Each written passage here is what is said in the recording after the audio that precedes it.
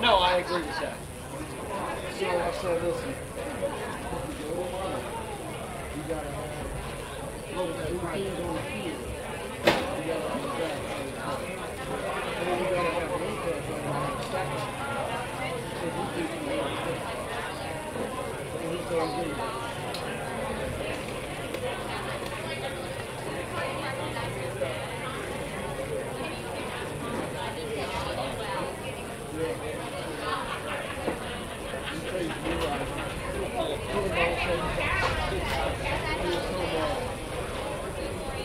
I gotta fix lead bunk. Yeah, I gave it to him.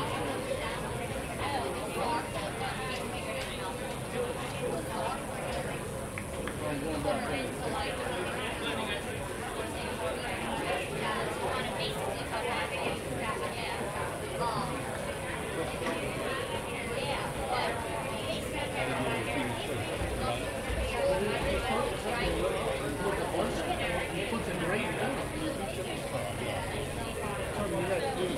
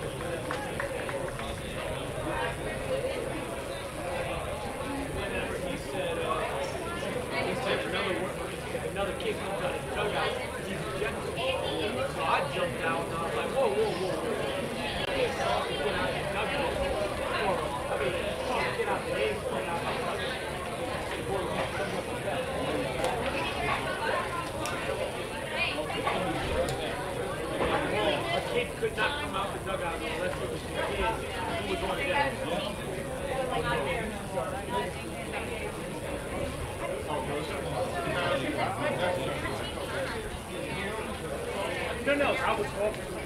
All right.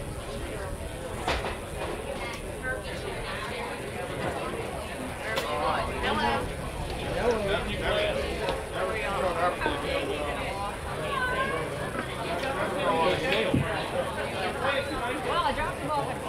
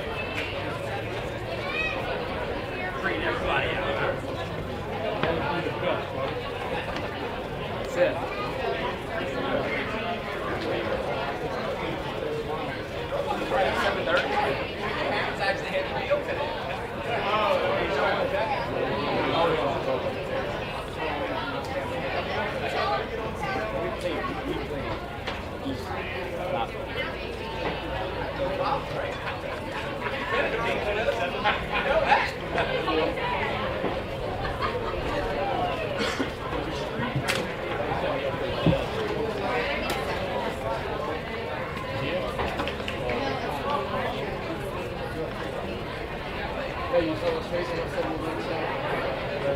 Did y'all see his face when I said we were stop? What is that? There's that little spark. Yep.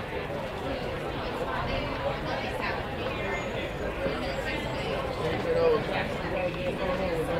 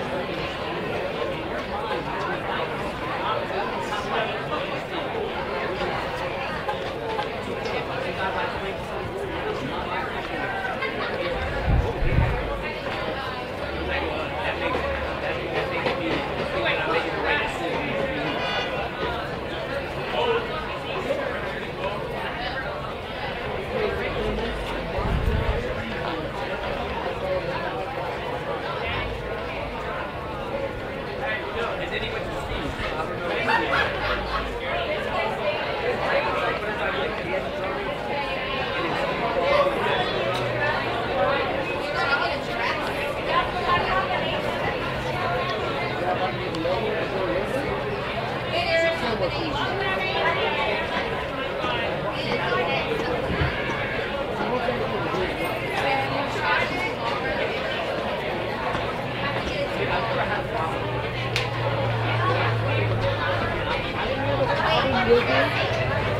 Until football, I told him, we're not running together reverses. You know, unless we're losing and it's a big play for the out. So, and then in baseball, basketball, it was, oh, you're taking 5 games. That's a lower field. And I'm like, look, there's nothing I can do about it. That's a question of nature. That's part of our condition. I can't do much about it.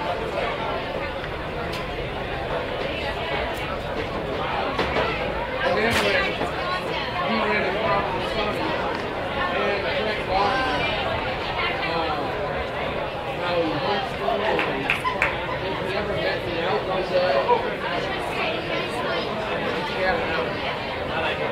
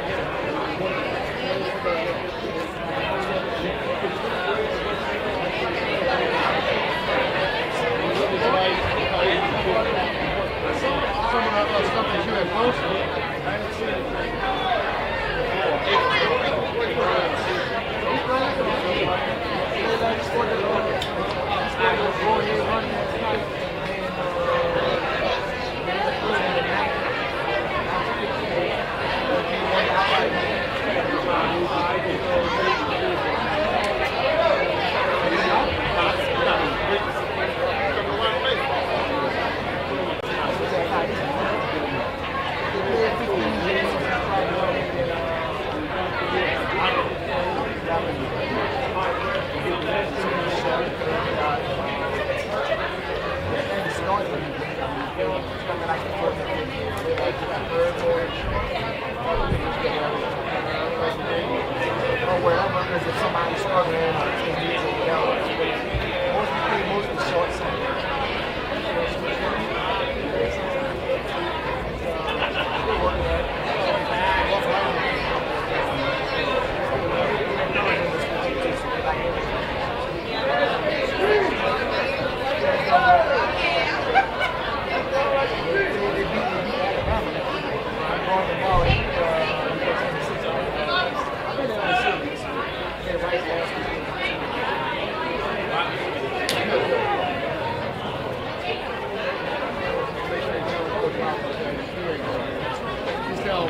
You know, we're always messing with it.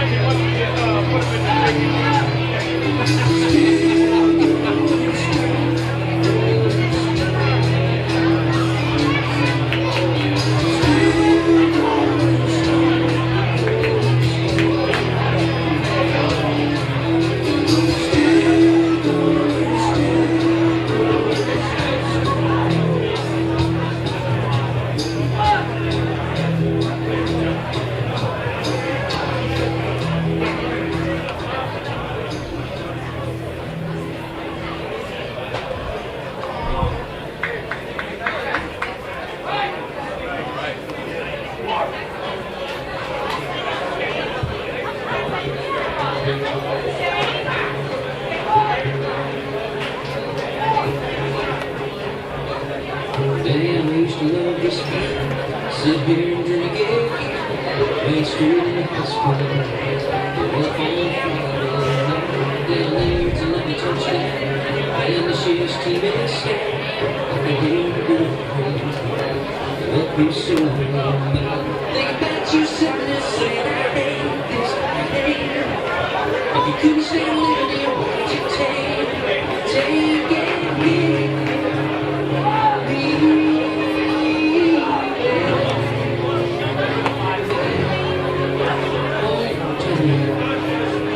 This is me, all the time.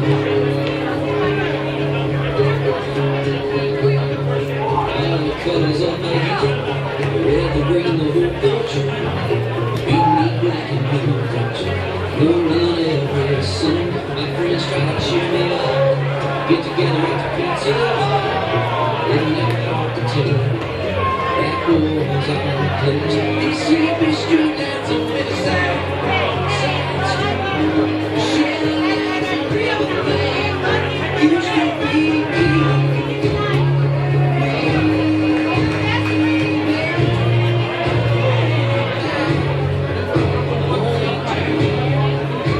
This is my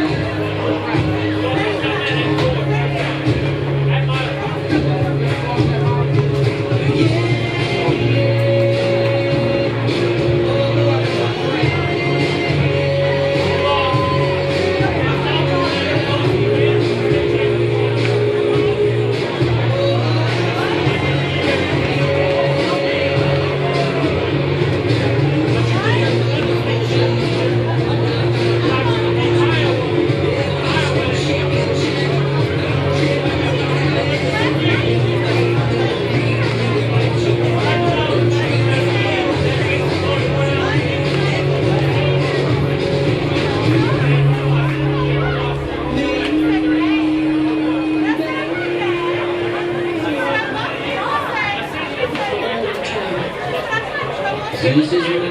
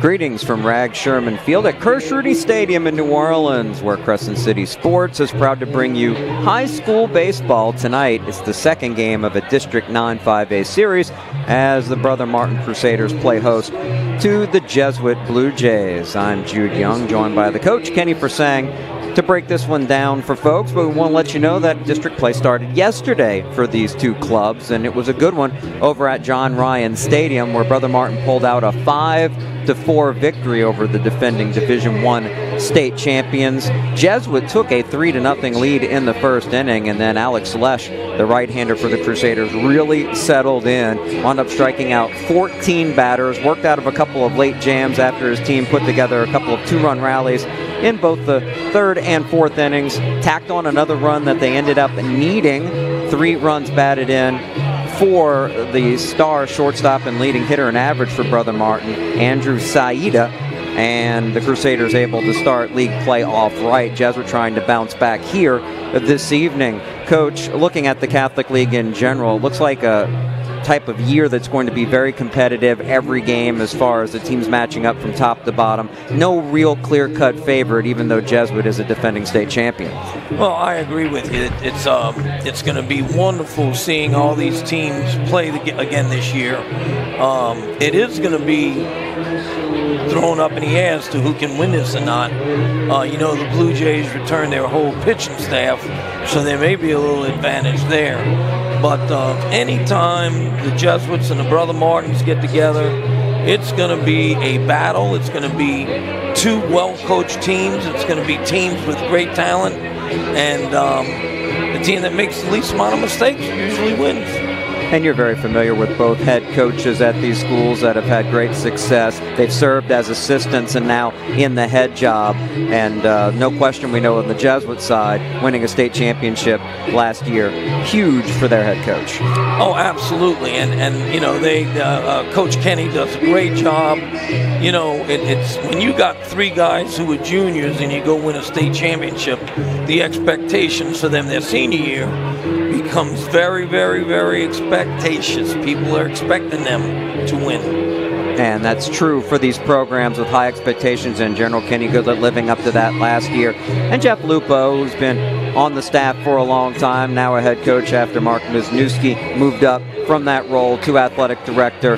These programs produce Division I talent, and no matter what's on the field as far as the material goes, well-played baseball, both used to playing in bigger ballparks like this one, the home of the Delgado Dolphins, and Jesuits ballpark that's still not that old, about 10 years old now at John Ryan. They play big, so fundamental baseball, moving runners along, very important and stressed by both of these coaching staffs. No question. And, of course, playing these big ballparks, you have to be aware defensively of running some double cuts sometime when these balls go in the alley, or something hit over the center fielder's head to dead center field. And it's very important to be positioned correctly defensively. So it's a great job that both of these men do with their teams defensively. And of course, when you got the good pitching, like Brother Martin got yesterday, and I know the Jays' whole staff, it just gives us the chance to sit back and watch a great ball game, and particularly here tonight at a packed house here at Crescent. A beautiful sight to see, considering the pandemic and its effect on high school sports the last couple of years, as every aspect of life, fans still piling into this venerable, historic local ballpark for a matchup between Jesuit coming in at 11-6 and 0-1 in district play, and Brother Martin at 13-4, 1-0. As the lineup cards are exchanged with the umpires at home plate, we can take a look at the visiting team for this one, Jesuit, and they're starting 9 in the batting order. It'll be Keith Pittman, the center fielder, batting first, followed by William Good at third base in the 2-hole, and Luke Brandow, the catcher, batting third. The cleanup man is also the pitcher / DH for this one, Holden Hess, followed by in the 5 spot James Bendeck, the shortstop. The 6-hole hitter is the left fielder, William Wegman. And the bottom three of the order includes Bronson Goebel, the right fielder, Cannon Clayton over at first base, and Adi Okwan, the second baseman. Is now we pause for our national anthem.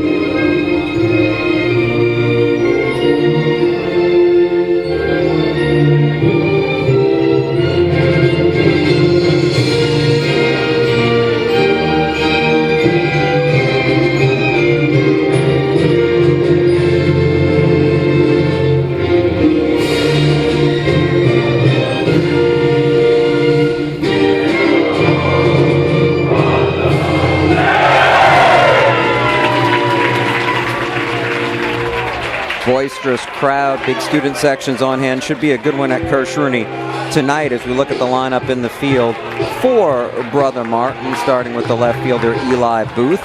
In center field is Walker Bazile, and in right field is Bryce Goche. From right to left on the infield, it is Sully Stringer over at first base with Frank Randall at second. And the aforementioned star of last night's game, Andrew Saida, is the shortstop, with Colin Roussel playing third. Behind the plate for Brother Martin tonight is, and we struggle here as I didn't write it down right, but Egan Prather. And on the mound is Alan Mason. Looking at Mason's numbers so far this season, he is 3-0, and with 18 innings under his belt, comes in with a 2.33 ERA. He's given up 7 runs, 3 of them earned, with 16 total hits, striking out 14 and walking just 5. So, like many of these starters for both of these teams, Coach, a strike thrower on the hill for Brother Martin. Well, you just can't walk people against good teams. So these guys come out and they have good strikeout walk ratios, and they do a great job of giving their defense a chance to make the plays. Put the ball in play. Give you guys a chance to play a little bit. And leading off for Jesuit will be Keith Pittman, who comes in with a team-high batting average of .409 to try to set the table in this one. Jesuit got off to the ideal start last night, up 3-0. So give Brother Martin a great deal of credit for battling back. And as we heard post-game from the star of the night on the hill, he was nervous. There's a lot of nerves when you talk about district play, even though both of these teams have played really good schedules. And with crowds like this, you can understand why, as we're ready for action to get underway with Pittman stepping in from the right side. Our first pitch about to come off a little late tonight, as there was an early game played with Carr winning 17-7 over rival Landry in the Battle of Algiers. So a little bit over a half hour late for this one. Well, it was a good football game right before this one. That's right. Fitting of those two schools. And first pitch, swing and a miss for Pittman. We're underway at 7:32 with the temperatures in the upper 60s. Wind about 10 miles an hour, blowing from right field over to left. So we'll see if that has any effect. It's been pretty steady all day since we arrived during the first game. Second pitch just missing the outside corner to even the count at 1-1. Looked like a slider, just missed off the plate. He looks like fastball, slider, changeup. Roussel over at third, playing on the cut of the grass. Rest of the infield back at normal depth. And the 1-1 is lifted in the air, drifting towards the line, third base side, and not able to make the backhand play as Saida. Tough play to make there on the run, with the wind blowing the ball in that direction as well. Correct, and the umpire got in the way of the third baseman. The third baseman probably would have had a better shot at that, but it was a heck of a pick by the umpire. Positioning sort of difficult sometimes for the umpire. They're trying to keep track of where the ball is going as well, but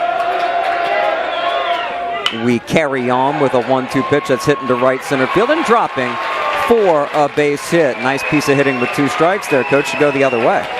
Well, and I thought that line drive was going to make it out to the right fielder, but with that wind blowing in, it just killed it, and it allowed it to fall in for a base hit. He hit that ball well. That'll bring up William Good with a Blue Jay over at first base. Just starting things off here at Kirsch-Rooney, and Good batting .327 on the season so far. See if Jesuit has anything going on the bases as well, but the first pitch is taken on the outside corner for a strike. And Mason is throwing pretty stiff. He's probably throwing, mid-80s or so and looking good, throwing strikes. That's what you got to do against good teams. And I'll have to keep an eye on the leadoff runner over at first. That is Pittman, who led things off with the single. And another pitch burning the plate, coming with the heat and throwing a couple strikes to get ahead again in the count. Nice to have a strike thrower out there that's going to put the ball in play. Let's see if he tries to waste a pitch here, if he goes after the hitter. Man, he goes right after him indeed, and it's fouled into the screen. And that's the best way to control the running game. When you're bringing it to the plate, you're throwing strikes, and pretty hard to get a read on you if you're over at first when your hitter's trying to battle from behind in the count. Correct, exactly. And it really, you can stay off the plate here, and if he goes on this pitch, which I'd be surprised he goes 0-2, but it gives your catcher a good chance to come out and make a throw. Good. Waits and grounds it into the hole. No chance for Saida there. Base hit into left field, and the Blue Jays with back-to-back knocks to start things off in the top of the first, resembling their start last night. Well, again, count was 0-2. I thought he made 2 poor pitches that were out over the plate, and I think could have spotted the ball a little better there with the count 0-2. The difference between command and control, if you will. Sometimes those are mixed up when people talk about them. Control means you're throwing it over the plate, but do you have command and placement on the edges of the zone? First pitch is off the catcher's glove, able to keep it in front of him is Prather, and neither runner is able to advance there. As Luke Brandow in the box for the Blue Jays with an RBI situation early. Yeah, that kind of looked like he crossed the catcher up on that a little bit, because the catcher's glove went up like he didn't know that the fastball was coming. Brandow on the year, 286 average. 3 extra base hits, including a home run. And for the first time, we see Mason falling behind in the count, 2-0. Right, 2-0. That was a breaking pitch that was just off the plate. So a chance to be selective here if you're Brandow, one would think, as he waits for the 2-0. And a good pitch on the outer half, and needed by Mason. Well, what I try and tell the pitchers here, you don't want to hit a pitcher's pitch. You certainly don't want to swing at a bad pitch on a 2-0 count or a 3-1 count. You got to be thinking, put the ball in play and hit something that you can hit hard. Good lead at second for Pittman, and Mason noticing it, stepping off momentarily. Now he works quickly, getting back on the rubber, and that looked like an off-speed pitch that found the plate. Good curveball. So Mason there able to step off and then get right back on the rubber and pitch quickly and accurately. Seems like he's very much concerned with controlling the running game and has to deal with the 2 runners on here. And the 2-2, the sweeping pitch coming up empty. And a big first strikeout as Brandow's retired by Mason. Well, again, a nice breaking pitch, a little off speed. His fastball's probably low to mid-80s, and his curveball maybe low to mid-70s. So that's a great speed difference. And a lot of times speed gets hitters out. I mean, difference in speed gets hitters out. Now Mason will face his opposing mound in Holden Hess, who's also the cleanup hitter and plays first base on other days as that ball's taken upstairs. Hess, one of the heroes of last year's state title run. Excellent on the hill and has some pop at the dish, although he hasn't gone deep yet. A couple of extra base hits to his credit and batting a solid .314. Waits for the 1-0 and fights that one off. Got in on the hands a little bit. Well, playing at Jesuit, you know, you're not going to have a lot of home runs hit. That's true. No question about it. And the same here for this ballpark, depending on the wind on a given day.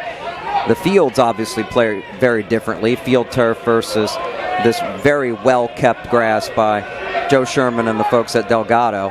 An excellent facility, hosts so many games and always in terrific shape like tonight. The 1-1 is taken at the belt for a strike. Again, he has great command right now of the curveball that he's throwing. Mason able to rely on the off-speed pitch after giving up the 2 hits to start off this top of the first. And once again, keeping an eye down at Pittman and stepping off. As you see the middle infielders at times trying to sneak in behind Pittman. Haven't seen a throw over there yet. Another quick pitch to the plate, the 1-2, and awfully close. Might have been a little up. Yeah, you have to say that pitch was up, and you don't want to stay up in that zone with your off-speed stuff. Good hitters will begin to catch up to it and crush it if you keep it belt high or higher. 2 on, 1 out, and the 2-2 to the plate. And once again in on the hands, and it's going to go down, I believe, as a pass ball. Hess able to check his swing there, and now an argument. There's Jeff Lupo in the Brother Martin dugout trying to claim, I'm not sure whether maybe perhaps the batter swung. Did he clear the plate? It didn't look like it on first glance. If he swings through it, obviously it's a strike.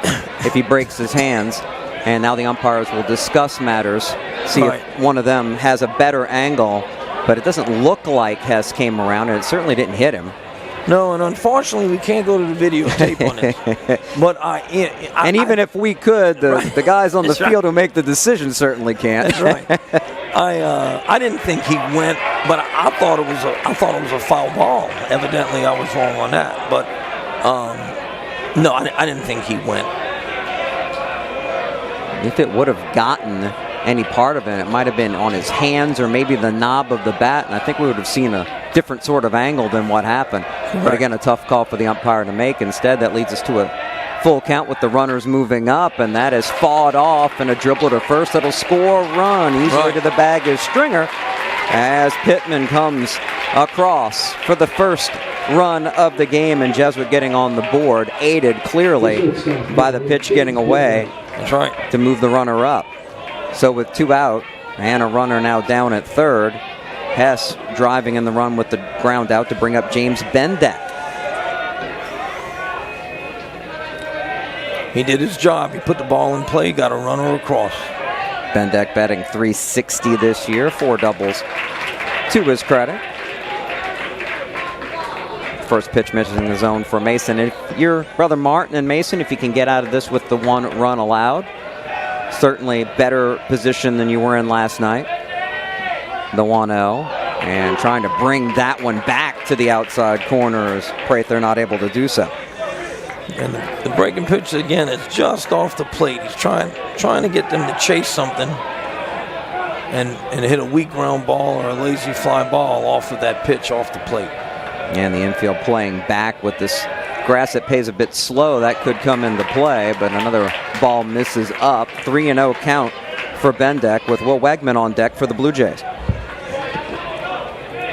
Yes, you have to play a different depth here because the field is not as fast as the turf is. And a 4-pitch walk is the end result as Bendeck will go down the first. Runners at the corners for the aforementioned Wegman. And the left fielder at .366, third on the club in average so far. A couple of doubles to his credit. There's Jesuit with a chance to look for more. Pittman and Good leading off with a pair of base hits. Pittman wound up coming around to score on the RBI ground out by Holden Hess.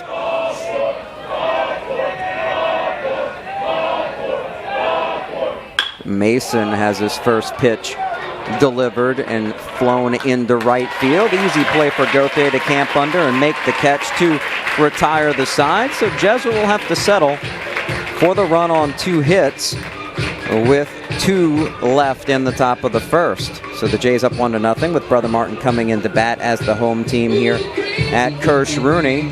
And we'll take a look at the defense for Jesuit here first. It'll be Wegman in left and Pittman in center. And Goebel, the right fielder, on the infield from right to left. Clayton at first with Oquan at second. Bendeck at short. And Good at third. Brandow is behind the plate. And Holden Hess is on the hill. He's got an RBI to his credit, and staking himself to the 1-0 lead on the season for the big 6'4 senior.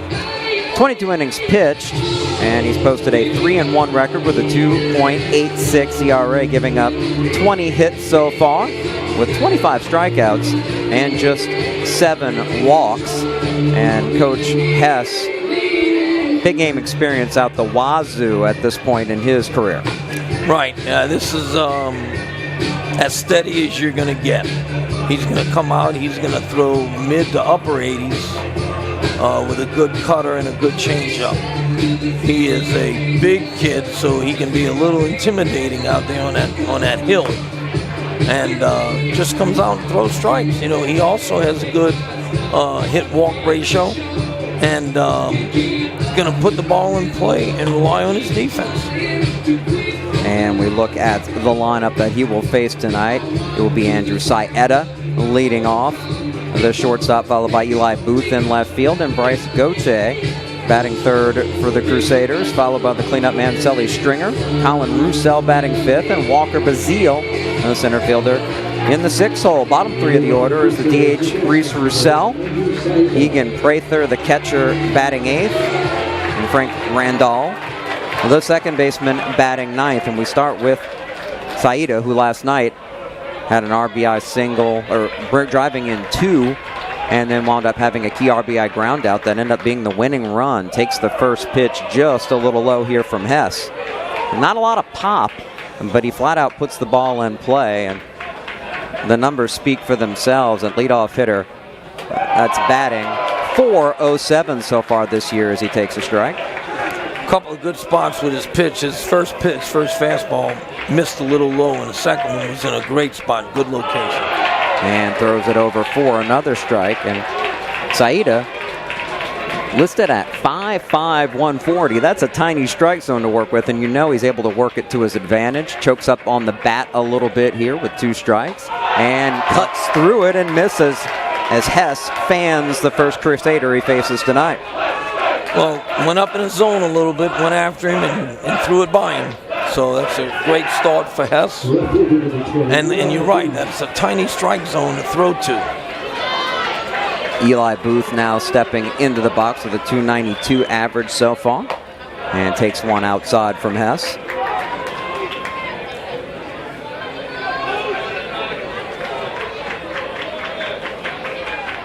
The 1-0. And fought off, but right to third, and handcuffing Good over there and getting past him for a base hit. Tough play to make there with the hop. The second hop looked to be a little hotter than Good was expecting and ate him up. And they will score that. It looks like a hit. Yep. One of those tough natural field hits. And again, if this were at John Ryan like last night, you're more than likely going to get more of a true hop, as that one corkscrewed the other way off the bat. So Booth reaching on the first hit of the game for the Crusaders to bring up Bryce Gauthier. And the right fielder takes the first pitch just a little up and in. Gave him a hit on that, but it went right through the wickets out into left field. As Gauthier hits it well the other way, and that will elude the right fielder Goebel and drop for a hit. He'll try to stretch it into 2, and it's thrown over second base, but Brother Martin not able to advance any further as Booth stays put at third. A hustle double on a well-struck ball by Gauthier. Back-to-back hits for the Crusaders as they try to fight back after Jesuit took the 1-0 lead in the top of the inning. Well, great job of hitting. That pitch was away, and he hit it to right field. Right fielder did a great job of getting over, but made a bad throw in the second. But the left fielder came up and backed up the third baseman and wound up saving a run there. So Brother Martin with 2 in scoring position as a result, with 1 down for their cleanup hitter, Sully Stringer. Stringer batting an even .300 on the season, and he has a good bit of pop in his bat, 5 doubles this year. and has driven in 6 so far. Now we have a stoppage. Maybe a concern about an injury right now, Coach. Yeah, I wonder if it's a contact. Because I saw him looking in his eye. I mean, he didn't get hit in the eye or anything, but I'm wondering if he may have lost the contact.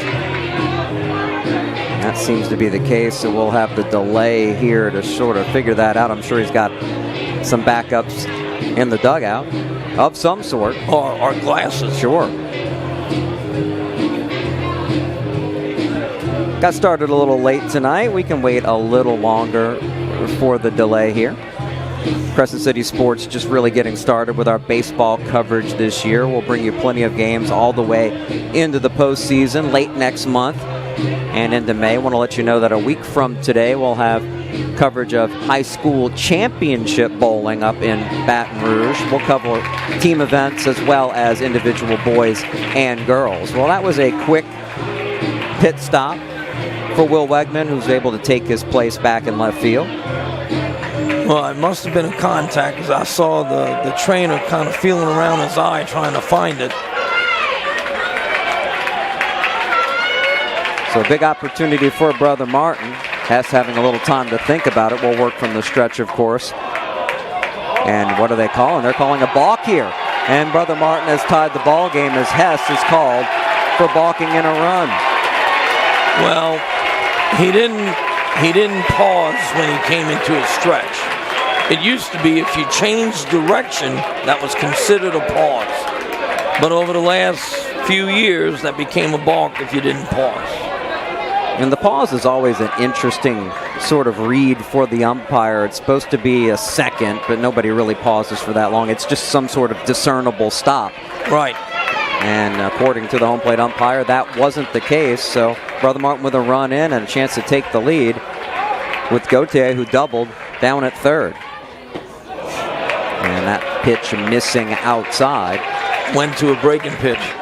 And you know, as a pitcher, you kind of get excited sometime and you want to make a quick move to the plate, but you always have to be conscious of that pause. Here, much more deliberate with it, and the high leg kick from Hess, and that's hit well again. Brother Martin going the other way. The result, another base hit, and the Crusaders take a 2-0 lead here in the bottom of the first on the RBI hit by Stringer. 3 straight base hits for Brother Martin to take the lead. That's a great piece of hitting. You know, the ball is over the middle to the outer part of the plate, and he just went with where the pitch was. Colin Roussel now stepping in for the Crusaders. Have regained momentum in this game and in this 2-game series pretty quickly. First pitch is taken low. Again, 5-4 the victory for Brother Martin last night.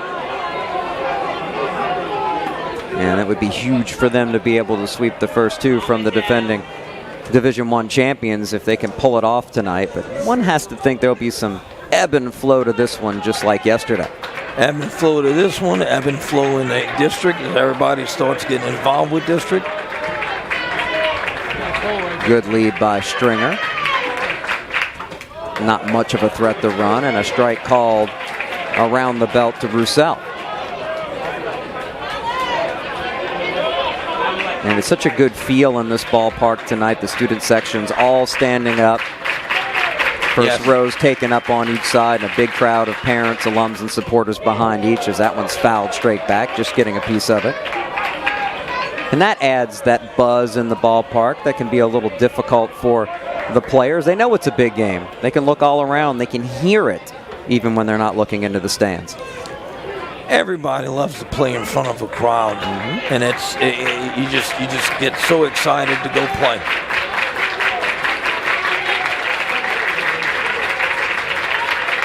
Hess with a long pause here from the stretch, brings the 1-2, and it's tapped in front of the plate. Coming to grab it is Brandow. Sidearm throw, and a good one gets there in time. The runner stayed in the baseline, and Brandow able to take the angle and record the second out as the runner, Stringer, moves up to second. He made that play look much easier than what it was, because it was right near the baseline. He barehanded the ball, didn't have time to get the glove down, and kind of angled himself to create a passing lane and make the play. And no way Hess would have been able to get there and record the out, so a fine play behind the dish by Brandow and a good handling of that pitch to the Brother Martin hitter Walker Bazile. One thing that impressed me all last year was the catchers in the Catholic district. Everybody had a very, very good catcher, and tonight's no exception. Bazile, a tremendous hitter so far this year, second on the team with 20 hits, a .500 average, and takes a strike to even the count.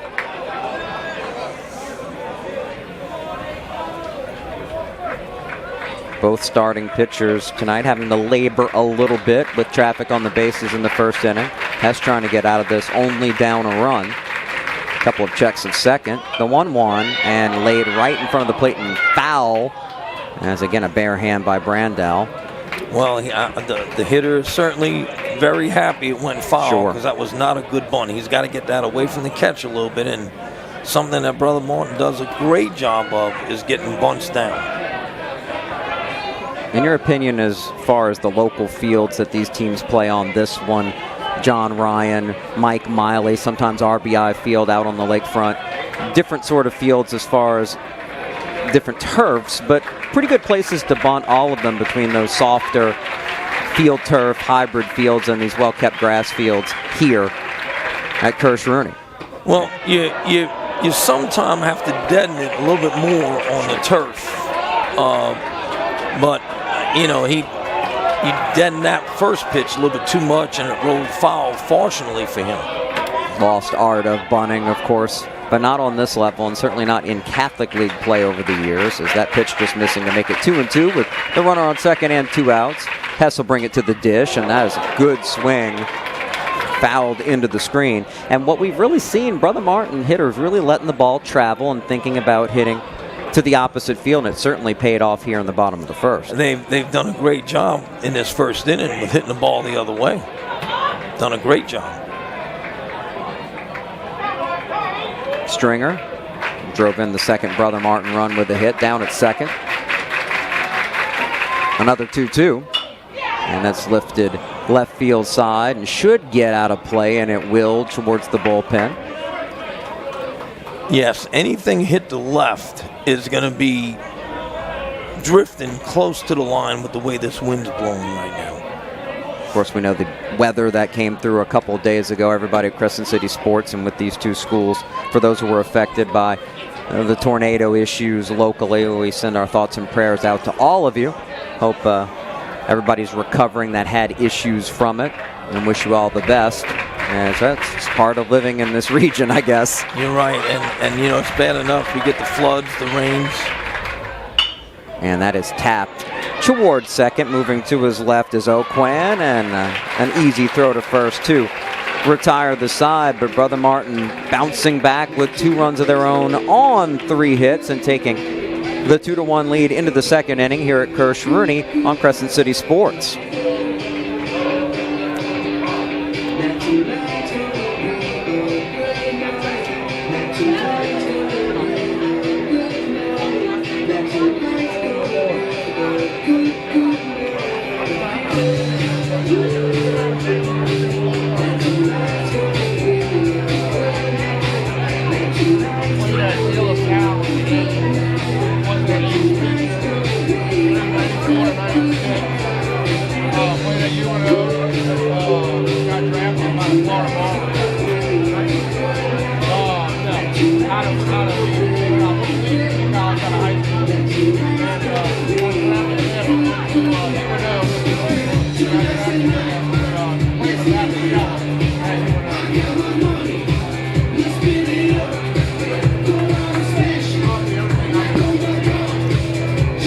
Tonight's coverage on Crescent City Sports is brought to you by the Lamarck Automotive Complex in Kenner.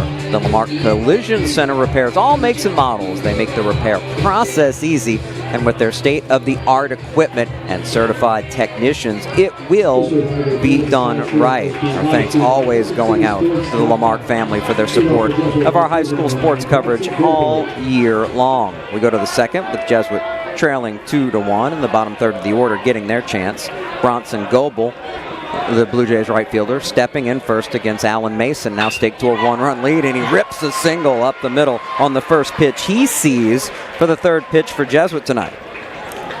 Well, the way these two clubs are swinging the bats, I mean, nothing but line drives and just doing a great job of making contact, putting the ball in play. And, of course, both pitchers are throwing strikes. Yeah, and there's no secret that Mason stays in the zone, and Jesuit well aware of that.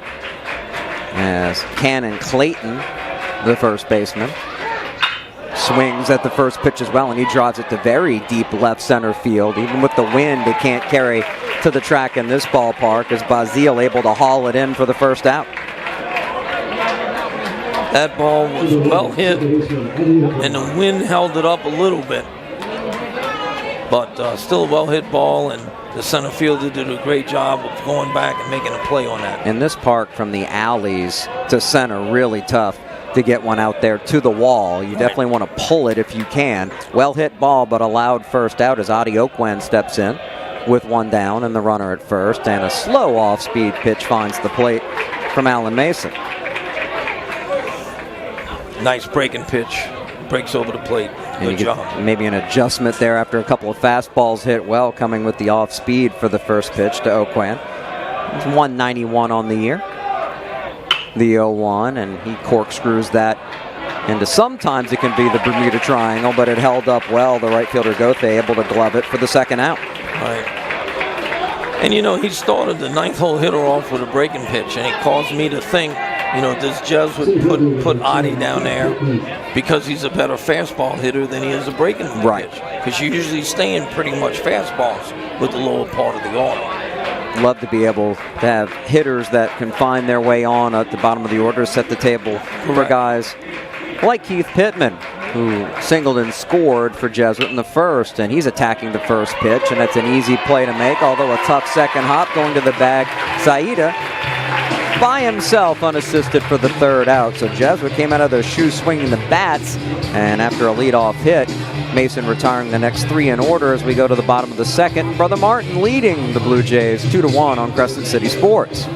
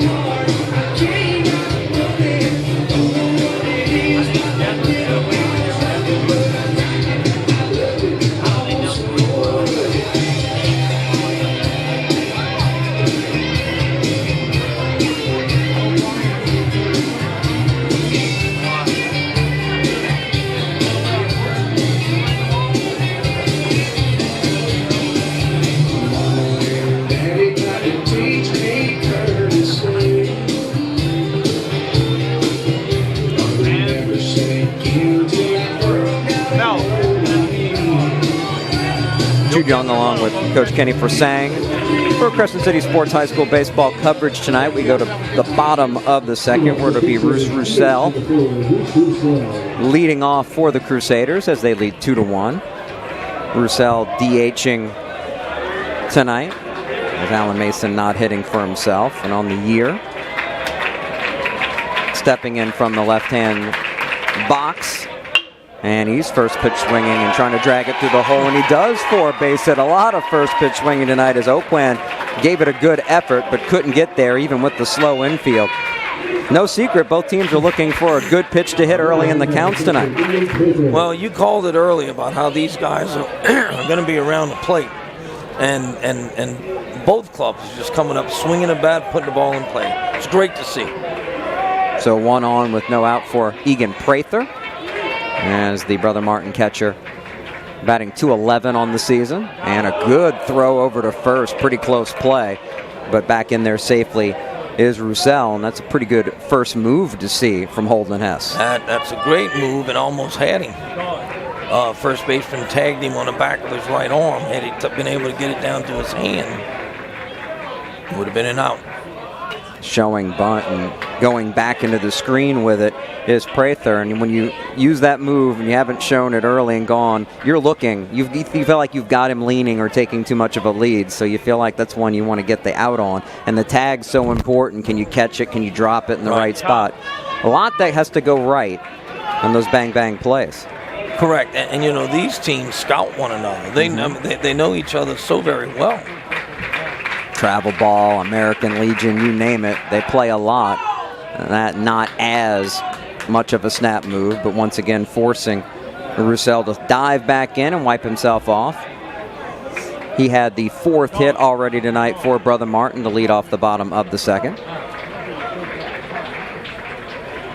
Prather showing bunt again and taking that one way up. Count 1-1. Well, Coach Lupo will play small ball. He will get guys advanced and do a great job of bunting with the kids. So, and I mean, he'll bunt his 3rd hole hitter. It doesn't matter. If he thinks it's a bunt situation, he's going to bunt the ball.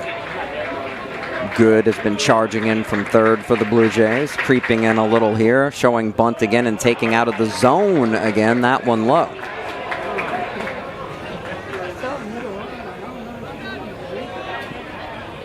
Prather now looking down for the signs. One would think the bunt would still be on with just 1 strike. Ooh. Hayes might have gotten him there, and he did. Caught him leaning for sure and didn't even need to whip it over there as he's able to pick off Reese Roussel. If at first you don't succeed, and Holden Hess able to pick him off first base, and that's just a really good job of having a feel for what the runner is at that point. It wasn't even that much of a throw, but it was easy in the end for the tag. Well, caught him sleeping. I don't know if he wasn't looking at the pitcher or whatever it was, or if he was leaning, but he did not get back to the base quick enough at all. So, you know, you're sometimes getting that quick move doesn't have to be the best one if you're caught still trying to finish off your lead. That might have been the case there. Right. It's 2 strikes to quickly retire Prather after that on the 2nd strikeout of the game for Hess. So he's able to help himself with an RBI hit tonight and able to pick off a runner after a leadoff single. So now 2 down for Frank Randall, the Crusaders second baseman, stepping in. It's nice when you're able to help yourself. 289 hitter, and he shows bunt and goes right under his bat for a strike.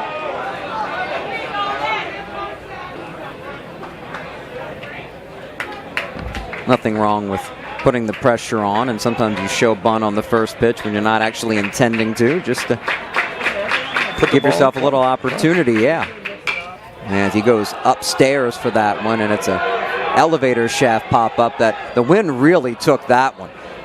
At first it looked like the third baseman Good thought he had a bead on it, and then suddenly he takes a beeline to his right several steps, winds up hitting the screen or the fencing, it looked like. I mean, he's running in and he takes a right angle, right turn to the dugout.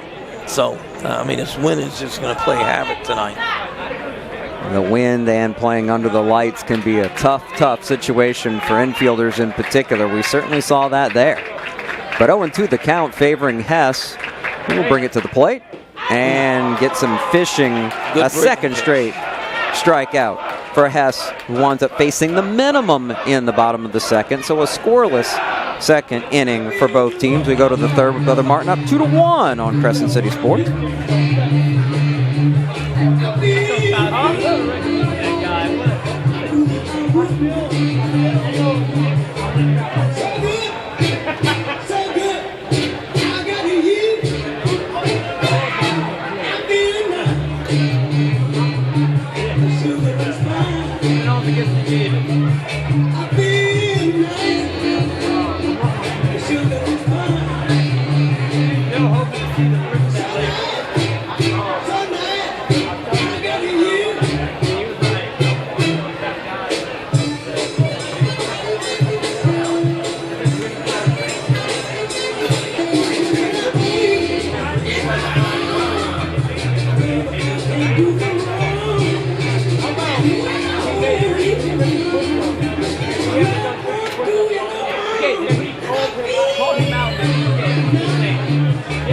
Tonight's coverage on Crescent City Sports is brought to you by Ochsner Sports Medicine Institute. Get the same sports medicine care the pros receive with minimally invasive treatments and quicker recovery times. Visit ochsner.org/sportsmed to learn more or schedule an appointment near you. Jude Young and Kenny Forsang, happy to be with you, along with our great production team, the Merritt brothers, Chip and Matt, handling production and camera respectively for this one at Kershaw, as Jesuit in the bat in the top of the third, trailing Brother Martin 2-1. And Allen did a great job last inning. He only threw 5 pitches. So you like to have innings like that as a pitcher. William Good, who had a base hit his first time against Mason, takes a pitch here a little low for a ball. Good wound up being stranded in scoring position as Jesuit trailing by a run. 2-0 the count to Good. 2, 3, and 4 due up in the order for the Blue Jays.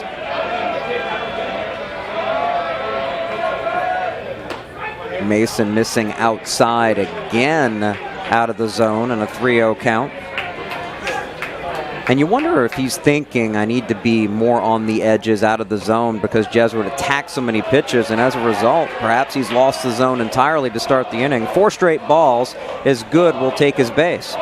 And you know, that's a great theory. You never know what goes on in a pitcher's head. You know, here I am, I'm throwing strikes, but they're hitting me. So do I have to be a little more nitpicky on the corners and stuff? And that's when you get yourself in trouble. And against the heart of the Jesuit order, it could be dangerous indeed, as Luke Brandow, who struck out swinging against Mason in the first, steps in after a move over to first. And a really good breaking ball there. Never seemed to get there for Brandow. He claps his hands together a little bit. He was fooled on that one, looking for one of those first pitch fastballs. Now a snap move by Mason, and again the runner Good is back. Well, that's what good curveballs do. Sometimes they never seem to get there. And if you have the same arm action, the same release point, you'll have success with it. Snap throw down after the ball misses up on another curve, and making good work as he dives back in. Prather with a pretty good throw down to first. Good throw. Good quick snap throw down to first from the catcher. Two good ball clubs. Yeah, and you can see just how smart the two starting pitchers are tonight on the mound with their moves and varying their delivery times to the plate, as that one is a strike to make it 1-2. Well, that's kids that work hard, and they have great coaches that work with them. You got to spend time at practice doing that. You just don't walk onto the field and make a move like that. They obviously work very hard on that. And there are pitchers on the big league level who can't handle that have to work at one pace. Correct. Is that a pretty good looking pitch just off the edge, but a ball to make it 2-2.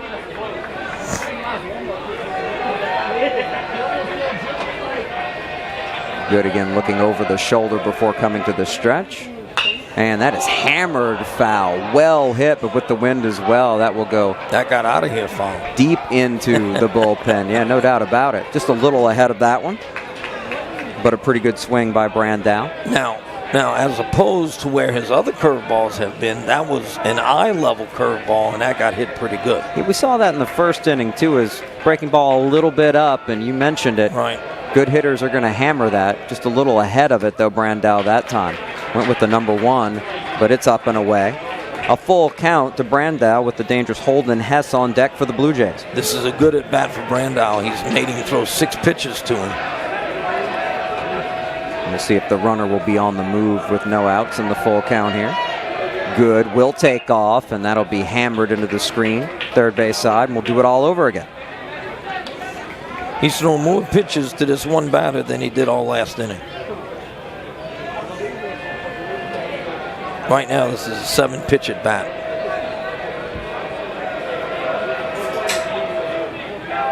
Another 3-2, and trying to wait for it again, and can't. This could be 2 as the batter stumbled out of the box, and it winds up being an easy double play as Brandow tripped. Might have been over his own bat after the swing, and Brother Martin turns the double play very nicely. Good fundamentals again for the Crusaders, and a little help as Brandow tripping out of the box. Try to get the runner going to stay out of that, but too sharply hit and turned well. And again, that was a much better placed curveball. It kind of went he kind of queued it up like a cue stick. So when he's down in the zone like that, that curveball's tough. It was in on the hands for Hess, but another first pitch swinger for the Blue Jays. He's strong enough to fight it off the looper into center field. Hess, who had the RBI ground out in the first, reaches with 2 down. And of course, a little cliche-ish, a double play is the pitcher's best friend. You go from a guy, stealing second base possibly, and then you have 2 outs, nobody on. I mean, it's just a great attitude changer for you. James Bendeck, again, he'll go after the first pitch he sees and bounce it up the middle, out of the reach of the diving Saida. Back-to-back hits with 2 down for Jesuit. And there's no doubt Mason must be wondering, are they going to swing at every first pitch? We've seen that a lot lately. But Bendeck, who walked in the first, reaches base for the second straight time. And another runner in scoring position for the Jays for Will Wegman, who flew out to right to end the first. Well, Bendeck did a great job of waiting on that curveball, and that's what you have to do with that curveball. You have to either hit it to right or wait on it and hit it back through the middle on that. Jesuit with 5 hits now. All of them singles.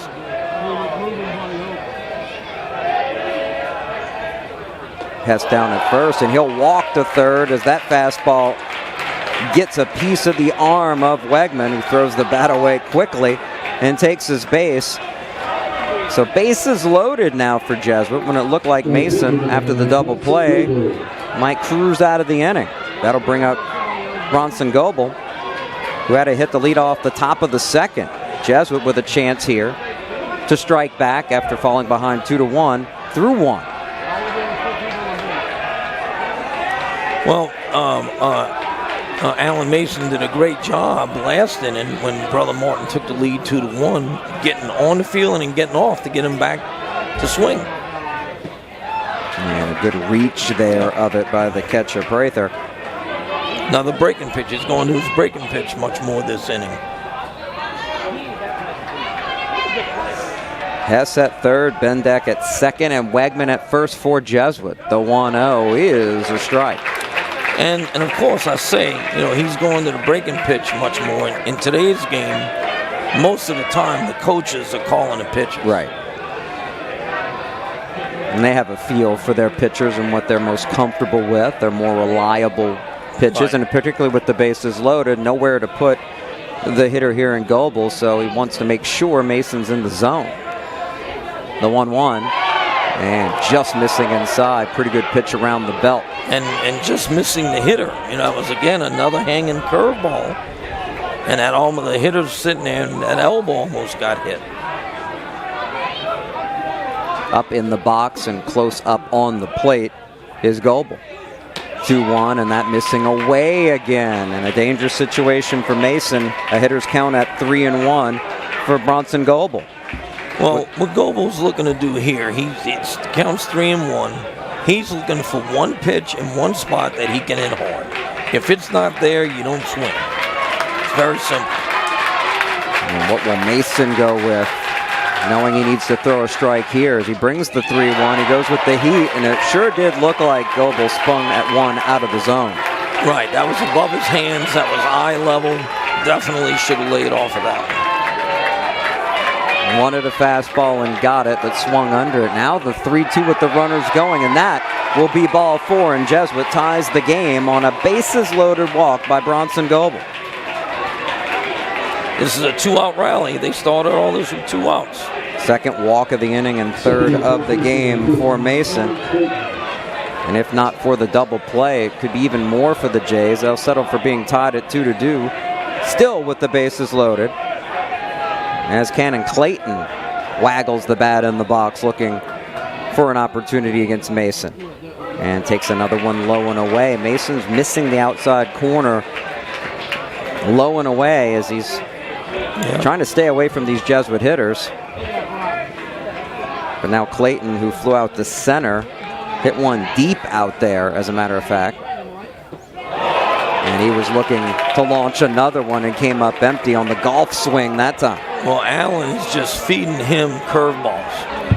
I guess they're going to say, you know, hit my curveball. I'm going to make you hit my curveball. Well, somebody's 6'5", 230. You don't want him to get a hold of a fastball. Right. We noticed him in warm-ups.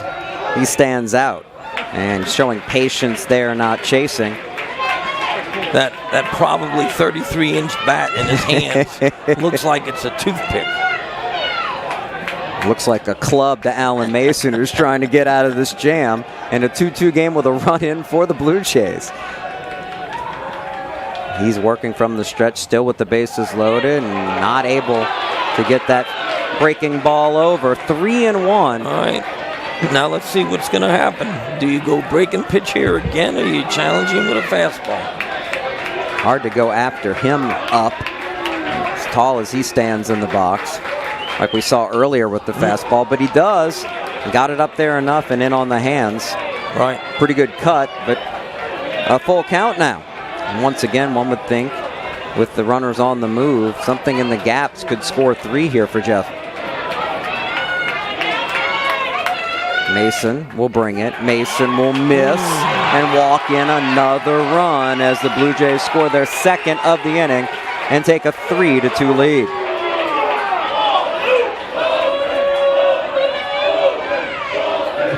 Never blink in baseball, as Mason with the double play ball looked like he was in good shape after a pretty quick second inning behind him. And now, with 2 runs in, has a mound visit to sort of get himself together here as we look down in the Brother Martin bullpen, and a right-hander is warming up for the Crusaders. Goebel and Clayton with back-to-back RBI walks. All started with Hess. Fought one off on the hands for a base hit, followed by Bendeck with another single. Wegman was hit by a pitch to load him up before the back-to-back bases on balls for the Blue Jays. If you're just joining us, Jesuit scored a run in the first, an RBI ground out by Hess, the starting pitcher for Jesuit tonight, and then Brother Martin took the lead with 2 runs of their own on 3 hits. Now Jesuit back on top, and the 9-hole hitter, Adi Okwan, who flew out to right in his first at-bat, trying to keep things going. After the meeting, he pulls back his bat, showing bunt, and once again, Mason out of the zone. Well, when a guy's struggling like this, and he's probably taking a strike here, you know, you fake bunt, because I don't think he's going to be bunting with 2 outs, but you fake bunt to try and get him to throw a ball. And he finds the plate that time, and you really have to challenge Okwan at this point with the top of the order. Right. I mean, you got to quit the bleeding here. You got to stop the bleeding here. The 1-1. And that breaking ball stays up, but going fishing for it is Okwan. 1-2 to him. And just by the numbers, the least dangerous Blue Jays hitter. You know, Mason just needs to find the plate, and he does. A swing and a miss, and a huge strikeout for him to do exactly that, Coach. Stop the bleeding, but not before. The Blue Jays managed to score a run, or 2 runs, I should say, on 2 hits. There were 3 big walks in there, 2 of them costly, and Jesuit will take a 3-2 lead into the bottom of the 3rd here at Kirsch Rooney on Crescent City Sports.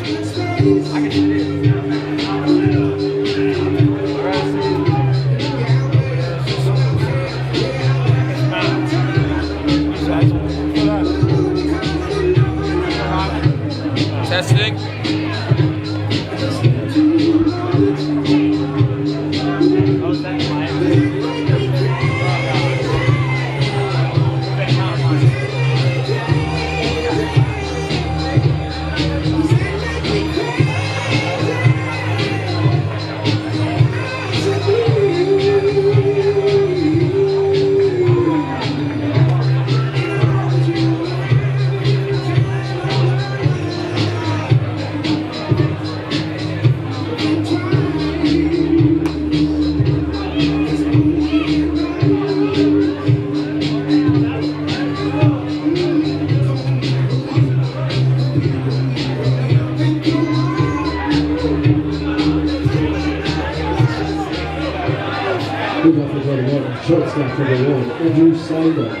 Bottom of inning number 3.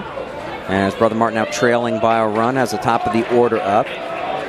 Starting with Andrew Saida, who struck out swinging in his first look at Holden Hess, who staked to his second lead of the night. The senior brings it to the dish and gets a check swing strike call.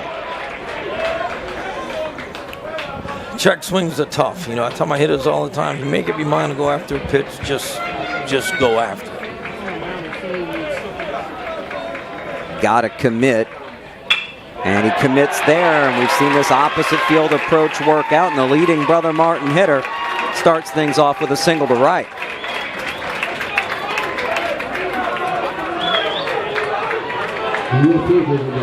You won't see better opposite field hitting than you've seen from Brother Martin already this evening. They certainly have a plan in place from the top to the bottom of their order as they come up with their 5th hit. Well, you hit the nail on the head when you talk about they have a plan. You know, these kids are so very good at going the opposite way that that's obviously what they do. That's a chopper to the mound, a chance to throw it to second for 1. The relay just a little late. Pretty good turn there by Bendeck, but not able to catch Booth, who beats it by a step. But the lead runner, Saida, is cut down. Both pitchers showing they can field their positions well and key opportunities so far tonight.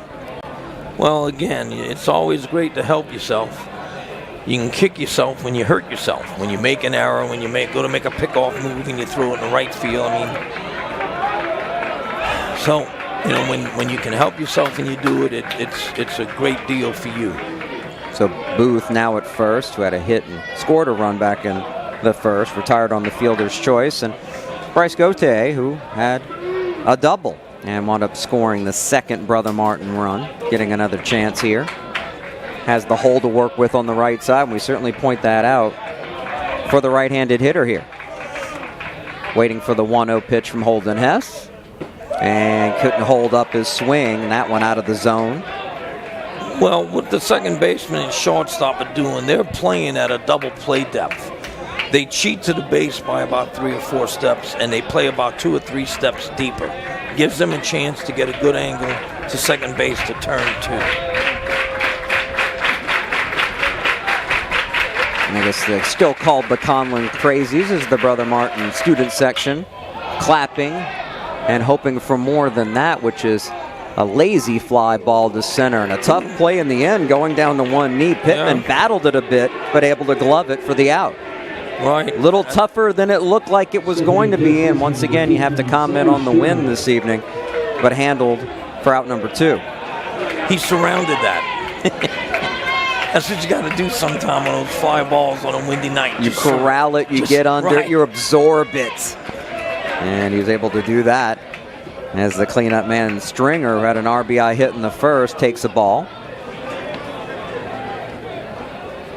Booth, the runner, down at first for Brother Martin as Jesuit leads 3-2. Hess again gets a runner leaning and just missed another pickoff. Looked very similar to the one we saw when he picked off Roussel in the second.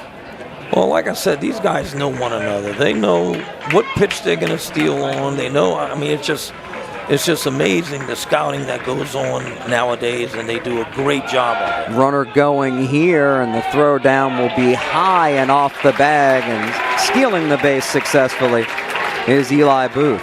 So he wasn't deterred and got what looked like an off-speed pitch to run on as well. Tough play for the catcher. Brandau would have had to have been a perfect throw. Right, and I don't even know if a perfect throw would have had him, because he's got some speed.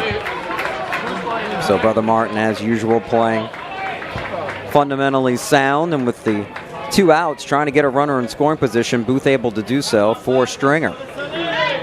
And a 2-0 count for him as well to his favor, as Hess wants to redo the signs, and now with the runner on second, the battery will come and discuss matters. Well, one of 2 things is happening here. The catcher usually gives a series of numbers with the guy on second base. And so either he had trouble seeing it, or, you know, they just wanted to talk about where they wanted to go with the pitch or whatever they wanted to do. Hess, a couple looks at second, will bring it now, and a challenge fastball upstairs. Springer coming up empty. The 2-0 count, he was looking for something to hit. Hess didn't mind bringing the number 1, and a pretty good pitch there.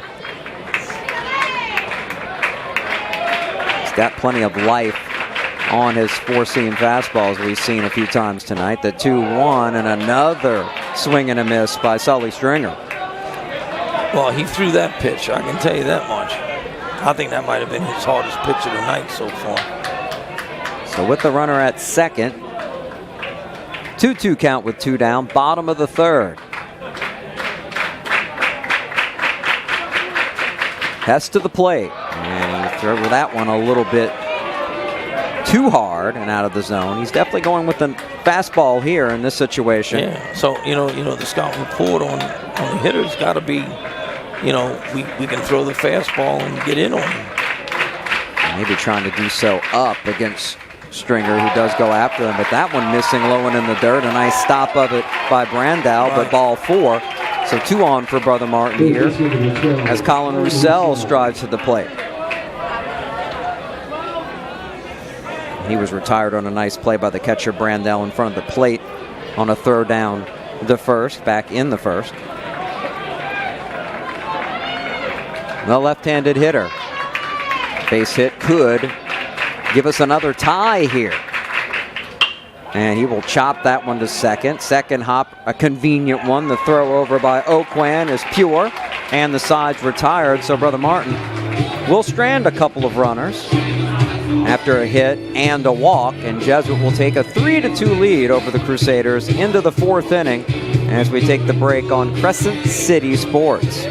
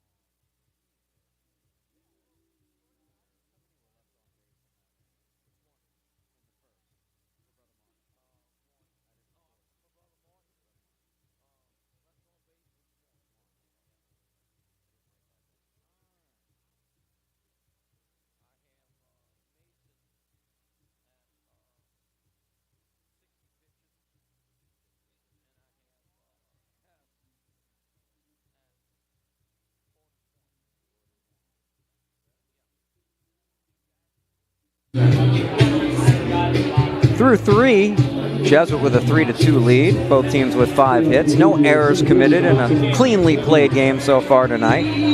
As the Jays, the road team, will face Allen Mason, who's at 60 pitches now through 3 full innings pitched.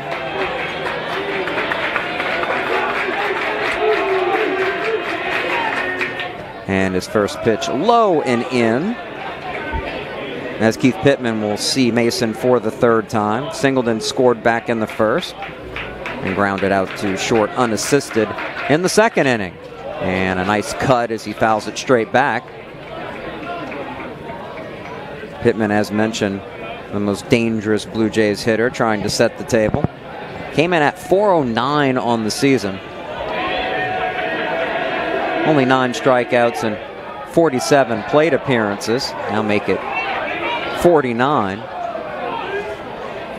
Well, curveball just now hit the knob of the bat, so it was a foul ball. I'd have been shaking my hand, trying to sell it, right? Right?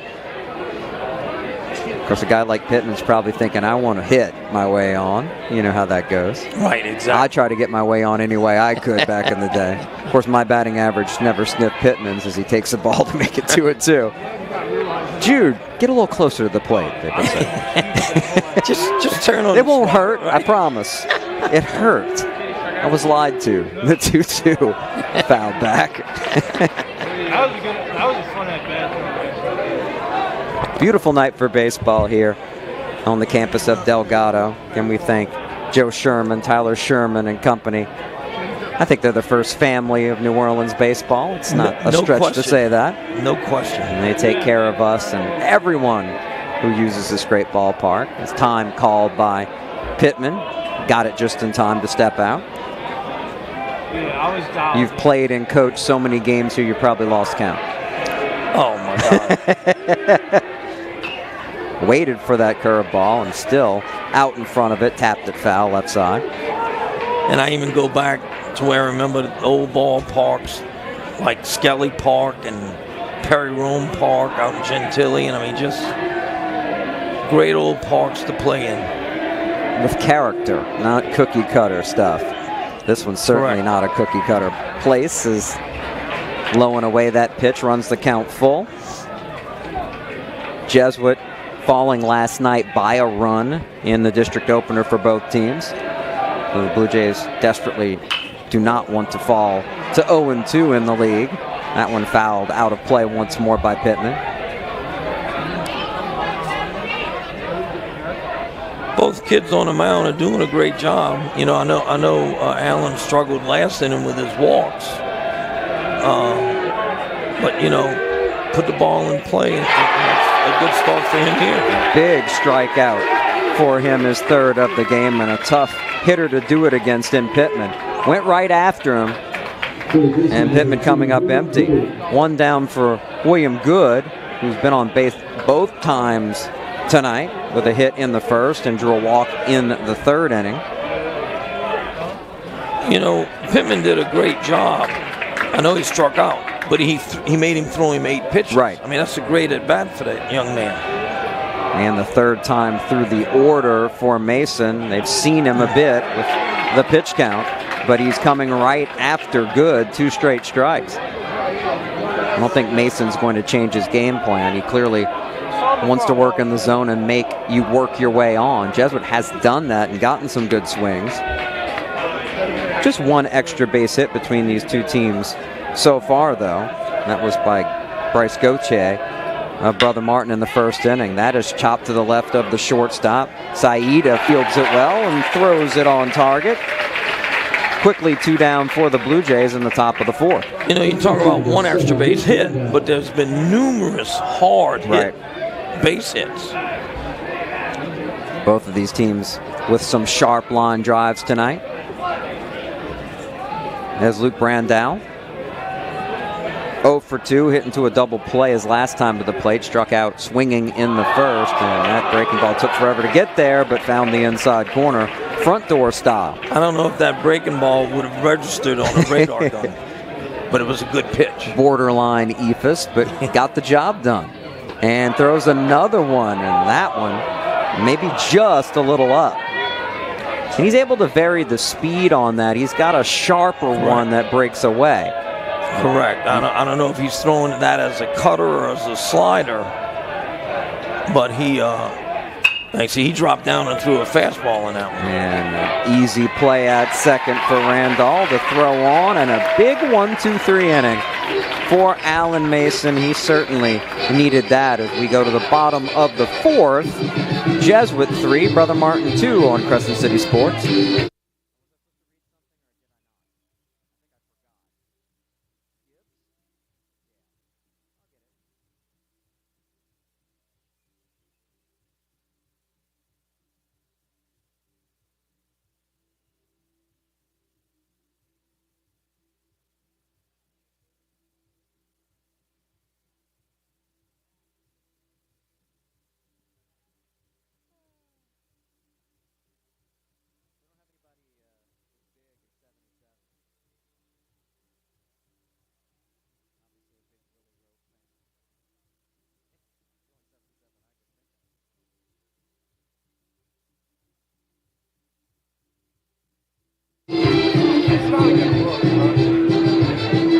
Tonight's coverage on Crescent City Sports is brought to you by Gibbs Construction, a leader in the construction industry in Louisiana and the Gulf Coast for more than 45 years, transforming dreams, visions, and plans into reality.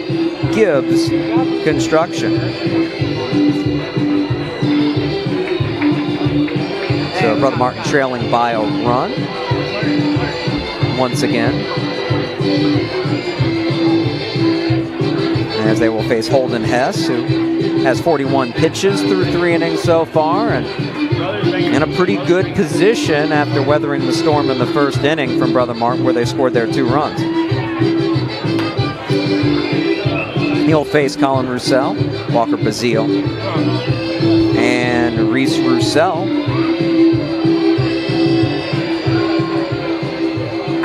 Or I should say it's going to be Walker Bazile leading things off, followed by Roussel and Egan Prather.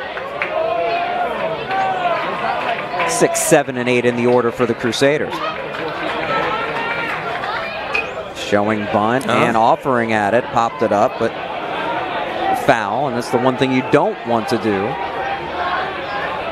But able to get away with it there. Well, you know, part of the thing that I know Brother Martin works on is bunting for a base hit, and that takes the surprise away. You know, if he gets that first pitch down, you know, now I see the third baseman moved up a little bit, a couple of steps. Now he's coming in even further.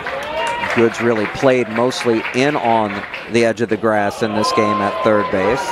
And the count 2-0 as Hess able to find the inside corner.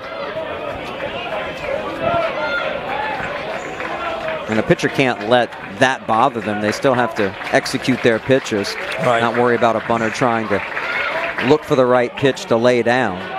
Right. But some pitchers are prone to struggle when they see that from a lineup that's going to show that small ball look. Again, it's about sticking to the plan. That seems to be the theme of the night, as that one misses up and away. Yeah, it's not about them, it's about us. How many times have you said that as a coach? Absolutely. In fact, I am not a great big scout person. Right. And that is well hit, and coming in on it initially is Wegman. He's not going to get back there to get it. It'll bounce to the wall on 2 hops. An opposite field double, stand-up style, to lead off the bottom of the 4th, Walker Bazile. And with that wind blowing out there, he got it up in the air, and Wegman took a false step in, and that was all she wrote for extra bases for Brother Martin. And that one actually carried more because it started like almost to left center, and it just kept curving away from the left fielder. He came in for the first step, and you're dead. You're dead when you do that as an outfielder. The second double here for Brother Martin. As a result, well-struck ball to lead off the inning against Hess. And again, we'll have to work from the stretch with a runner behind him. First pitch strike, though, to Reese Roussel, who singled and then was picked off by Hess in the second inning. 6 hits for Brother Martin. They've gotten some good swings at Hess. And they've gone opposite field on most of their hits. The 0-1 up and in, just missed the forearm there. I think 5 of their hits have been opposite field.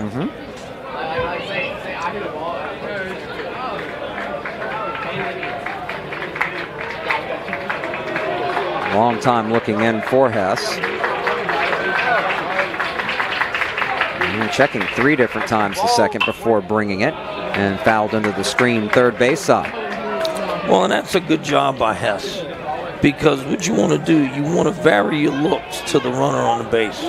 If you get in the habit of look, go to the plate, look, go to the plate, look, go to the plate, good runners will pick up on that, and when you turn away, they'll take off for third base. It looks like he tried to get it in on the hands a couple of times already in this at-bat to try to counter the approach of these hitters, Their ability to go opposite field. A little harder to execute. Most pitchers more comfortable working the outer half of the plate, but Hess, a veteran, can certainly do so, and that time getting a swing and a miss for a strikeout. That was a tough pitch to hit with 2 strikes. Looks like we got a pinch hitter here. So after the 4th strikeout of the game for Hess, all of them swinging, And as you mentioned, the pinch hitter will be Brendan LeBlanc, big backup catcher at 6 feet 230, a junior. Oh, I think I have the wrong one. I'm sorry about that. Who do we have here? Oh, you got it. Yeah, we got it. Okay. Yeah, Brendan LeBlanc. That's it. We're working off two different roster looks here. So we have LeBlanc, who waits at the plate. And now Jesuit will discuss, I'm sure, the scouting report with the trip to the mound here. Now, depending on what they think of Brendan, you know, he might be telling him, look, just pitch careful to this guy. Don't let this guy beat you. We got a base open. You know, pitch carefully. LeBlanc just with a 185 average, but what stands out, all 5 of his hits this year have been doubles. Oh, so wow. Unquestionably some pop in his bat with 8 runs driven in.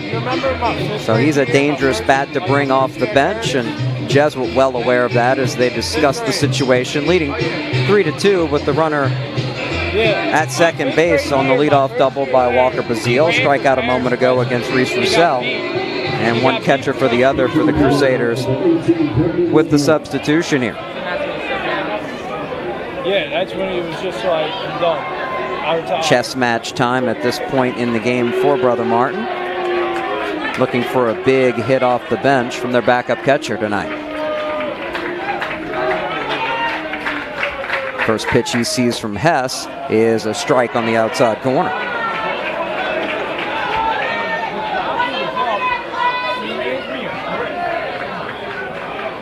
So Prather struck out in his appearance against Hess. Now LeBlanc with his chance. Base hit to the outfield likely ties the ball game. The 0-1. That one a little low. Pretty good placement. Hit the catcher's mitt, but didn't get the call. Great spot. Great spot. Hess has really settled in. He's locating well, isn't he? Oh, really? He's done a great job. I mean, actually, both young men have. They've both done a good job putting the ball in play. 1-1 in the dirt. Great stop of it there by Brandow. Was quickly back up to his feet. Yeah, Brandow did a great job on that. That was 2 feet outside. Neither of these catchers has had to work too hard as far as their pitchers finding their spots, but that Bazile who doubled. And tapped foul at the plate. A good cut by LeBlanc. A nice off-speed pitch right there by Hess.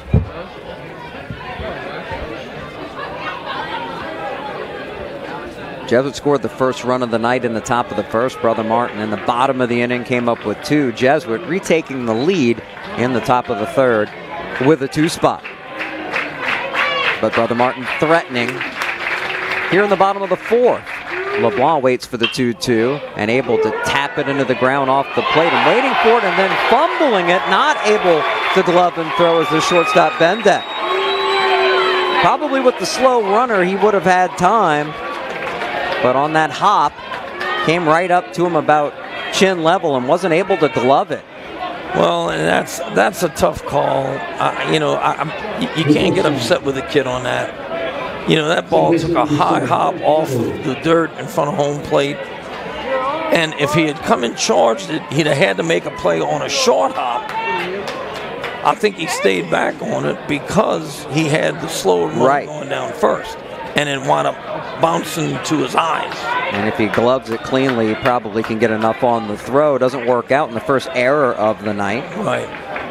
Leaves runners at the corners with just 1 down for the Crusaders, but Hess able to throw a first pitch strike to the 9-hole hitter, Frank Randolph. With his curveball. That's a great way to start a hitter. Randolph struck out against Hess in the second. Trying to put the ball in play here, Jesuit with their middle infield at double play depth would love to turn 2 as Hess misses outside. Count 1-1. And if you're the pitcher Hess, you shake off the error and get back to work, knowing that the best contact hitter on the Crusaders is on deck. Got to attack the bottom of the order. Pitch to the plate again, missing down. A hitter's count at 2-1 coming for Randolph. And of course, with the young man at first, I don't think we have great wheels that'll try to steal second, but this would be a good pitch to run on if you had somebody that could steal the base. Right.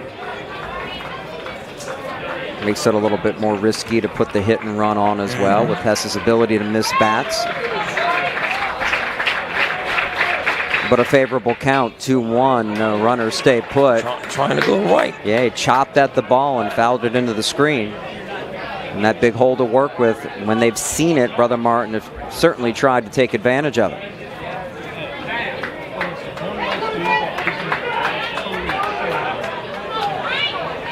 Bazile with the double to lead off the inning, down at third. LeBlanc, the pinch hitter, at first. Hess to the plate. And a good cut that time, Randall fouling it out of the ballpark. Good at bat here. He's bringing up the 6th pitch. Always want to make a pitcher go deep into the count whenever you can, because you never know what you take out of him when you do that. Simply trying to stay alive against Hess. Trying to put the ball in play. Trying to give his team a tie game or maybe more. The 2-2. And went fishing that time. Now LeBlanc decides to risk it and run, and able to get in there. It's a catcher understanding an angle on a ball and making a good decision despite not having great speed. And a really good play by Bendeck, the shortstop for Jesuit, to short hop that and keep the runner down at third for Brother Martin. Another strikeout for Hess, but a bit of a risky play there, paying off for LeBlanc and Brother Martin with the that's a great 90 job feet. Of base running on his part there. Great job of base running. Saw the angle, saw the ball was going to be in the dirt, and took off. Had a great jump. And Andrew Saida, the Brother Martin leadoff hitter, who had a hit his last time up. The hero last night, with 3 runs driven in and a 5-4 win against Jesuit for the Crusaders. They must be having problems, either seeing the signs or worried that Brother Martin is picking up the signs. Right, we've seen that a couple times with the runner down at second for the first time in an inning. Right. And then they can also go to touches on the body, like the knee, the chest protector, or the mask.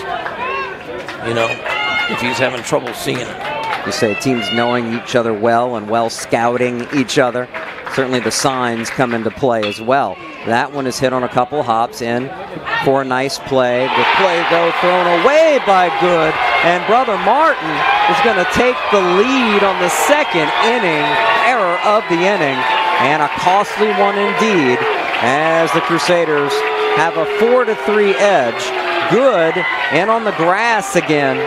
Fielded it well, but threw it out of the reach of Clayton at first. And that puts Saida at second base.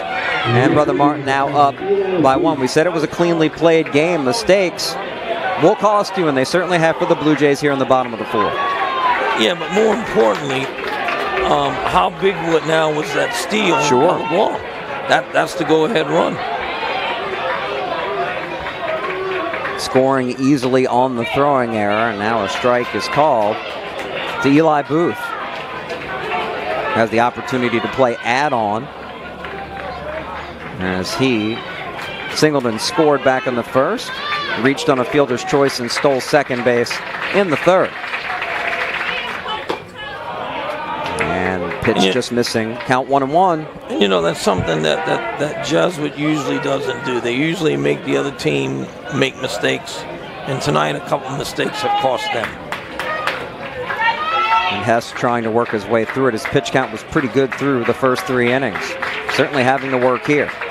Trying to keep it at a 1-run deficit now. Booth stepping out, now back in the box from the left side.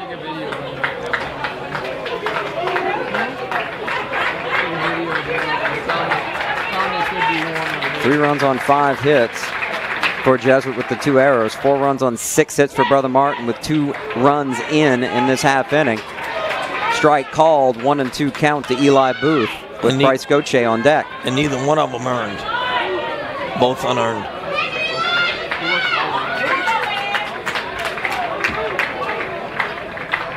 And Once again, Booth calling time just as Hess was starting to come set. These hitters, for the most part, have stayed in the box tonight. Maybe a little gamesmanship, considering the situation. The stress on Holden Hess at this point on the hill. Now he brings the 1-2 pitch, and it is hit him. Got him on the leg, it looks like, and Booth reaches base on the first hit batter tonight by Holden Hess. And the rally continues as we take a look at the replay here on Crescent City Sports. Looked like it got him somewhere on the hip, a little bit below as he turned away from it, but Booth will gladly take his base any way you slice it. 2 on for Bryce Goche, who's 1 for 2 with a double and a run scored. Looking to do more damage here and chopping that one to the left of the third baseman Good. He handles that well on a much better throw to retire the side, but Brother Martin cashes in on a pair of errors by Jesuit, scoring 2 runs with just 1 hit and leaving 2. So through 4 innings, another lead change. It's the Crusaders 4 and the Blue Jays 3 on Crescent City Sports.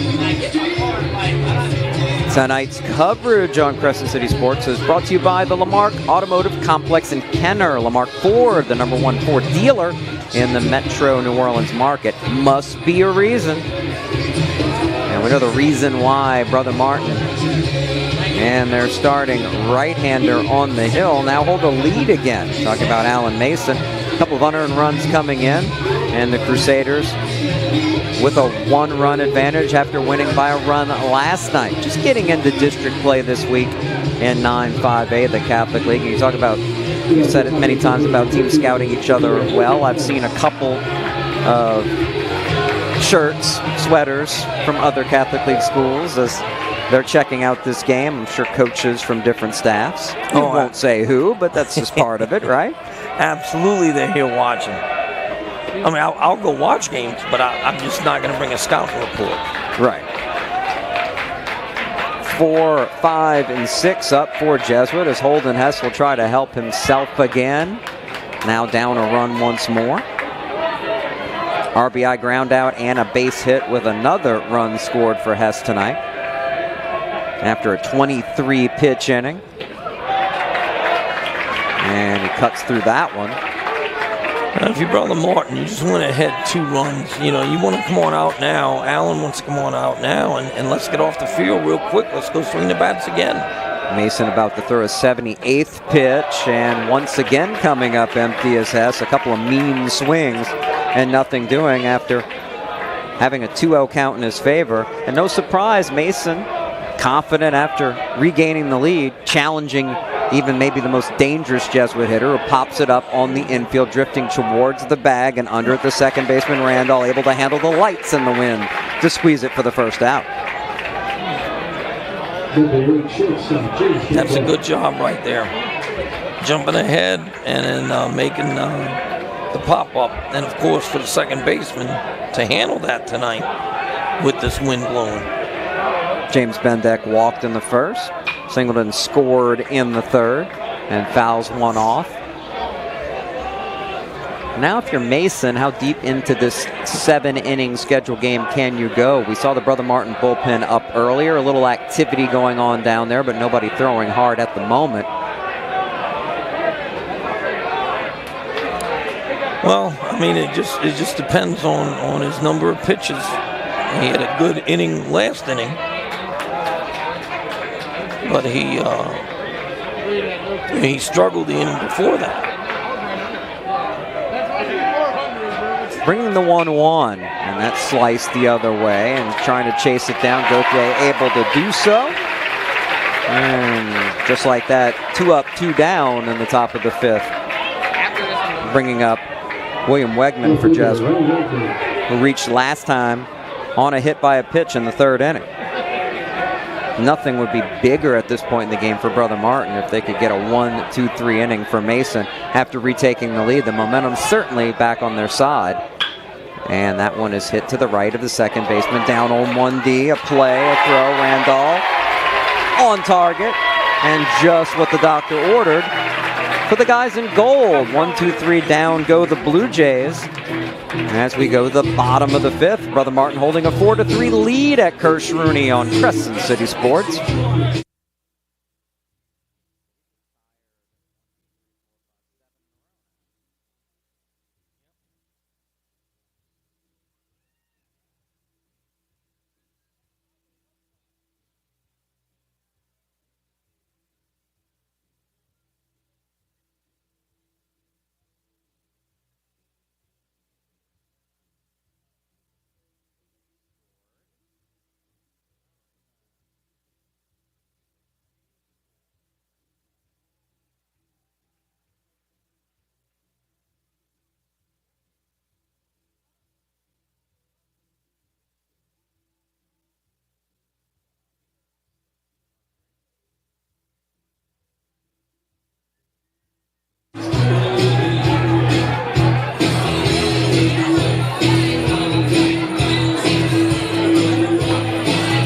On a beautiful night for baseball in New Orleans. Jude Young and Kenny Forsang with you. Brother Martin leading 4-3. Good back and forth battle as expected tonight in the 2nd district game for both of these teams. And Holden Hess still on the mound, the starter for Jesuit, as he'll face Sully Stringer.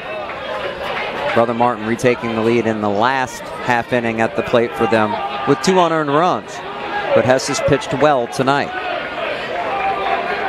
He's done a great job putting the ball in play. Man, going right after Stringer. Fouled off the hands into the screen here. That's what he's done him in every at-bat. He's just stayed hard on him, hard and up. And you're trying to keep a guy who clearly is a big imposing threat at the plate from extending his arms. It certainly seems to be the game plan, though that pitch low and away out of the zone. Right. Get in on the hands of a big power hitter so he can't uncoil what he can do with the bat. Hess definitely locates well. And a bit of hard luck for him tonight to be trailing at this point. But Brother Martin pouncing on opportunities just like they did yesterday in the win at John Ryan. The 1-1 upstairs. Well, Hess has given up 4 runs, but 2 earned. He should be winning this game right now 3-2. Through 23 pitches in the last inning, getting up into the high 60s now and not able to check his swing. Stringer making it 2-2. That had to have been a cutter because it looked like he got fooled on that pitch. A cutter or a slider. And trying to go for the inside corner, and that's as close as you can get without getting the call. Must have been a little bit in. Well, that wasn't a cutter. He went after him on that pitch. Tough pitch to hit, and Stringer laying off of that one. Now he'll see a 3-2 and take a call. Front door breaking ball, strike 3.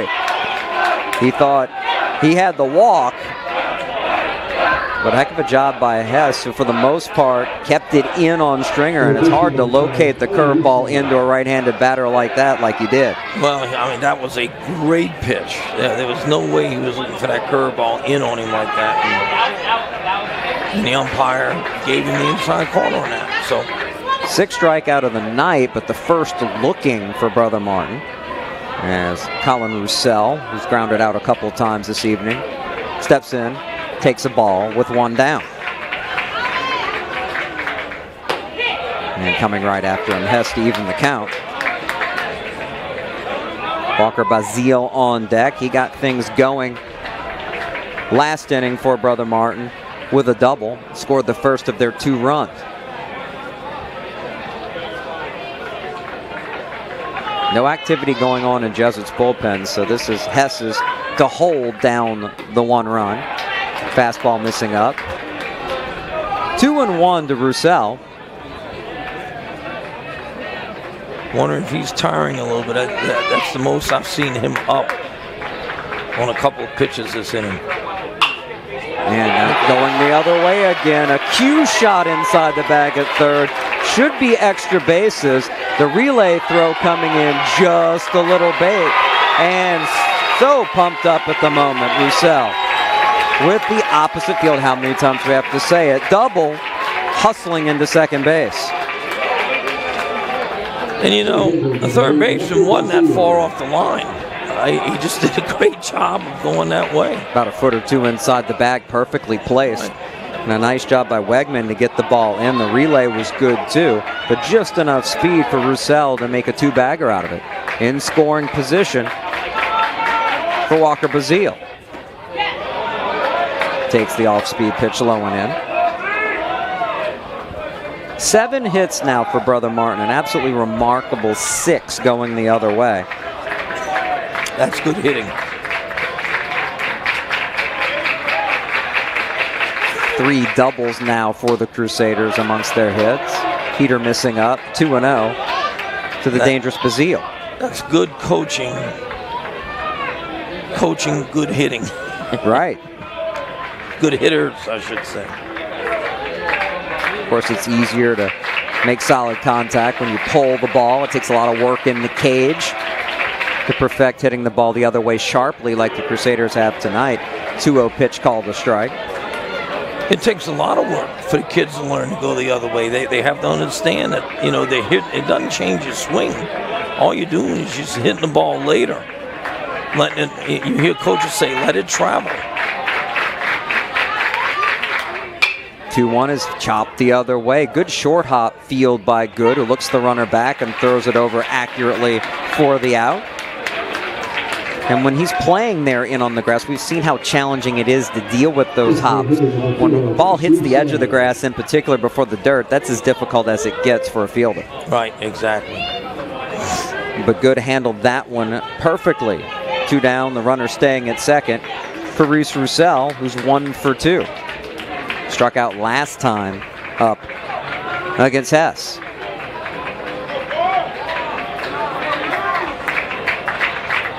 Left-handed hitter waits and takes a fastball cutting the middle of the plate.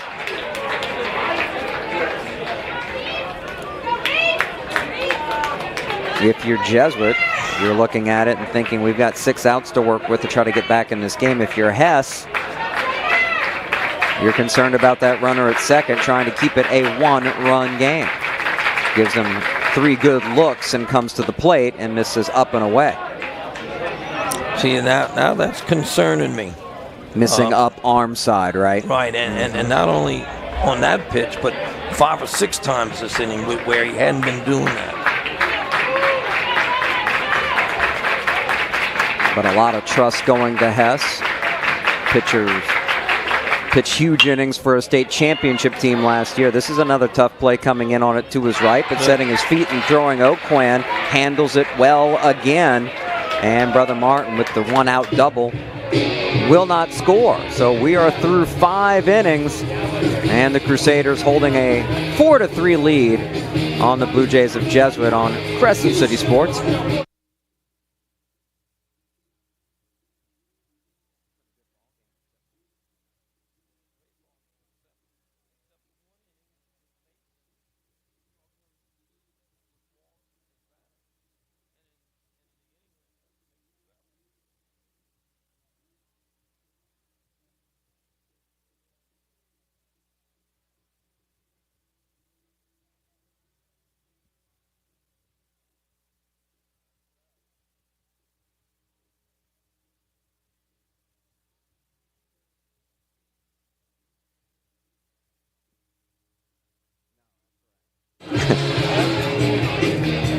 Tonight's coverage on Crescent City Sports is brought to you by Ochsner Sports Medicine Institute, treating more than 30,000 athletes a year with innovative treatments for sports injuries. Visit ochsner.org/sportsmed to learn more.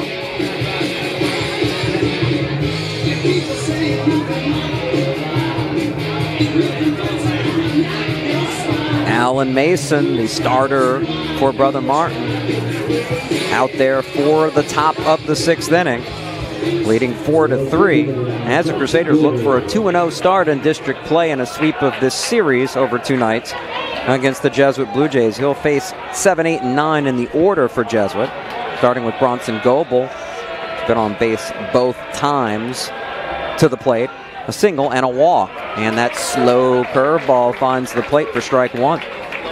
Goebel with a bases-loaded walk back in the 3rd, scoring the first of 2 runs in that inning for Jesuit. And that time, a big swing and a miss. Mason seems to be finding his 2nd wind. He's retired 7 straight Blue Jays. And ahead 0-2, and there's that hook again, just missing on the front door. Well, I think that might have been up. I think it caught the plate, but it might have been up a little bit in the zone. But a great pitch. Setting him up for a 1-2, anywhere he wants to go with it. Mason's command has been great, as you mentioned, since early in the game. That's a 2-hopper to 3rd, even with the bag. A strong throw over by Colin Roussel, and plenty of time for the first out. First baseman number 15, Kevin Clayton. And if you're Jesuit, you're going to have to make up for the 2-error inning that has you down by a run here, and you're starting to run out of outs to do it, as Cannon Clayton, who's 0 for 1 with an RBI, bases-loaded walk.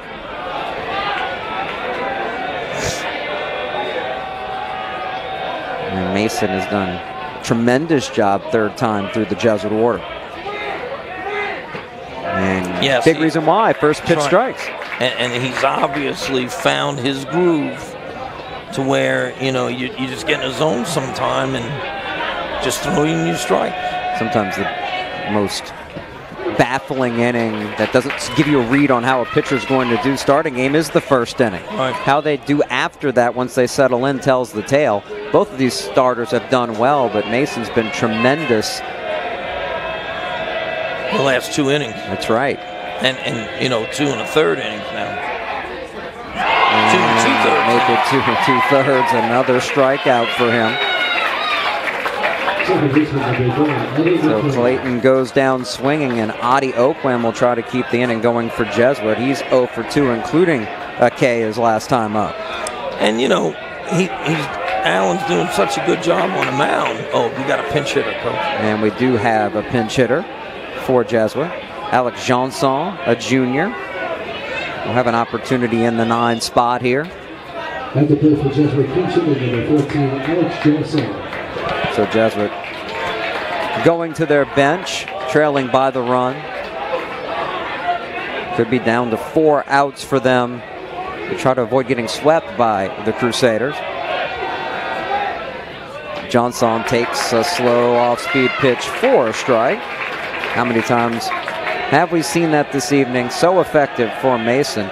As for Janson, looking at his numbers on the year, just 1 game and 1 plate appearance so far. He came up empty with a big swing to fall behind 0-2. Another breaking pitch. That's been the difference the last 2 innings. That breaking pitch has been down in the zone. And this is up again like he did before on the 0-2 pitch. And you know, he's able to vary the speed a little bit on that pitch while still making it more of the 12-6er. Right. Saves that sweeping curveball. We haven't seen it much. I guess it would probably be more of a slurve or a slider.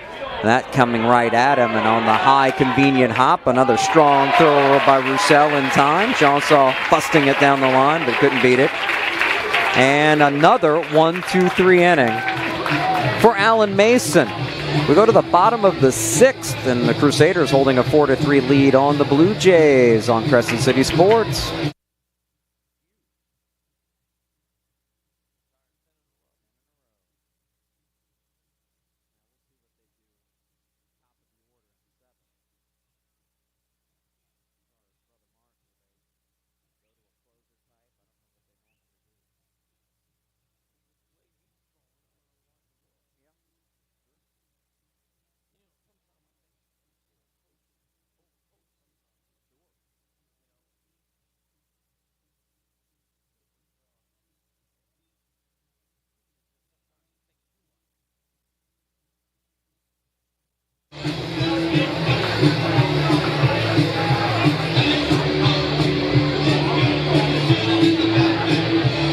So Holden Hess back on the mound for Jesuit, trying to hold the deficit at 1 against Brother Martin, as Alan Mason, who's done a great job for Brother Martin tonight, is now set down 10 straight. Blue Jays want to keep it right here with a chance for their top of the order in the top of the 7th. But first things first, Hess has to do his job, as he will face 8, 9, and 1 in the Crusaders order. Egan Prather, who was pinch hit for last time by LeBlanc, wound up scoring after reaching on an error. He struck out his only time at the plate against Hess back in the 2nd. Again, he's high. Hess will try to reach back and fire, but we'll see how much juice he has left to squeeze at this point. 7 Brother Martin hits for their 4 runs. And same spot, you begin to wonder about Hess at this point. Pitch count getting up there a little bit. Yes, before this inning, he was at 80. So his 83rd pitch is a 2-0 and make it 3-0, and he's been nowhere near the strike zone on any of them. Last thing he wants to do is facing the bottom part of the Brother Martin order is to set the table for the Crusaders. The 3-0, and gets the inside corner with the fastball. I see no 1-0. Somebody in the Jesuit bullpen going down there right now. First activity we've really seen down there tonight.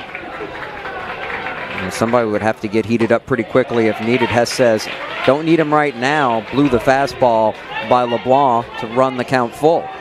Yes, he threw that pitch. Yeah, there they go. Jesuit hoping to ride Hess at this point. And he comes again with the fastball and fighting it off with the check swing to stay alive is Prather. And, that's what good hitters do also. They'll get a pitch there that's close with 2 strikes, and they're able just to make contact and foul it off. Hess has not retired the side in order this evening, as Brother Martin has left 6 on base and had traffic every inning, reaching out and fouling it outside of third to force another 3-2 count. Another good at-bat. This is going to be the 8th pitch to this at-bat. Normally, when the leadoff hitter is able to battle and see a lot of pitches, good things happen for the guys behind him. Correct. Prather hoping so as he sees a 3rd full count pitch, and again fouling it, and was on that one straight back into the screen. And I wonder if Hess is going to stick with the fastball at this point. That's what he's been throwing, so let's see what he does here. Prather's been on top of a couple, we'll see. And he does stick with it, and the catcher will have to pick it up and throw it down. Brandow does outside the bag in plenty of time. So Hess won that battle, but he had to work for it.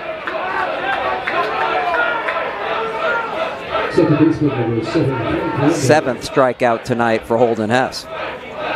So Frank Randall, who struck out twice, will step in with 1 down.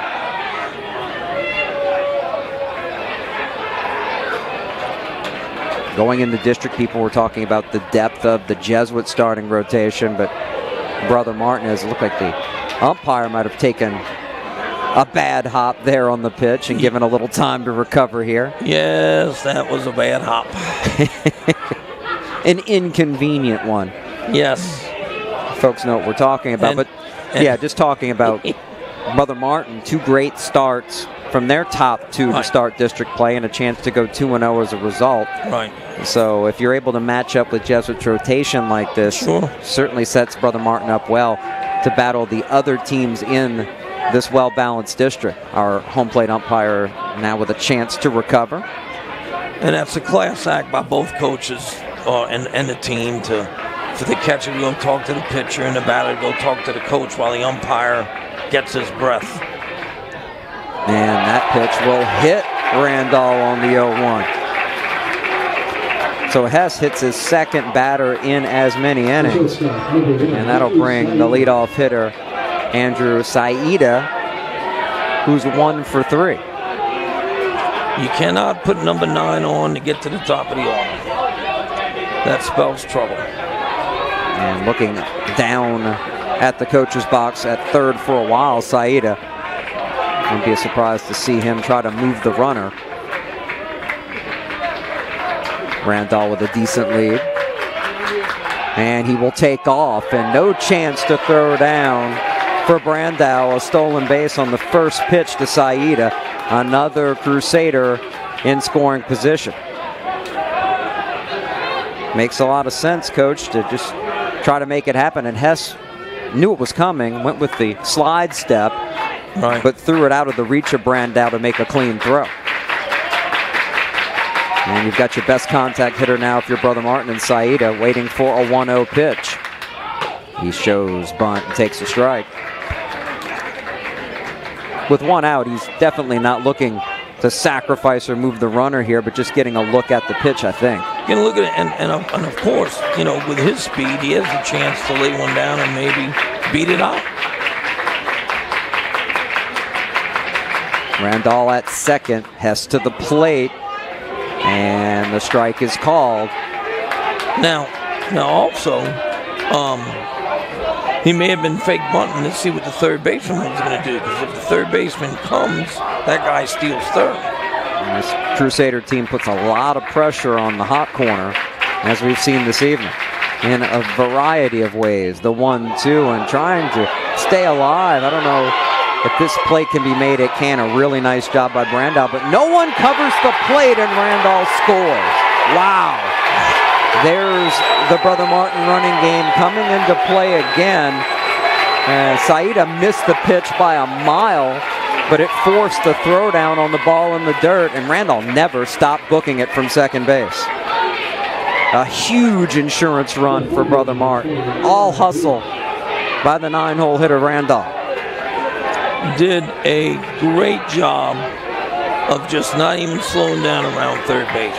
If the catcher's going after the ball, the pitcher has to get to home plate. And he obviously didn't. Hess caught napping, and again, it's been Brother Martin that's made the key plays, and Jesuit will have some errors potentially to look back on without a rally that they'll regret tonight.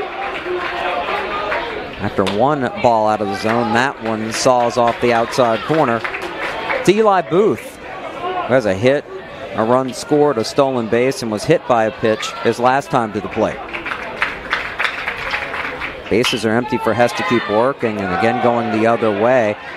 Good, able to scoop it up off the turf and throw over for the out.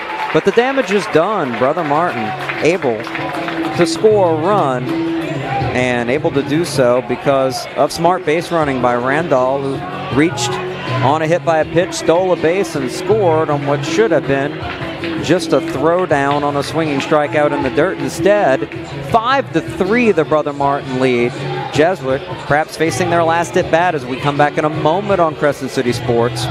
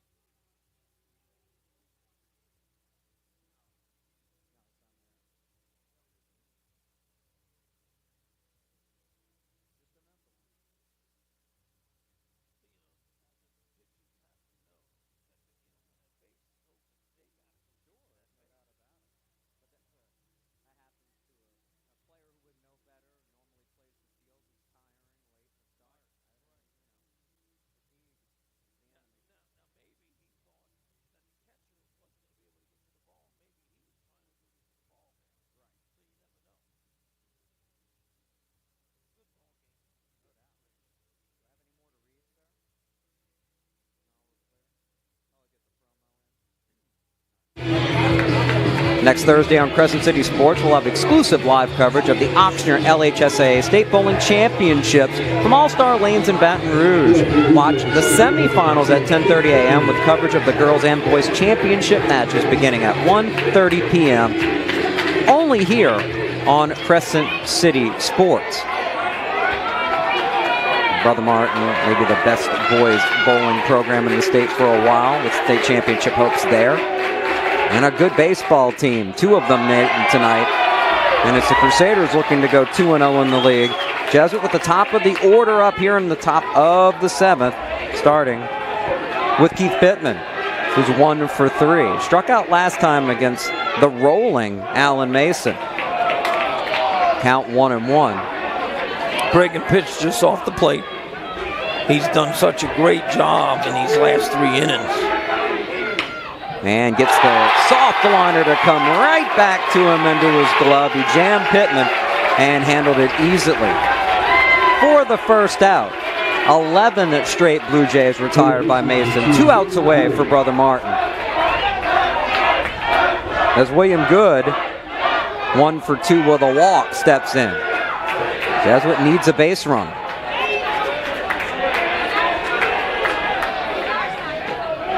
And there are different ways to do it, Coach. Last night it was Alan Lesh with a ton of strikeouts, 14. Tonight, a strike thrower in Mason having great success and throwing a strike there to make it 1-1 to Good. And it's obvious that Jesuit's taking a strike here, trying to get some runners on base. 1-1, taking that right down the heart is Good to fall behind 1-2 in the count. He found that curveball, and he has been unhittable. And it's been so hard to judge the speed of it off the fastball for the Blue Jay hitters, as that's chopped foul to stay alive for Good. And like you said earlier, you know, he throws his curveball at different speeds. So even though you pick up rotation, you sometimes can't adjust to the speed. 4 strikeouts tonight for Mason. And what's funny, you said Les struck out 14 last night. Tonight you had strike throwers, and together they got 11. Right. That one just missing. A little up and away to Good. 2-2 the count. They say it's crude, right? But it's more than one way to skin a cat. There's more than one way for a pitcher to have success, and Mason with that bender there. No question. Good, able to stay alive in on the hands. There are so many good pitchers that don't throw hard, that they get people out because they can throw the curveball and the changeup or the slider over the plate and get guys out. Right, and vary their speeds with the same release point. It's not as easy to do as it sounds, but that's where a guy who doesn't throw the overpowering fastball can spin a gem like we've seen tonight by Allen Mason. Absolutely done a great job. 5'9", 185, the senior. And that one low and away to run the count full to William Good. Last thing he wants to do is walk a runner on and bring a tying run potentially to the plate with Brandow waiting on deck. He comes after him, and it's popped up right behind the plate in foul territory and dropped. Oh, Prather let it get away a little behind him. He had Mason behind him, Coach, telling him it's yours, and Prather just misjudged it a little bit as it went off the mitt. Again, you know, we said all night long, it's tough catching fly balls. You know, catchers aren't used to it, even though you work on it. And with this wind blowing, you don't know. It may have had a little bit to do with it. The wind has been steady blowing from right to left all night long. And another 3-2 is a called strike 3. 5th strikeout for Mason as he painted the black on the hook. What a tremendous night for Mason. He bounced back from a drop pop-up behind the plate and executed with that breaking ball again. And it's an inside curveball you were talking about earlier, too. That's a great pitch. And doesn't get the call there on the ball a little up. And it's dangerous to live off of the front door curve to these right-handed hitters. As a right-handed pitcher, you have to be precise, but they've had trouble timing him up the last few innings. And now he's behind, though, 2-0 to Brandow with the dangerous Holden Hess on deck. Jesuit would dearly like to get their cleanup man to the plate. The 2-0. And that's a strike. And, you know, you got to have an umpire that's giving you that pitch, too. You know, you can throw it there 5 times, and it may be called a ball. Went away that time off speed and missing outside. And you're right. Some will argue that pitches like that are never really strikes if they go around the plate. But once you start getting that call, you rely on the umpire to be consistent with it. And that's been the case tonight. Jesuit knows it. They just haven't been able to handle it. 3-1 pitch is a strike at the knees as a frustrated Brandow walks away and composes himself before stepping back in. Brother Martin 1 strike away, potentially the 3-2, fouled off the fist to the top of the screen. We'll do it again. Alan Mason trying to finish off an excellent start tonight and put his team in great position, 2-0 to start the league, and sweeping a rival in Jesuit to do so. Right. Luke Brandow trying to keep things alive for the reigning state champions. Waits for another 3-2 with 2 down. And that slow curve that time, the umpire shakes his head. No, sir. Sweeping away and out of the zone. And Jesuit will have Hess to the dish as the tying run. And Jesuit will go to the bench for a pinch runner. Scott Hughes, a junior.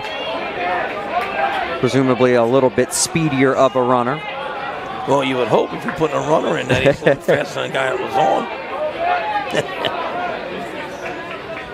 on. Of course, I've had some teams where I didn't. Right. Maybe he's a smarter base runner. That's why, don't assume you know what it means. Something about you and me. Holden with a run driven in and a run scored.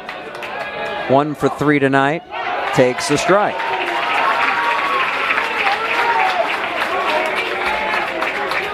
I know Holden has some pop, but again, the wind working against him if he tries to pull one. From the stretch, the high leg kick, and that is golfed foul. Reached down for that one. Had a good piece of it, hit it well, but just yanked it foul. Once again, Brother Martin and Mason 1 strike away potentially from the victory tonight. That's Hess in the hole, 0-2 with the pinch runner. That's Hughes down at first. And missing up is Mason. No, he tried to get him to chase something. He threw a fastball out of the strike zone, hoping that he would chase that.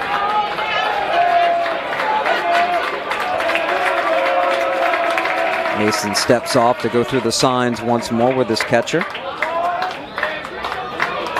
We can pray they're doing a nice job working with his starter behind the plate tonight, and Hess lifting that into left field. That'll be a tough play to make. Can he? He can. It drops in front of Booth, who lets it get behind him a bit. The pinch runner Hughes chugging around third and scoring. And Jesuit within a run on a clutch 2-out double the other way by Holden Hess. What's good for the goose is good for the gander. Jesuit with some opposite field hitting, and the wind certainly helped there as Booth had a long way to go and couldn't quite get there. Right, that ball just kept carrying and carrying and carrying with that wind blowing. Another pinch runner here for Jesuit, by the way, is Patrick Berrigan, the potential tying run, a sophomore, will come in for Hess after a little bit of instruction, and Brother Martin wanted Mason to be able to finish it off, but instead they will go to the bullpen to try to get this final out, with Jesuit threatening a run in a 5-4 game, a good one as you'd expect in the Catholic League on Crescent City Sports.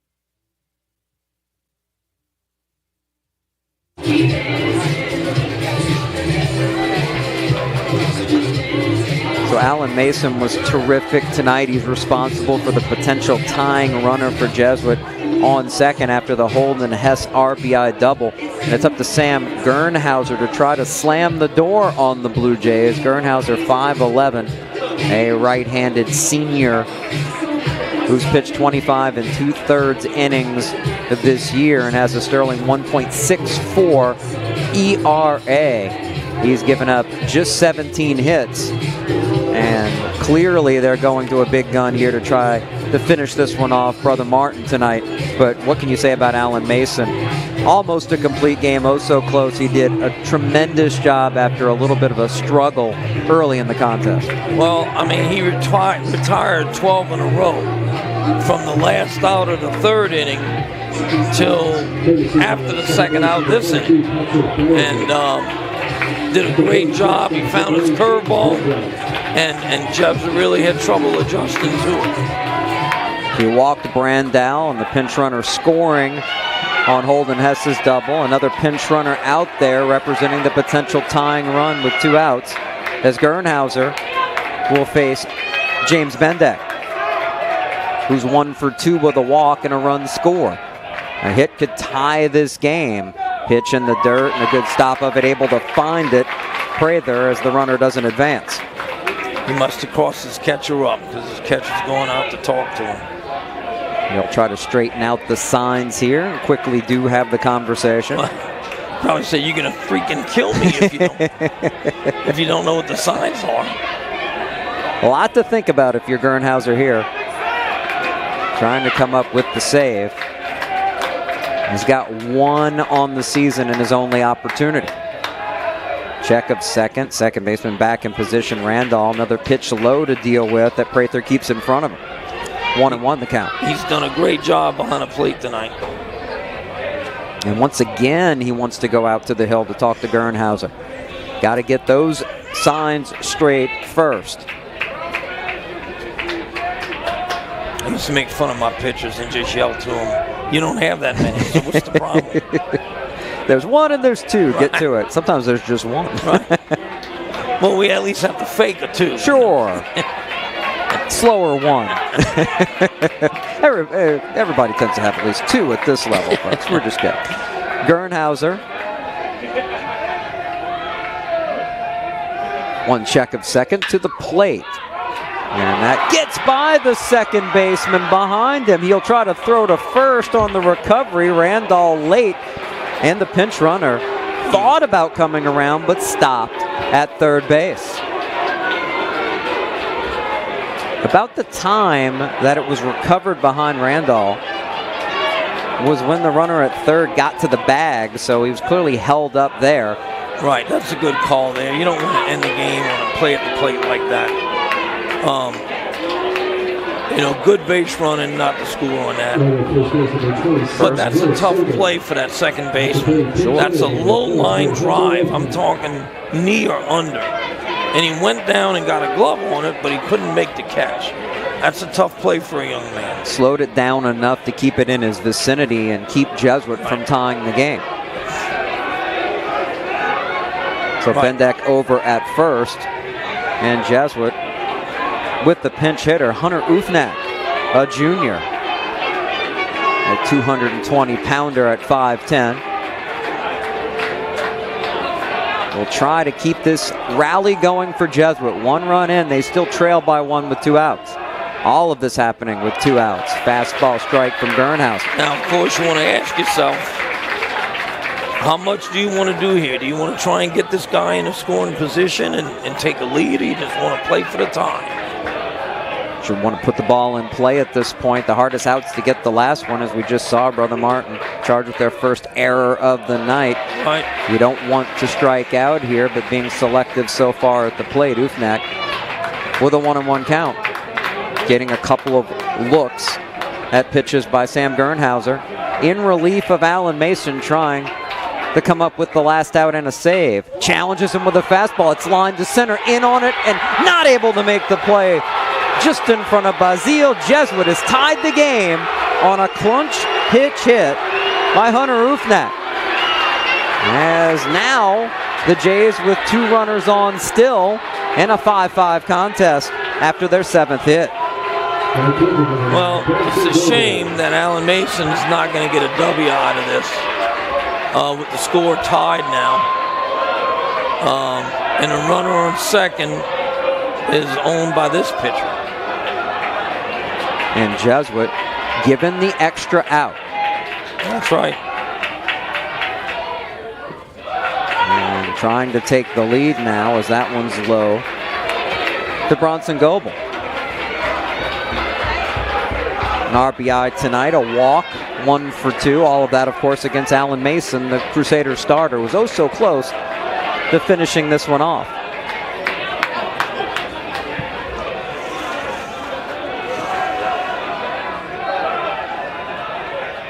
And time called at the plate by Frather, just as Gernhauser came to set. May have wanted to change a pitch there. May have called the wrong pitch. May have gotten a wrong sign or read the sign wrong and realized it. So you don't know. Oh, that one nearly grazing the cap of the helmet there. Gernhauser overthrowing that one a little bit. 2-0 now. With Clayton on deck for Jesuit. Blue Jays with the big 2-run rally and looking for a little more. Fastball strike that time, right down the middle.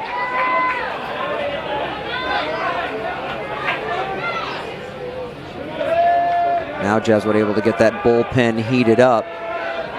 Wonder if we'll see a reliever for Hess, as he's off the hook for the moment. And that's fouled off third base side towards the Brother Martin dugout. 2-2 now with 2 outs. 2 on for the Blue Jays with 2 runs in. Nobody's throwing in the Jesuit bullpen. Brandau was able to draw a walk before Holden Hess doubled to draw the Blue Jays within 1. Then the error at second off the bat of Bendeck. Ufnak with the base hit to tie things up.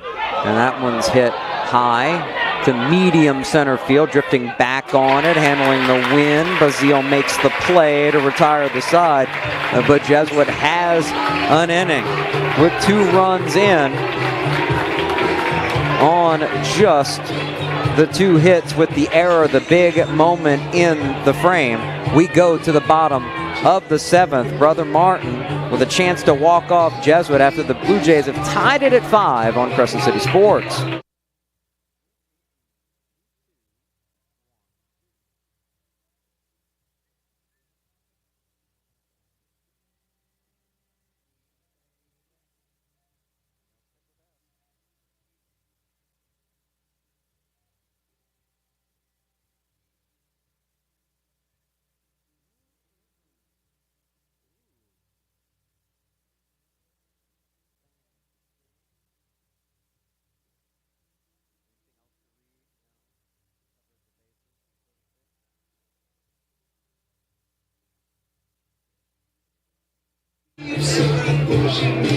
We thank the folks who have been with us since the outset of this one. We started about 30 minutes late because of the first game here at Kirsch Rooney, but we've been treated to a heck of a ball game so far as Jesuits tied it 5-5. Brother Martin coming up to bat in the bottom of the 7th, and coach, they're going to ride, the Blue Jays are. Their starter Holden Hess still out there. Well, I think he has just lost it a little bit in that he was so up in the strike zone on a few of his pitches.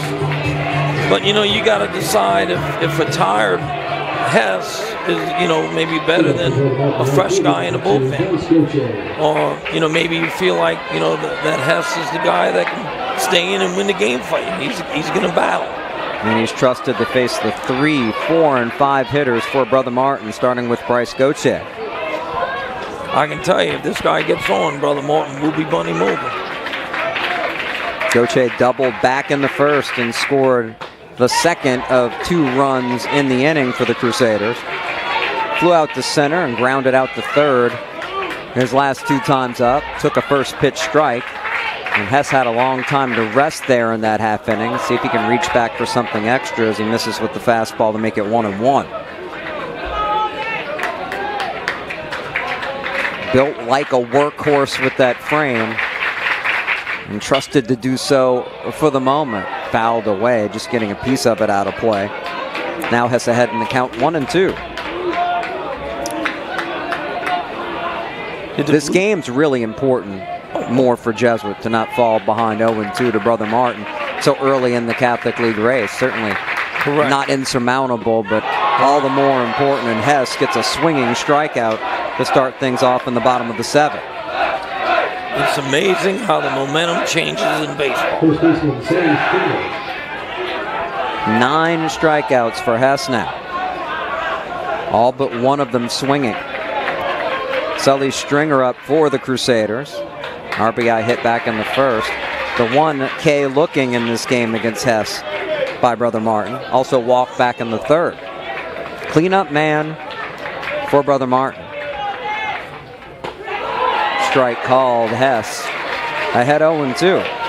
You can't say enough about Hess or Mason tonight. They battled, they've done a great job, and kept their teams in the ballgame. The 0-2 a little bit up. And Hess has helped himself this evening. Put a ball in play on a ground out to third unassisted for a run batted in, and the massive double the other way for his 2nd run driven in. And now gets a ground ball unassisted to first once more to the bag. Clayton, 2 down for Brother Martin quickly in the bottom of the 7th. Colin Roussel with a double tonight in 3 plate appearances. 2 great programs, playing great baseball on a great night in front of a great crowd. Just, you don't have any better high school baseball in the country. And that one will go down the left field line in foul territory and go over the small fencing there.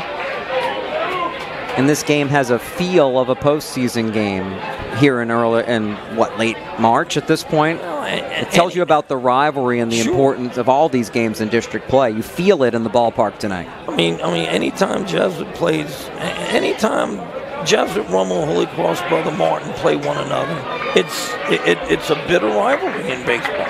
They're all good. Most of the players know each other so well. It makes it a little personal, is that not getting the call just off the edge of the plate? Great pitch, just missed. Hess looking strong, perhaps even a little rejuvenated after the rally. And that is thumped to deep right field, to the fence, and still in the ballpark off the base of the wall, motoring around 2nd into 3rd. Roussel will stop with a stand-up 2-out triple. Brother Martin, again 90 feet away from victory. Probably, well, definitely the best hit ball in the night. Roussel gave it a ride. Well, I would have loved to have seen that ball hit on another night without that wind blowing in, because I think that gets out of here. Pretty sure it would have, as it got to the bottom of the wall. And Roussel settles for the 3-bagger. And a variety of things can happen here to score a winning run, but will Holden Hess try to prevent that from happening, as a mound visit coming now before Walker Bazile gets his opportunity. And a lot of hopping around. There've got to be hot arms ready to go for Jesuit at this point if called upon. I don't know if anybody's been throwing down there. I think this may be just a taunt to get somebody throwing. It's interesting. We haven't kept an eye on it for the most part, but they've had guys in the pen the past couple of innings. But as you can see, it's Holden Hess's game. No surprise. What's the old saying? You go with the guy that brung you here. Right. You know, and who's been in all these spots before. And you don't pull him when he gets hit extremely well on a pitch. You trust him to handle Bazile, who has doubled off of him in this game. Any kind of hit wins it for Brother Martin. A left-handed hitting Bazile. First pitch from Hess. He shows bunt and offers at it foul. They were going for a game winner with the small ball play. Yep, and that's unusual with 2 outs, but you never know what Coach Lupo is going to do. Probably won't see that again, but you never know, as you said. 0-1 the count to Bazile. Rocking and firing Hess, getting the strike call at the knees and shaking his head as he backs out. Bazile did not like that call one bit, but he's got a battle against an 0-2 count now. But you know, the hitters can't do stuff like that, because do you think he's going to get the next close pitch? It's true. Can't let your frustration go right in the face of the guy who makes these decisions. Time called, though, as Bazile able to step out. Now Good, the third baseman for Jesuit, discussing something with Hess on the mound.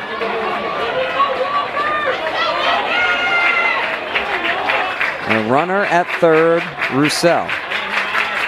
Just laced a triple. Now the pitch outside on the 1-2.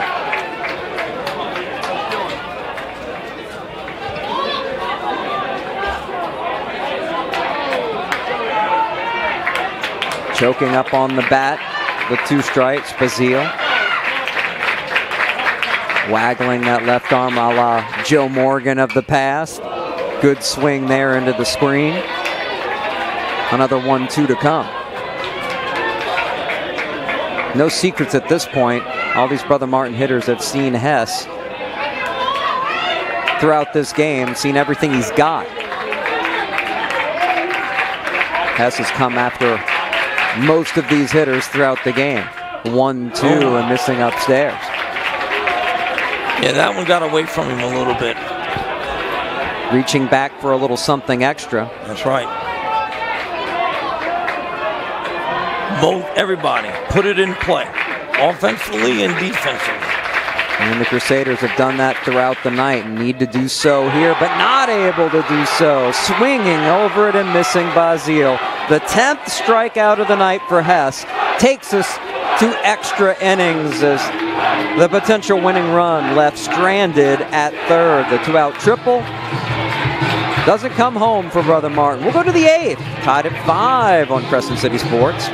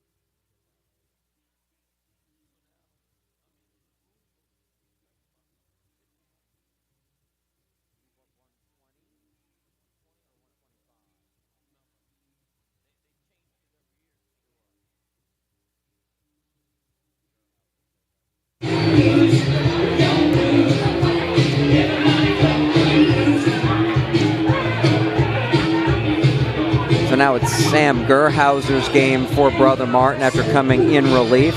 He'll get to start off this 8th inning. And Brother Martin got within a strike of victory on a couple of occasions, but Jesuit with 2 runs to tie it in the top of the 7th and able to keep the Crusaders from scoring after a 2-out triple. And we go on in a 5-5 contest. 7 hits, 2 errors for Jesuit, 5 runs on 8 hits, 1 error for Brother Martin. Each of those errors led to a respective run in this contest, as is so often the case. But it's a new ball game now. We play it like it's nothing. Cannon Clayton to the plate against Gerhauser, takes a ball inside. 0 for 2 tonight is Clayton. Walk to drive in a run. Takes a fastball strike.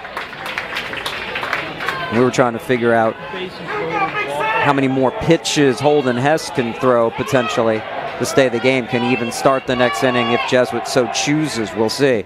1-1 out of the zone. 114 pitches you have Holden Hess at this point. So that part of the drama here. Jesuit clearly trusts him, and it paid off a moment ago.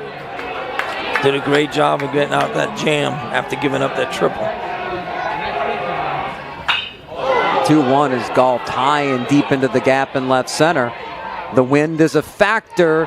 The wind doesn't blow it out of the park, but it's off the top of the wall. Maybe getting a glove on at the center fielder, Basile. Winds up being a double, as that one got into the jet stream for Clayton and almost left the ballpark. That ball was hit, and if that center fielder got a glove on that ball, he may have saved the home run, because it was right at the top of the fence.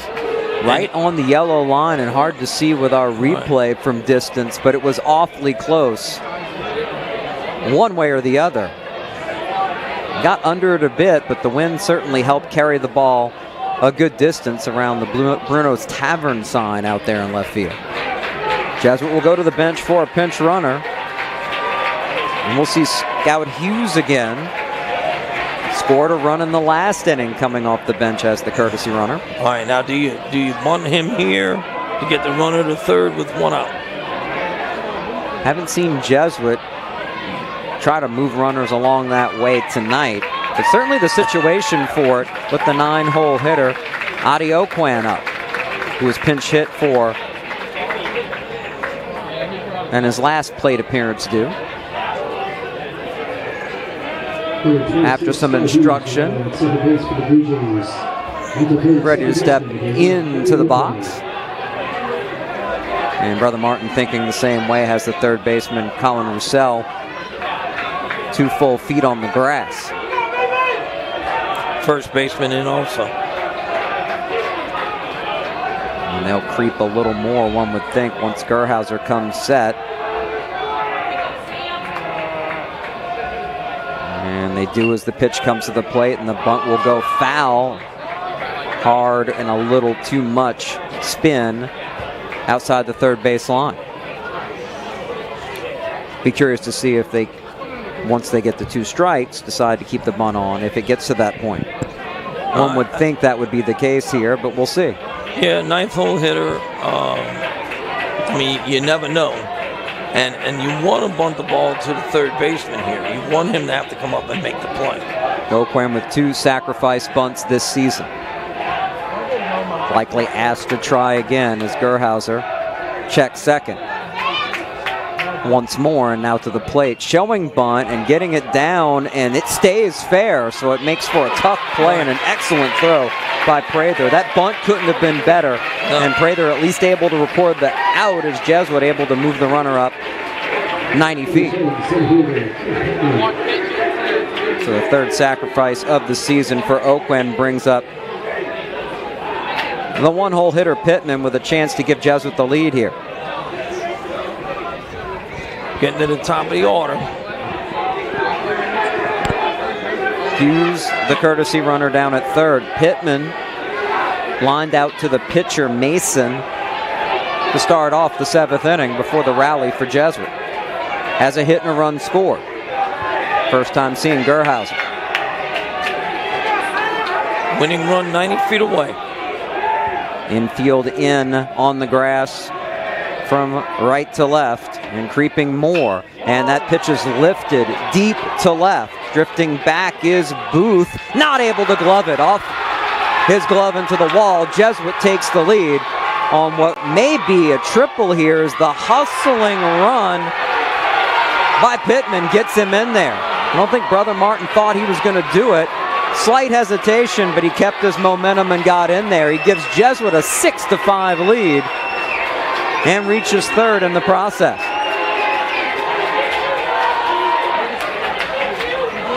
Like Clayton before him, getting under it and letting the wind do work as the ball carried for the Blue Jays again. Second extra base hit of the inning. All right. Once again, a courtesy runner this time. Well, it looks like, no, it won't be. It'll be Pittman who comes back after some instruction.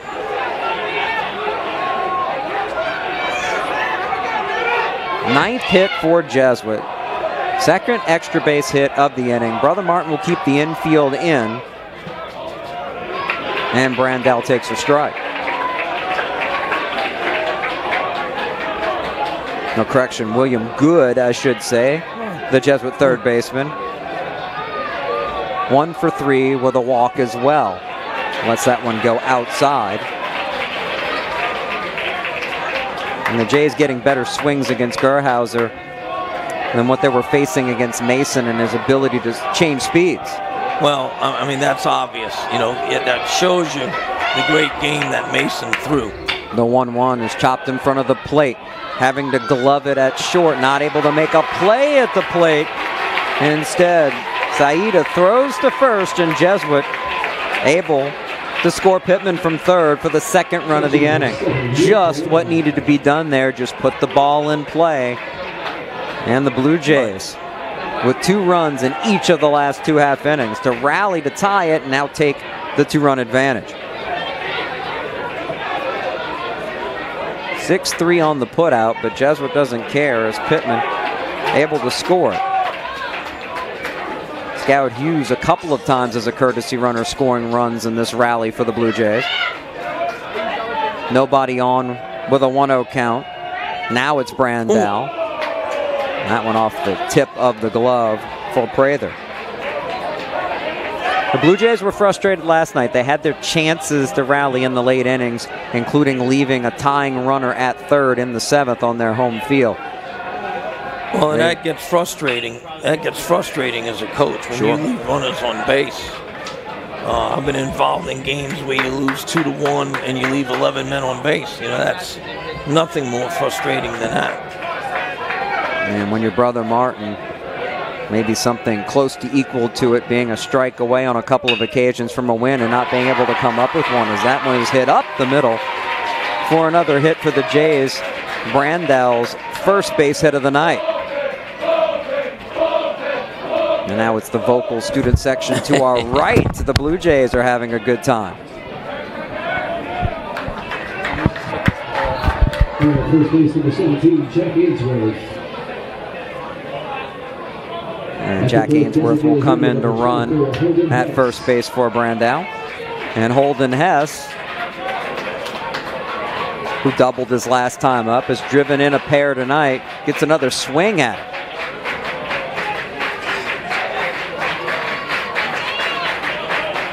He had to hang in there and ends up now has a chance to be the winning pitcher tonight. Takes a pitch for a strike. The twists and turns of baseball, right? It's, you know, you always talk about momentum, and this has been up and down this whole ball game. We'll see if he gets a chance to start the bottom of the 8th. He lifts that one to center field. And drifting back for the play is Bazile to retire to the side, but the Blue Jays have an inning. 2 runs on 3 hits and lead 7-5. Now it's last chance time perhaps for the Crusaders in extras on Crescent City Sports.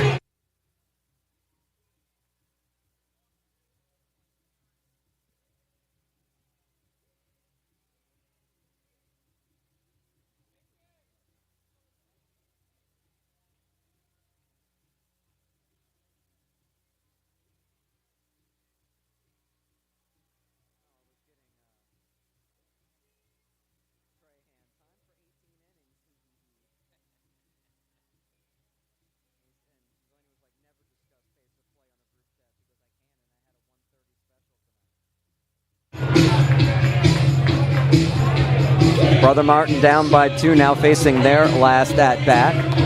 And we have Jesuit going to the bullpen. First, I have to tell Ken Trahan, these type of texts, sir, you know better. But we're enjoying this extra inning game, you jinxer, this evening. And Jesuit enjoying a chance to even their record perhaps in district play, as they will try to put this one away tonight. As Bryce Pitts, the 6'4 junior, comes in for Holden Hess.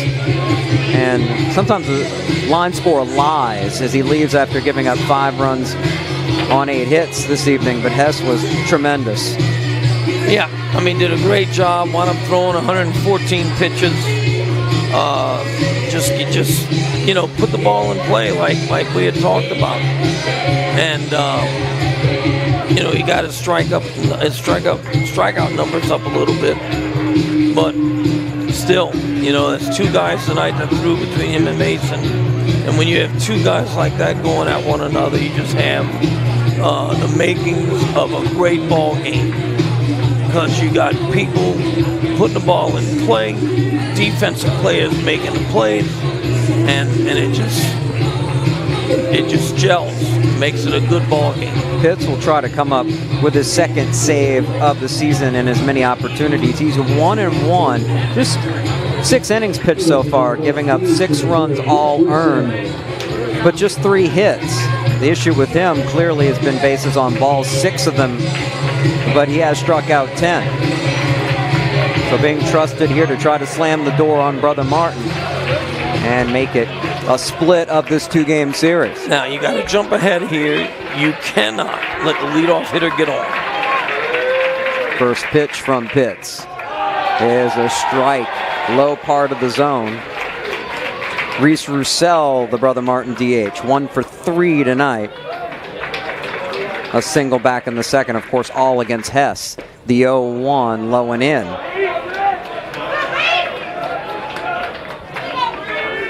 So Brother Martin will try to do it with the bottom of the order. One would think they'll be looking to take some pitches here to make Pitts prove he can throw strikes, and he misses arm side, outside.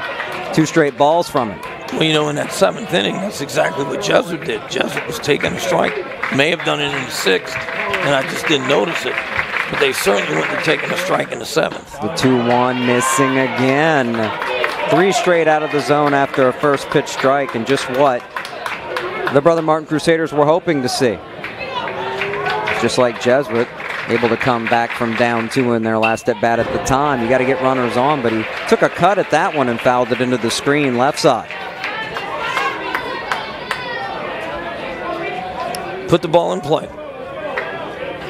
Egan Prather and Frank Randall due up next for Brother Martin, hoping to have Roussel on. Pitts brings the full count pitch, and it's another one of those choppers we've seen tonight. Deep on the grass, a tough play to make. The throw is not in time. They say no, actually.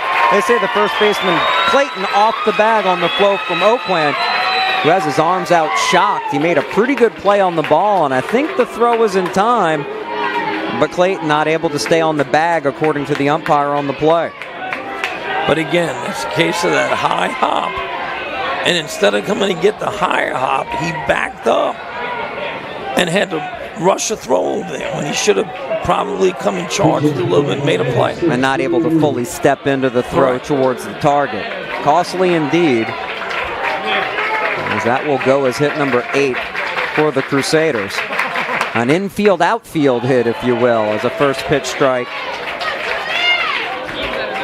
to the plate. And it's a pinch hitter for Brother Martin. Julian Uber,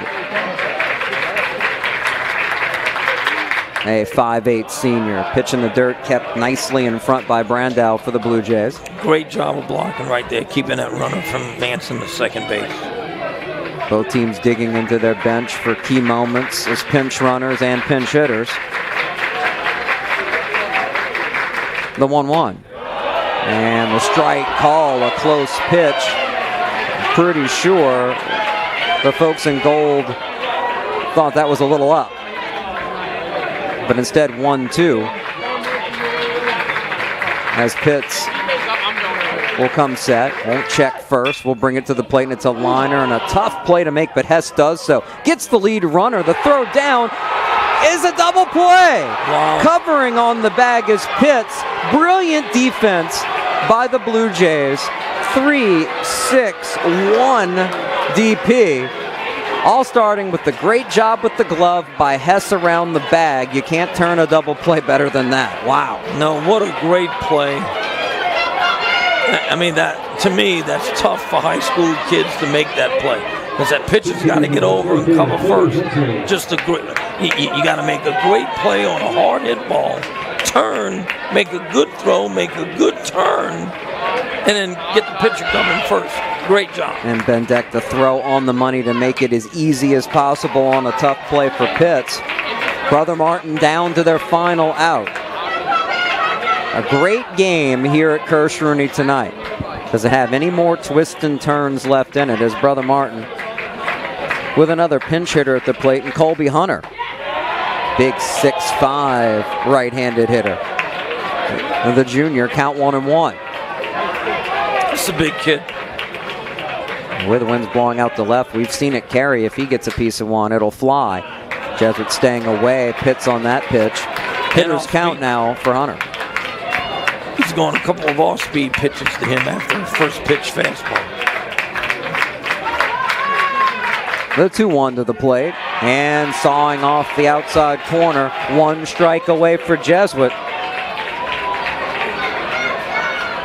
Hunter trying to keep things going for Brother Martin. The pitch to the plate. And he does hit it past the diving O'Plan into right field. Neither team wanting to give up, and there you said it, Coach. We've seen the opposite field hits aplenty for Brother Martin tonight, and that one crucial by the pinch hitter to keep this game going and bring the tying run to the plate at the top of the order. Andrew Saida, another chance at it. What a great job for that young man to be a pinch hitter, to come up there and at least get the tying run to the plate now. But how great is that double play now? Because now you might have had first and third. Massive play on turning it for the Blue Jays. Saida 1 for 4 tonight. The best at putting bat on ball in the Brother Martin lineup, their leadoff hitter and shortstop. The pitch from Pitts, strike in her half.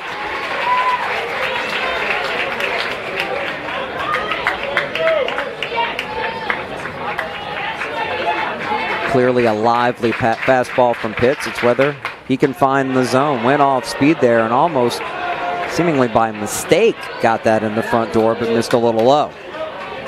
Right. Good pitch, but I don't want to put it there. The 5-5 Saida, that small strike zone we talked about. A tough out. 1-1 in the dirt. Backhanded easily, though, by Branda. And that's crucial. Now, I want you to notice this. The first baseman is not holding a runner on here. A couple of reasons. Brother Martin hits the ball that way very well, and that run really means nothing. Right. 2-1 pitch, misses far and away. Eli Booth waits on deck for the Crusaders. Pitts in danger of walking a potential tying run on. The 3-1. And he does just that. The patient hitter, Saida, takes his base. All right, now you got the tying run at first. Bringing a winning run to the plate. Booth had a hit way back in the first and scored the first Brother Martin run. Also reached on a fielder's choice, stole a base, was hit by a pitch, and grounded out last time up. All of that, of course, against the starter Holden Hess. Jesuit will talk about matters here. That last out, the hardest to get. We've seen prime examples of that this evening for both teams. Absolutely.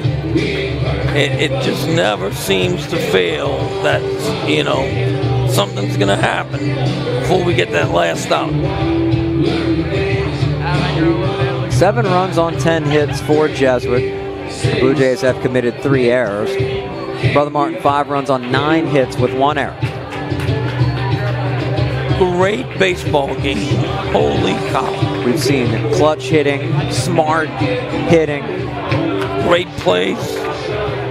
Great effort.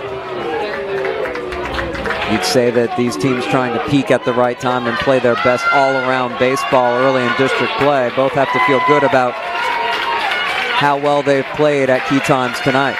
No question. Fans still on their feet. First pitch strike from Pitts. It looks like Brother Martin's taking a strike too. The only one that swung on the first pitch was the young man that hit the base hit the right. Making Bryce Pitts show that he can command the zone. Misses outside. And his breaking ball has not been very sharp so far. No, he's been struggling a little bit with that. That's where he's gotten himself in trouble. And if you're Brother Martin, you're looking for the fastball at this point.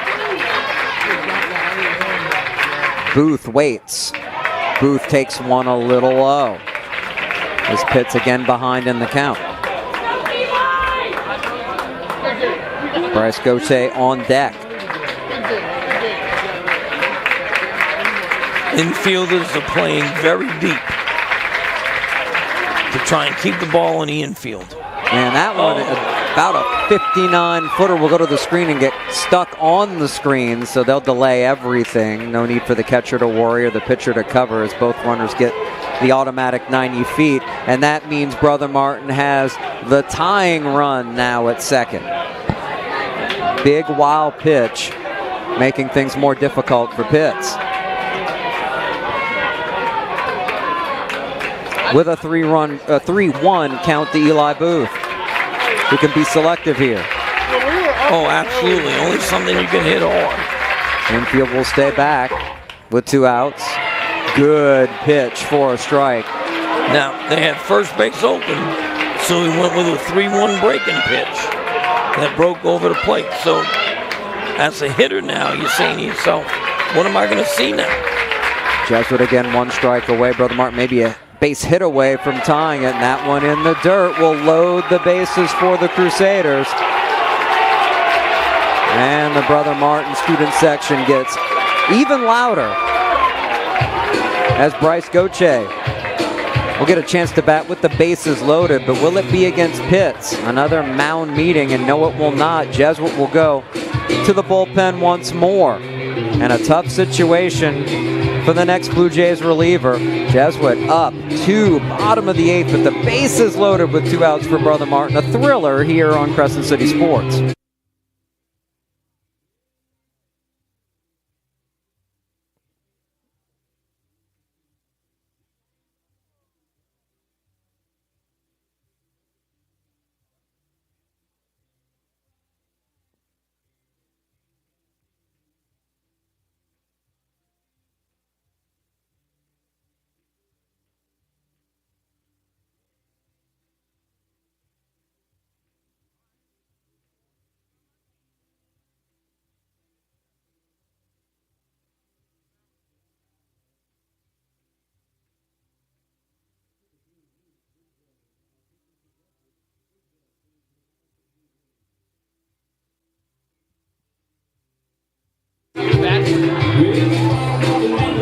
So, didn't expect to see this, but Jesuit's second reliever is Lee Bridgewater, who is a 6'3" left-handed junior who's recorded exactly 1 out this season. It was a strikeout.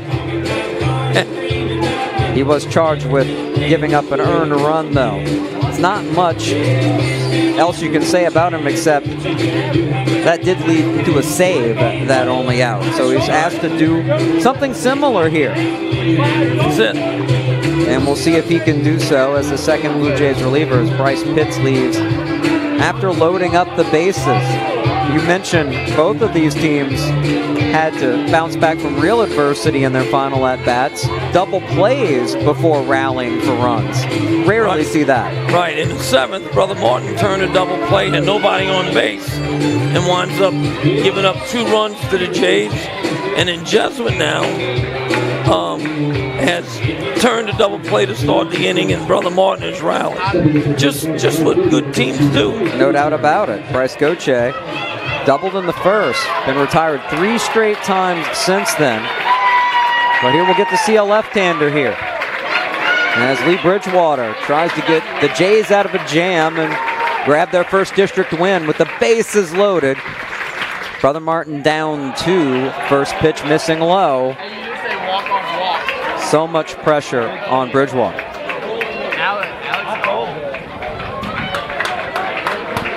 And the cleanup man Stringer on deck for Brother Martin. Goche waits the 1-0 and not getting the call on a close pitch. That was very close. Bridgewater falling behind 2-0. How much money you giving me? Is Goche taking a strike here or looking for something to hit, Coach? We will see, perhaps. No reason to offer at that one. 3 straight balls out of the bullpen and in danger of walking home the 6th Brother Martin run. Yeah, you got to come in and throw strikes. Got to be able to come in tough situation and put the ball over the plate. Goche takes the strike. And perhaps taking 2 strikes. I would. What have you got to lose? Bridgewater from the stretch with the bases loaded.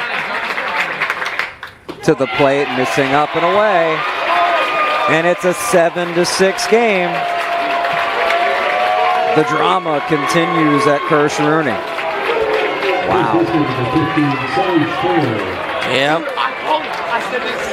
Stringer could potentially win this game with a hit. Correct. Bases full of Crusaders still. With a winning run at second. Enough drama for a whole season of district games already tonight, and it hit him, and we're tied. Hit him on the foot. And it's 7-7. Another two-run rally and a last at bat this time for Brother Martin. Wow. Yep. That's tough. An RBI on the hit by a pitch after an RBI bases loaded walk for Gocek.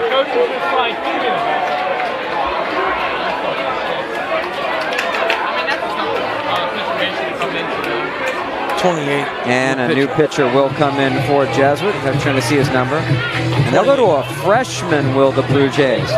Jake Barisi. 5'8", 135.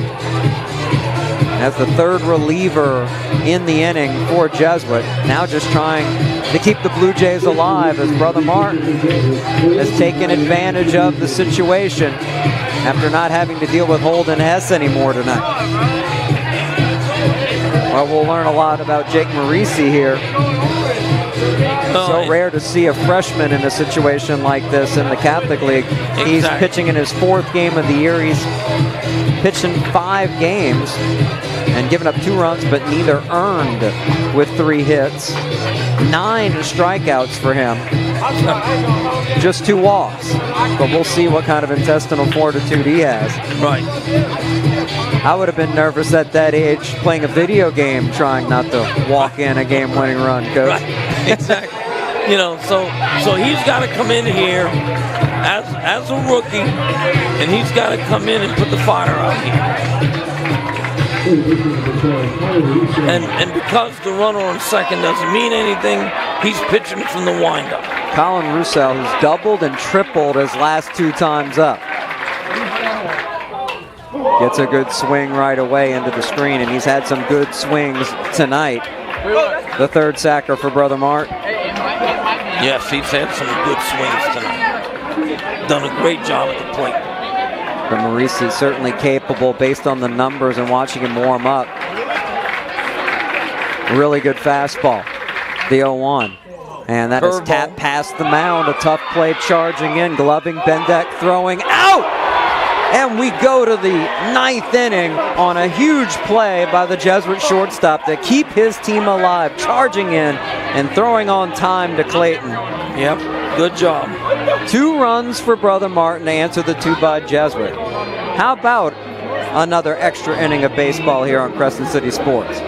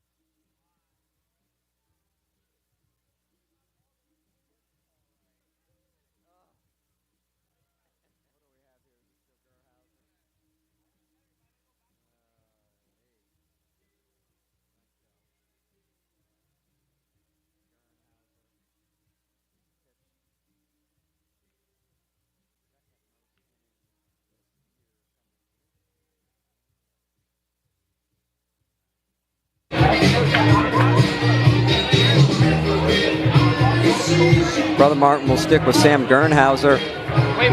Came into this game with the 2nd most innings pitched on the staff. came in relief of Alan Mason. Seems like he pitched about a week ago, but it's only been a little while ago. Jude Young along with Kenny Persang. We go to the 9th inning after both teams put 2 spots on the board, tied at 7. For the folks who saw the game in person between these two teams at John Ryan last night, that game's got nothing on this one. I didn't see last night, but I cannot believe it's much better than this. And the fans have certainly been treated to normal baseball at Kirsch Rooney. Great crowd tonight, great student sections, and more baseball coming as Jesuit at the plate with James Bendeck to lead off.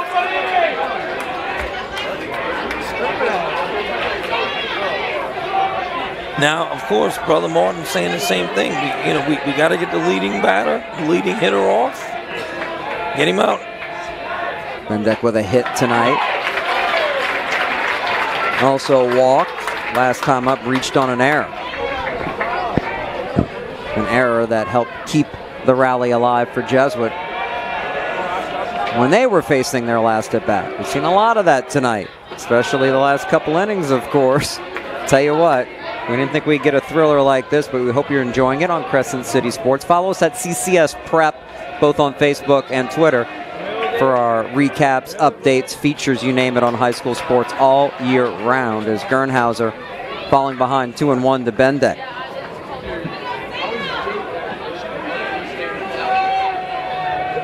Will Wegman on deck. He was pinch hit for last time by Hunter Ufnak, who came up with a big base hit. 3-1 now the count. I'd take a second strike here. Let's get a base runner. And not getting the call, missing just off the edge of the plate. What do they say about leadoff walks and the percentages that they score? Oh, absolutely. Second free pass of the night for Bendeck as the left fielder Wegman. Now, do you want your 7th hole hitter to get to 8 and 9? That's the question. Ufnak with the hit out of this spot in the order for Jesuit tonight. Although Wegman did reach on a hit by a pitch. He will try to bunt. It is a beauty. As good as you can get coming in Roussel from third and throwing in plenty of time, but job done for the Blue Jays as Bendeck moves into scoring position on the first out. And I want to point out what a great job Brother Martin's catcher did. Both the pitcher and the third baseman were making an attempt after the ball, and the catcher ran down to third base to cover the base in case that runner from second was moving over to third. Great job by him. Good fundamental baseball by both teams. Jesuit with a chance at the plate with a runner in scoring position and just 1 out for Bronson Goebel. Goebel with 1 hit this evening. And swings through the first pitch he sees from Gernhauser here. Good pitch. Gernhauser's been inconsistent getting ahead of batters. Challenge there with the first fastball. 0-1, missing low and away. Missed a lot low and away since coming in when he's been out of the zone. Well, he's been up and down. He'll make 5 or 6 good pitches, and then he'll throw 3 or 4 poor ones. Just got to become more consistent with the strikes. 1-1, again down. And a trip to the mound will come from his catcher, Prather. They don't seem too concerned with the runner at second. And he's not likely to be adventurous with 1 out here in scoring position, but you never know. Never know. Goebel standing up in the box, almost on top of the plate. Gernhauser to the dish, almost hit him inside. 3-ball count again at 3-1. Clayton on deck for the Blue Jays.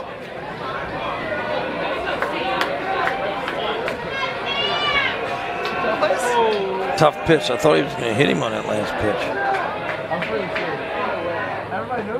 That a beautiful off-speed pitch. Yep. It looked like Goebel was taking all the way. Not a surprise. Now facing a full count from Gernhausen. Many shouts of Sam trying to urge on the Brother Martin right-hander. What a perfect off-speed pitch there for a swinging strikeout. Couple of beauties in a row from him in the at-bat when he needed the most. 2 down for Jesuit. Got a big strikeout when he needed it.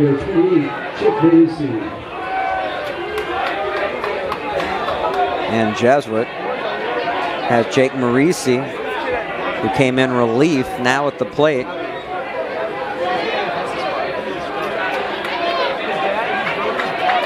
Chance for him to help himself and the Blue Jays cause. Just a freshman. And that one will get that big baggy jersey enough for a hit by a pitch. Yeah, you can tell he's a freshman. The jersey hangs for him like a sack of potatoes. It looks like a nightshirt, doesn't it? But he certainly did a great job of getting out of last inning and keeping the Jays in this. So Odie Oquan with 2 on. We'll see a new Brother Martin pitcher. Looks like the call to the pen is for a lefty. We will see when you see in a moment on Crescent City Sports.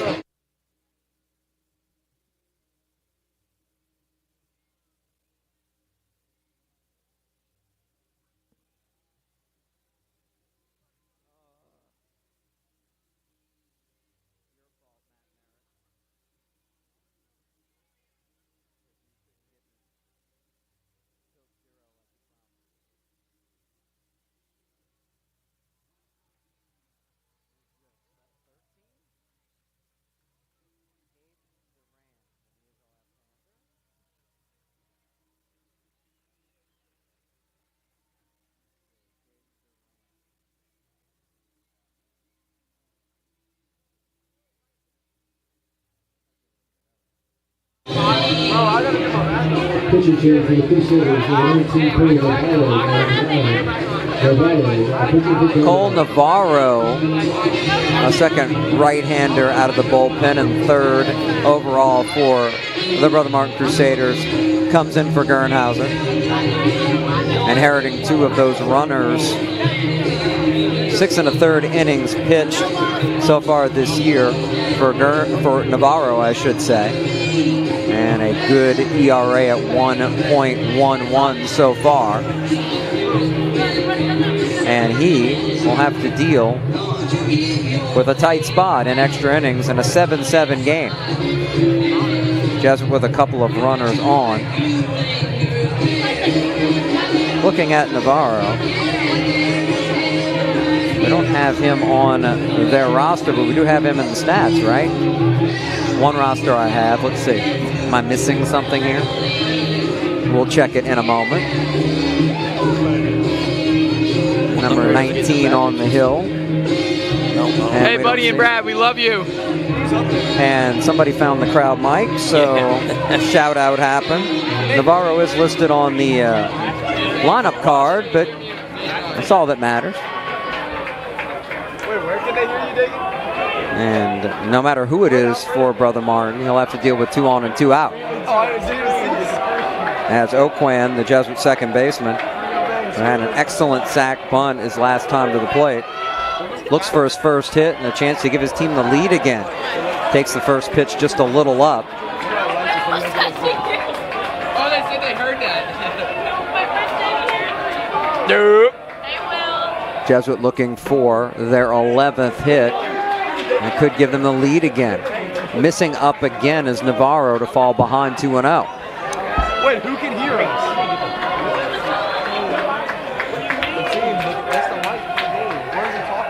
He'll square to show bunt. That one will go back to the screen. No chance to get a glove on it for Prather. The wild pitch. And the Jays now with 2 in scoring position as they move up 90 feet apiece, and that wipes out the force as well.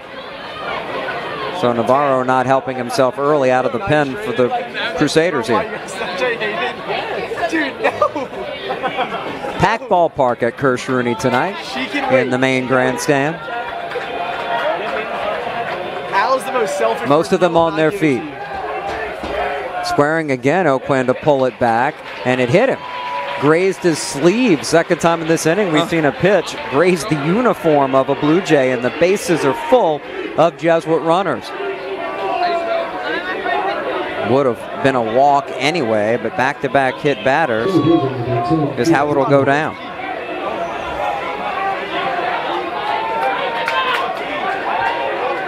What can you say? As Pittman, the leadoff hitter for Jesuit, crushed a double last time to the plate, has 2 hits tonight, and he has a big opportunity here. Yeah, he's just got to settle down and throw his strikes. Navarro behind again with the 1-0 and gets a high strike call around the belt. That'll lead to another mound visit for Prather. Right. I was thinking, actually, that's it right there. What? I gotta get away from that. We mean packed, right? I want to get away from the microphone. Fans crammed around even our microphone in the grandstand. I think our guys are just figuring out they're a little closer than they thought. A lot online following this, and a mean swing coming up empty for Pittman. 1-2 the count as Navarro ahead for once when he needs to be, with the bases full of Blue Jays in a tie game. Yep, didn't need a home run, just got to put it in play. We'll see if that changes the approach for Pittman. Lets that one go away off the plate.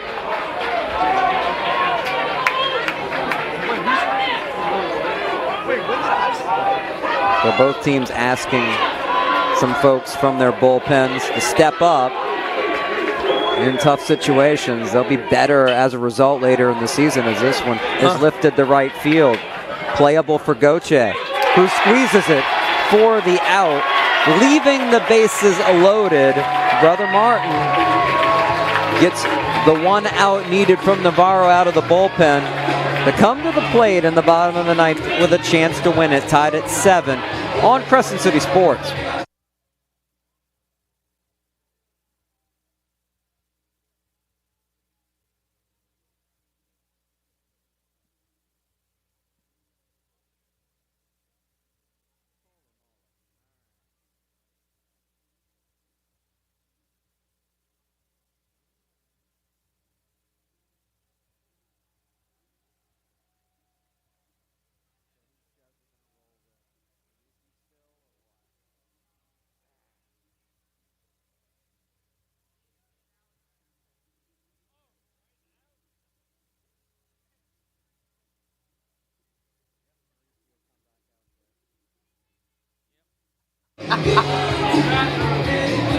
We want to thank all of our great sponsors tonight, including Lamarck Automotive Complex and Oxford Sports Medicine Institute, as well as Gibbs Construction, as they're all great supporters of what we do here at Crescent City Sports. Bring you games like this. Few games are quite like this. This is as good as it gets in the Catholic League, as Brother Martin with a chance to win it. Another final at-bat situation, and the young Jake Marisi, the Jesuit freshman, will stay out there.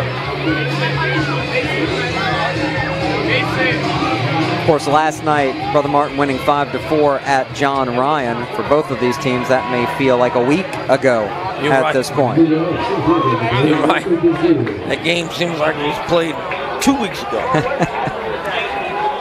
What a ball game here tonight.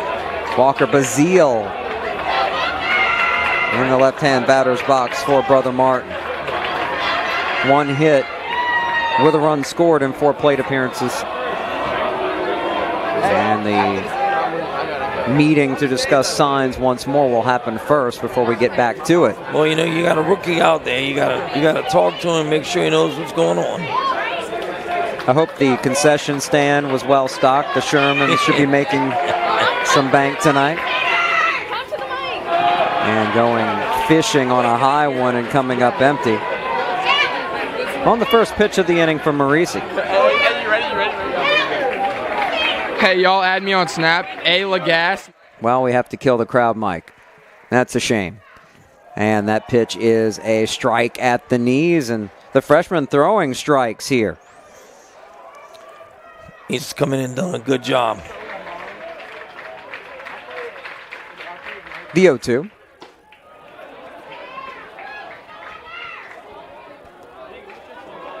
Waste pitch, trying to get him to chase. The nervous energy in the ballpark. The students have been standing as that one is down the left field line. Will it stay in play? It will not, going just over the fencing. But it's the nervous mothers with the jerseys on, the pacing back and forth. Think this game isn't big early in district play? Always is. So Bazile will stride back to the plate. Always is. These are all great baseball programs in this district. And after the battle in league play, we'll see some rematches in the state playoffs in the Division I bracket as a swing and a miss. Marisi blowing it by Bazile for out number 1. He's got a lot of life on his fastball, and you can see it from the first warm-up pitch. He can throw the ball.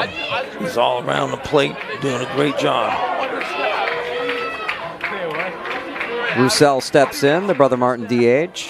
Checks his swing, but it doesn't matter. Strike called. I mean, he's just coming in throwing strikes. Pair of knocks on the night for Roussel.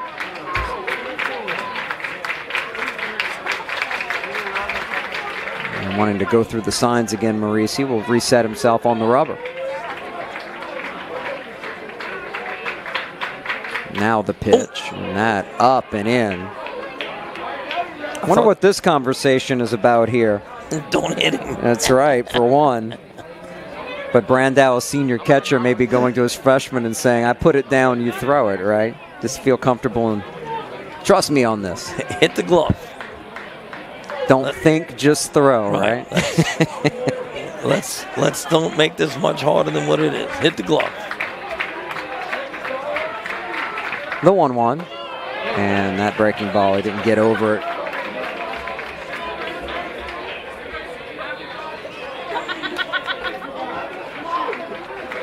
The catcher Prather due on deck for the Crusaders. 2-1 pitch with 1 out. A strike. Low in the zone.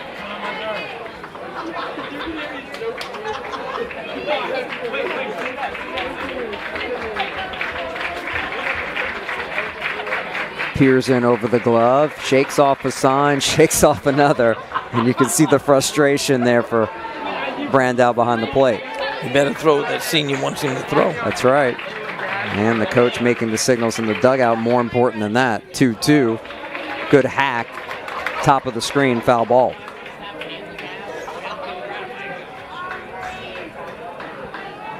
Kind of like in the movie Bull Durham, where the catcher just tells him what's coming. He got so frustrated. That's right.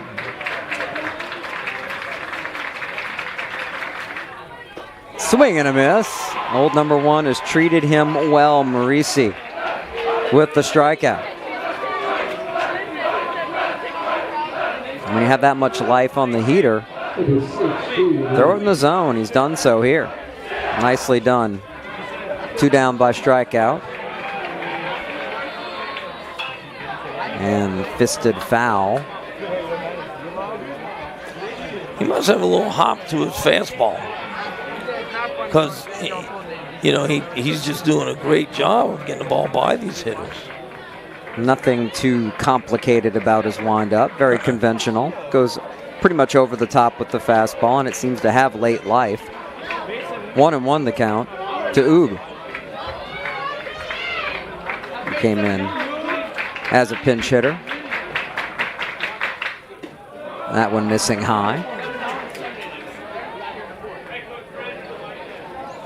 And no activity at the moment in the Blue Jays bullpen. Marisi looking good. And I like the way he works. He works a little bit quicker than the other pitchers from tonight. Very close, but just off the plate. Now behind 3-1.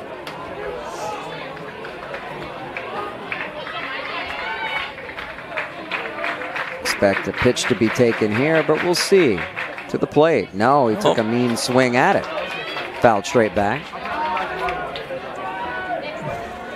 Knew he was getting a fastball and tried to attack it.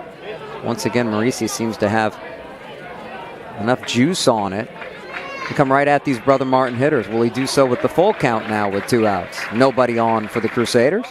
He does, and he blows it by him. 1, 2, 3 inning all via the K for Jake Marisi. Excellent work to take us to the 10th. Why not? More free baseball on Crescent City Sports, tied at 7.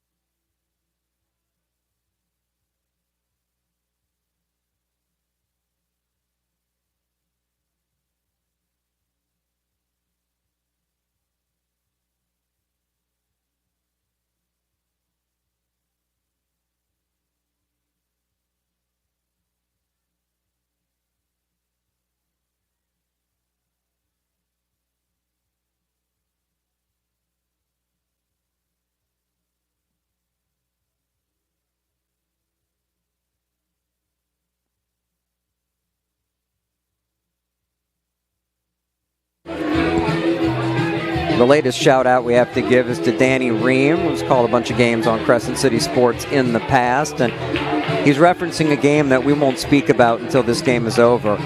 Let's just say that game lasted a while. Kind of a memorable local game. It lasted a while. I know the one you're talking about. Jude Young with Kenny Persang.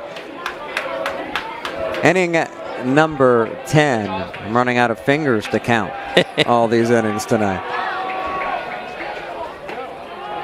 And Cole Navarro out there for another inning of work, throws a strike. William Good hitting a walk and 5 strides to the plate so far. We'll try to get things going for Jesuit here to start the inning. Brandow and Hestu up after him.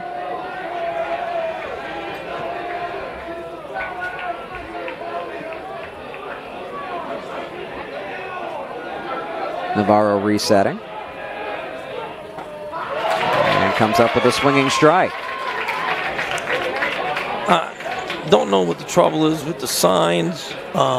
Maybe they're giving 2 sets of signs, one for the pitch, one for the location. But they've had a couple of conversations out there tonight. And just looking at the fingers there for Prey, they're not seeing any tape on the fingers to make it maybe easier to make them out. A shadow situation makes it a little harder sometimes. 0-2. How about you just go right at him and get a swinging strikeout? That always works. Second strikeout, first swinging tonight by Good. 1 down for Luke Brandow. Had his only hit back in the 8th.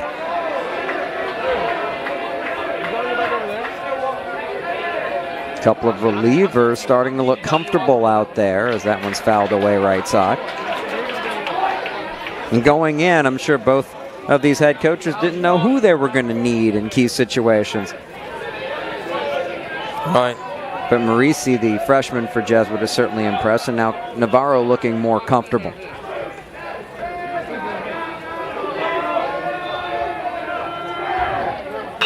Oh, 0-1 is grounded to short, and Saida not able to handle it. The second Brother Martin error gives Jesuit a runner on at first with 1 down. That ball just stayed low on the grass and dirt and slipped under his glove. It's been so funny how we've had like some worm burners. Sure. And then we've had these high hops. Right, when the ball is hit in the dirt in front of the plate, the high hops, and even on the second hop off the grass in particular, have been higher hops than the usual. And once they stay on the grass, because it's, I wouldn't say high grass, but it's pretty healthy on a very well-kept field, ball stayed down. And it even looked like it skipped a little bit. Sure. Jesuit with the courtesy runner, Jack Ainsworth. Another chance to do so. Seen him earlier as Hess will step in. He's got the ability to change the game with one swing. And certainly did coming up with the big double. That's right. Pounding it the other way back in the 7th. One of 2 hits tonight for him. The starting pitcher didn't get a lot of time to ice down his arm and relax. Now doing work at the plate and hitting that to left center field, drifting over a bit. Bazile, easy play, out number 2, as Hess retired on 1 pitch. To bring up James Bendag, the Blue Jays shortstop. Been on base 4 times tonight. A couple of walks, a hit, reaching on an error as well. Both these relievers have done a great job of coming in and throwing strikes. Both of them settled down and throwing very well. Hess went after the first pitch as a result, and so does Bendag. Right field foul out of play.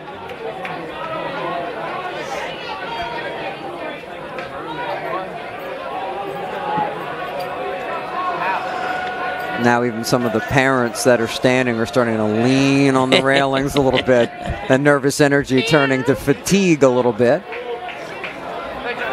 Or they're old like me and it's just past your bedtime. Need a caffeine boost at this point. Ooh, a good cup of coffee would hit the spot. At 10:45 in the evening. The game that started at 7:30. Going out on the grass and barely avoiding the right fielder Goche, but making the play as Randall to retire the side, so the error doesn't hurt. And we go to the bottom of the 10th. Brother Martin with another chance to win it in a 7-7 game against Jesuit on Crescent City Sports.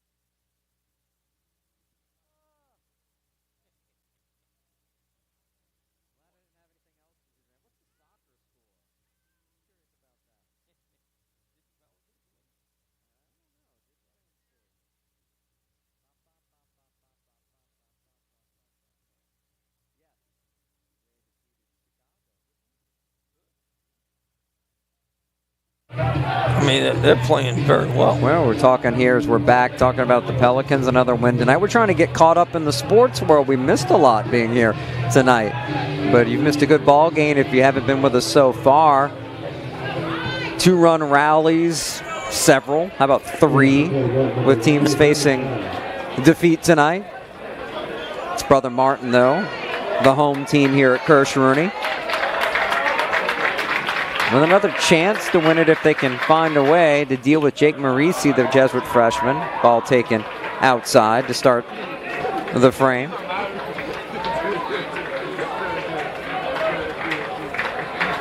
Brian Dara at the plate for the Crusaders. Haven't seen him. Chance for another freshman. So a freshman versus, this is supposed to be a 9th grade game, Coach, but we see these youngsters out here trying to determine things in a big varsity district matchup. It's great to see these youngsters out here where these coaches believe in them enough to put them in big situations. And it says something about those kids. The trust that the coaches have in particular speaks for itself. Correct. Marisi has rewarded Jesuit's confidence. That a tough play, and able to come over and grab it. Oquan in front of the first baseman Clayton, as Clayton thought, I think for a second there, Oquan was going to collide with him. Well, but the first baseman was camped under that. Sure. I don't know if there's a lack of communication there, or I don't know, but anytime you're camped under the ball, you got to let everybody know.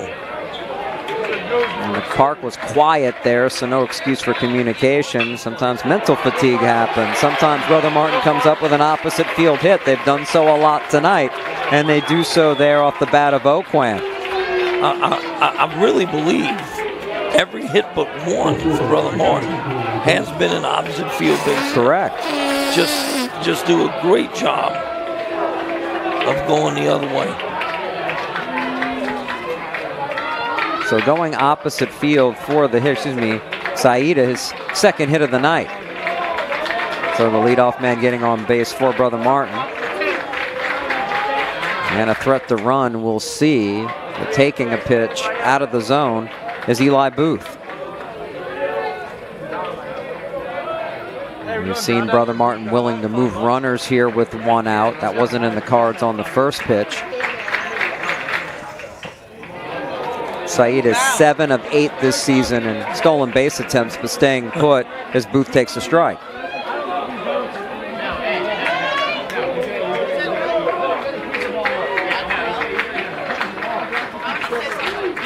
Decent lead over at first for the Brother Martin shortstop, who was off and running, and he'll steal it easily on the pitch in the dirt. No chance there for Brandow. And Brother Martin with a potential winning run now down at second base. Steal number 8 this season for Saida. Turned out to be a great pitch to run on. It was a breaking pitch down in the dirt. And just couldn't pick a better pitch to run on. So now the winning runs at second with one out. The shortstop Bendek playing behind Saida for the moment. We'll get a reset here. Marisi looking down at second before putting his foot back on the rubber to deal with the left-handed hitting Booth. Again, the game of cat and mouse going on back there. Saida holding his ground, pitch to the plate, outside. I tell you, Marisi has good velocity. Really popping the mitt. Yeah.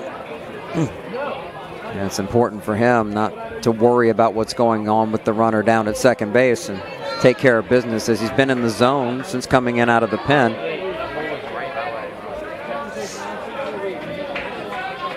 Both head coaches directing traffic, and now they just decide to go ahead with the intentional walk. Booth not being important, and it sets up a potential force play at a couple of bases and makes the pressure shift to Bryce Goche. Well, I don't know if I want the third hole hitter to come up in this big situation. He's a third hole hitter for a reason. But choosing poison here and thinking the force may come into play, a chance to turn 2 and get out of the inning. It's a risk. That's exactly why it was done, and maybe try and turn 2 and get out of this. But the only important runner is Saida down at second. He could win the game, and that is hit decently well to center, but will hang up. Pittman will drift to his left and make the play for the out. Saida will look to tag up. The relay won't go to third base, and we'll have runners at the corners at 2 down. So after the intentional walk, may wind up working out for Jesuit, but that'll bring the cleanup man Sully Stringer to the plate with a chance to win it. Stringer with a hit and an RBI, been hit by a pitch, reached by a walk as well.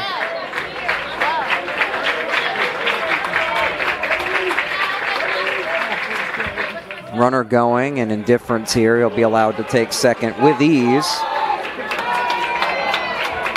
And now potentially you've got the option of walking the cleanup man, but then you have to deal with the bases loaded, and a walk can beat you. So looks like they'll go ahead and let Marisi challenge Stringer. Good swing, but foul into the screen. Count 1-1. Well, you got 2 outs.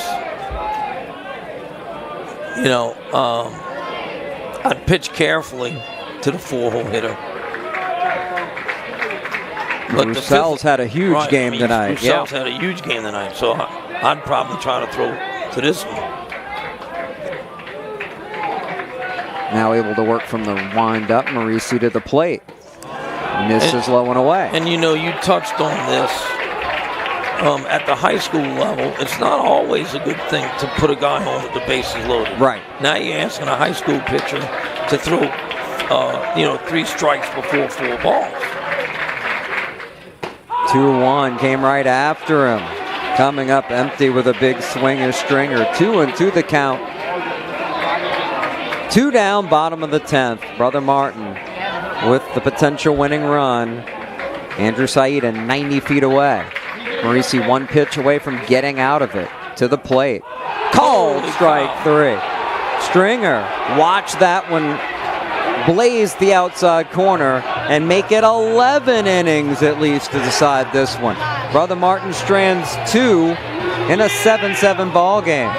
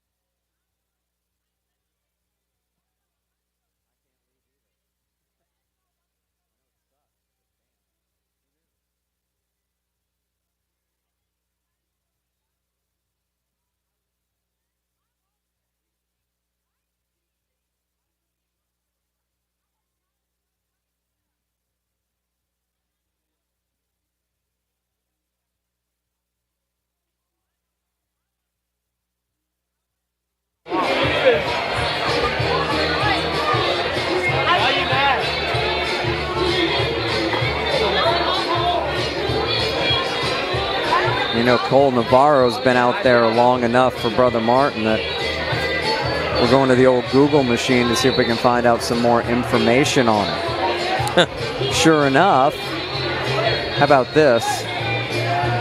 No, he doesn't look at his height. He's a freshman as well. So we got a pair of freshmen here just going at it. Goodness gracious, that's wonderful. The rookies are performing wonderfully. Marisi for Jesuit, Navarro for Brother Martin. Inning number 11, about to be underway. Who has the final answer in this one?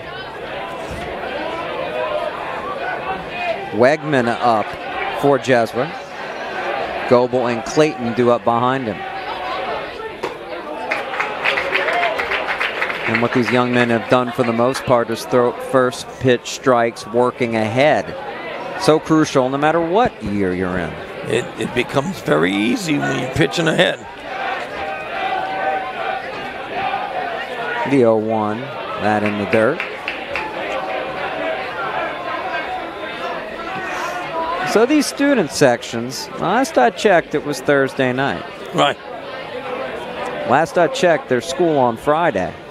Well, and of course, there's some tests and stuff tomorrow, too. But, right. You know they're going to go home and study. They'll figure it out. Yeah.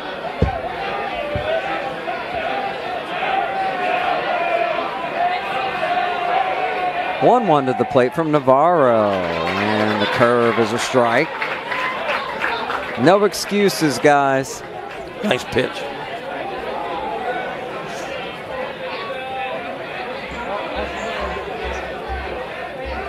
Navarro comfortable like Marisi at this point. And tried to stretch the outside corner, just missing. Just so confident, these two young kids. So confident. And you got to be to go out there. And once they've had fresh innings to deal with, they've really settled in, taking command of the game. Curve, ball, strike, inside corner. Frozen. An inside curveball. Yeah, we've seen that. That was more Alan Mason's weapon of choice. Worked there for Cole Navarro to retire Wegman.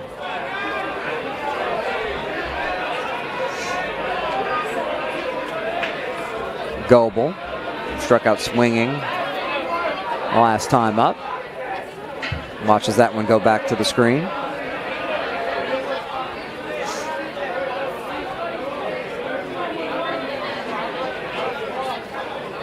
So after this series, Brother Martin will have to contend with John Curtis starting Saturday. Good Lord. Noon first pitch there. Doesn't get any easier. At Miley? Yes, it is at Miley, a home game for John Curtis. And then they'll have their second game of the series scheduled on Tuesday. Chopper foul outside of third. And who does Jesuit go up against? As for the Blue Jays, and they're 0-1 and Brother Martin 1-0 after the Crusaders won last night. Jesuit will face Holy Cross, scheduled for 1 o'clock on Saturday at John Ryan. Another ball into foul territory, this right field side, and 3 different Crusaders converge on it, and making the play in the end was Randall. Could have been something nasty collision-wise there, but in the end, Randall able to glove it on a tough play. Well, the first baseman overran it, so he was coming back. The second baseman was sprinting over there, and the right fielder just showed up and made the play. That's right. No harm on the foul and an out number 2. Even the scoreboard getting a little tired here. It says 87-7. I don't think so. In the ballpark here. His first pitch swinging, a grounder by Marisi to third. Throw over by Roussel in plenty of time. And Cole Navarro with another clean inning of work. Another chance for Brother Martin. Bottom of the 11th. Kirsch Rooney's seen a lot of extra inning games. This one, a memorable one here on Crescent City Sports.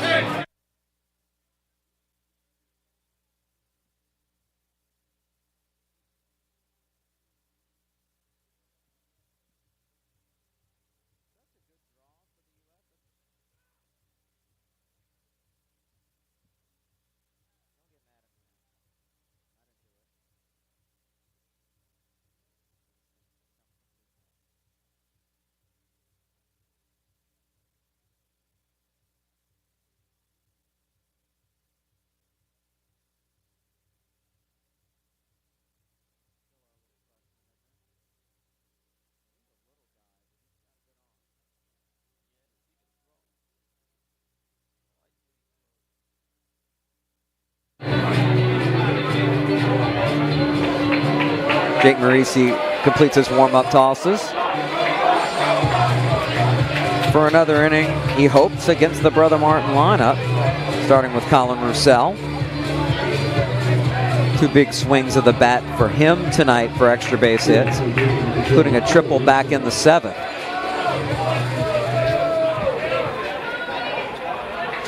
As this game has become a battle of freshman relievers.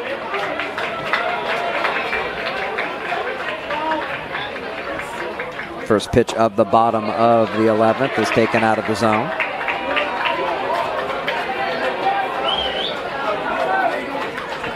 Whoever loses this game is going to be hurting with the wild swings of emotion in it. Right. None of that matters if you're the team that gets to celebrate on the field at the end, but the team that drops it will think about all of the moments that could have been. Both teams had their chances and then some to win tonight. Well, now Marisi missing the 3 straight pitches.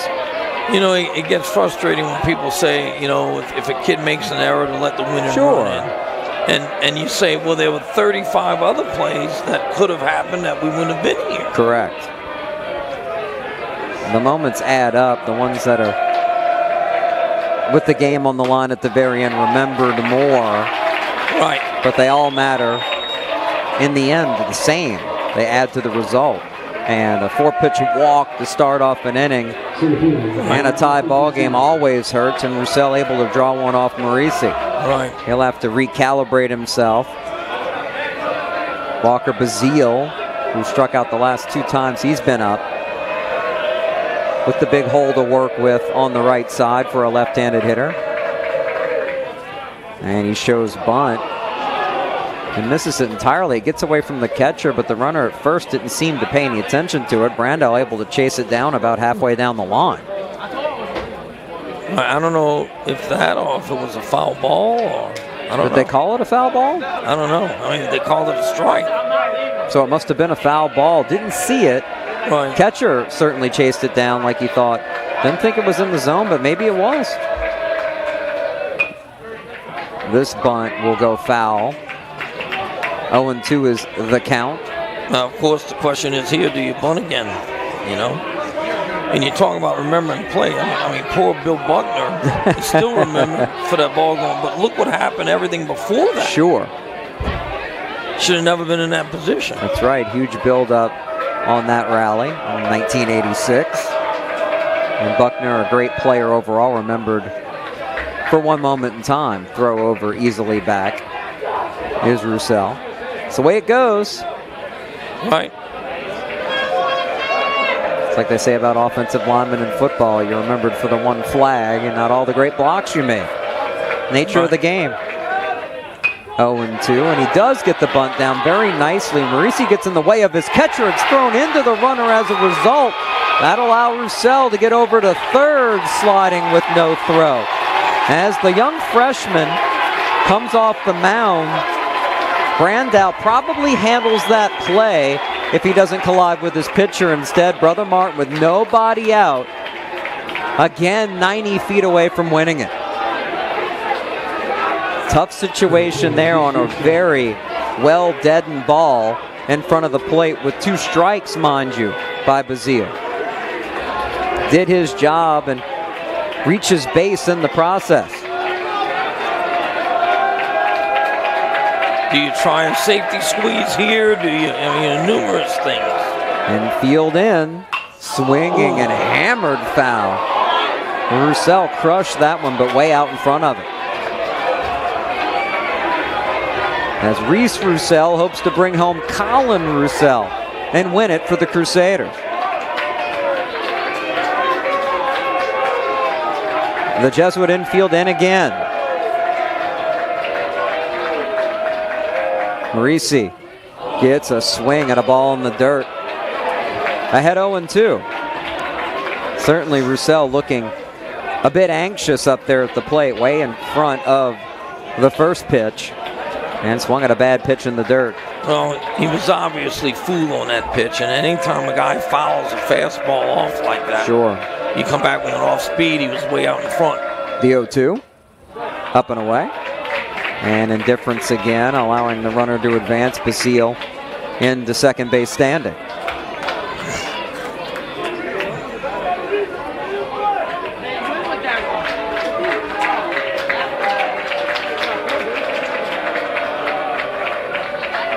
Three hours, 40 minutes in. Brother Martin with a chance to win it here. 1-2 pitch, and that one about a 57-footer. Excellent stop by Brandow to keep it off the chest protector in front of the plate. Did a great job on blocking that and saving that winning run. Both of these catchers tonight have been really good to watch, handling their pitchers, handling some tough pitches at times. Marisi wants to go through the signs again with the backstop Brandow. Reese Roussel looking to win it. Takes a called strike 3. Frozen on the pitch, a fastball outside corner. Brother Martin fans don't like it. Jesuit fans do the left to right march chant. All right, big strikeout. Right-handed hitter. Is this squeeze time with the way they handle the bat? Oh, they're putting him on. And that what we talked about earlier, would they have the courage to load the bases and risk a game-winning walk? Oob will go down to first base. All right, now let's see what happens.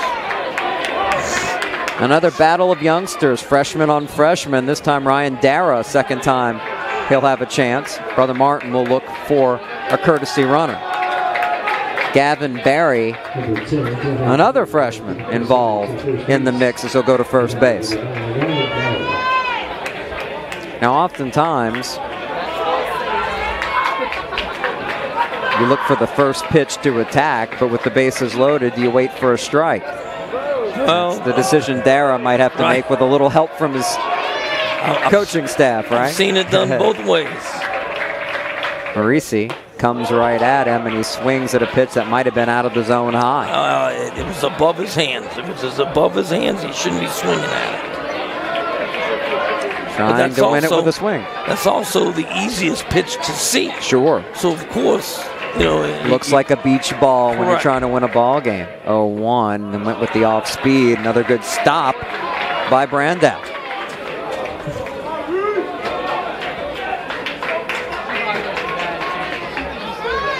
Bases full of Crusaders. The one that matters, Colin Roussel at third. The potential winning run, the 1-1, missing again outside. And Marisi maybe at this point might have to just come with the fastball and trust it's good enough against Dara. Freshman looking to decide a big varsity game. 2-1, good swing, fouled into the screen. Bit of a stinger off the hands there for Dara, who shakes his right hand a bit. Now, had it gone to 3-1, that would have been a great time to square around the squeeze. And if the pitcher pitches out, you pull the bat back and you walk in a run. Instead, a 2-2 to the plate. Off speed, called strike 3. Marisi again comes up huge. Second straight strikeout looking. Mixed in with the intentional walk. Wow. Wow. That young man with young ice water in his veins. Yes, sir. But now we'll have to deal with Andrew Saida.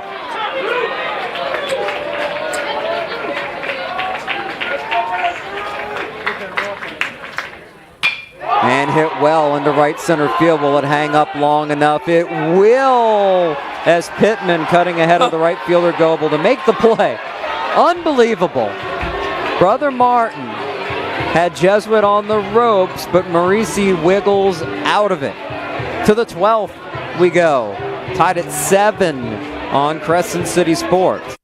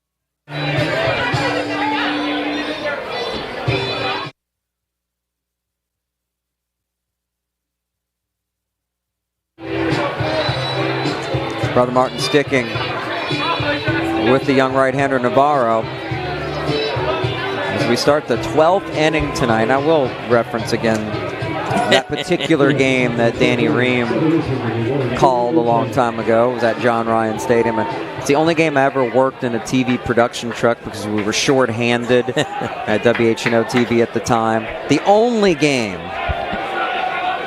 Swore me off for life. On the mic, though, having fun tonight as the first pitch just missing outside. Jesuit able to get out of a bases-loaded jam to keep this one going. Adi Okwan, the 9-hole hitter, leading things off. Takes another pitch, this time for a strike.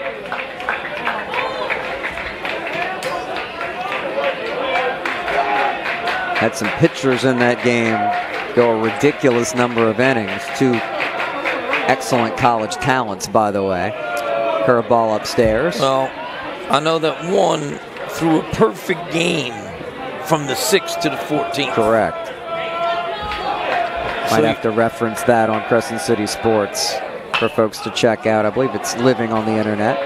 That a pop foul outside of first. Easy play for Stringer.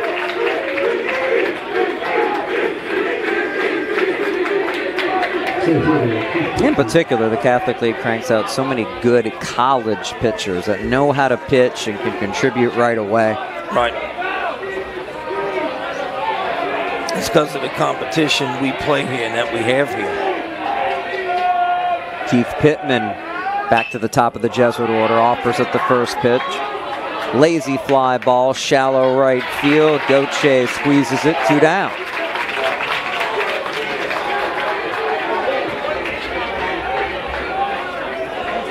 Both teams have had their chances to put this game away. No question. And 2 freshman relievers looking comfortable out there, although Marisi really had to earn it in the last half inning. Swings over a pitch low that hits the dirt, does William good. Struck out the last time he faced Cole Navarro.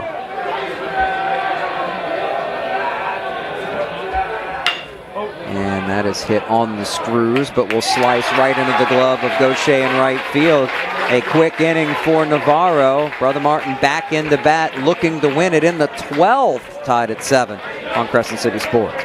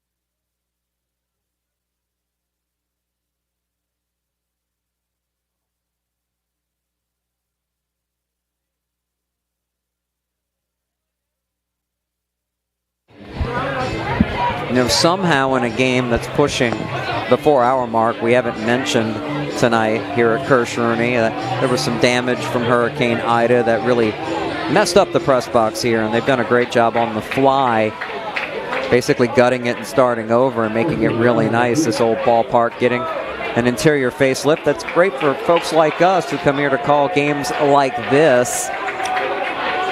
And watching guys like Jake Marisi and Cole Navarro impress as freshmen for their respective Catholic League teams. Well, you always love to see the young guys step up and perform. I mean, it's just such a great feeling as a coach to have a young one do that. Booth was intentionally walked in his last appearance. Takes a ball from Marisi, who had to wriggle off the hook with the bases loaded. Is still looking strong and challenging hitters. That, though, missing away, and you just wonder at some point, who does the fatigue settle in for first? Right. Marisi's had to labor a little bit more than Navarro, who's been cruising since coming into a jam in relief. And he's missed arm side a couple of times here, which is a telling sign. 3-0 the count, with 2, 3, and 4 up for the Crusaders.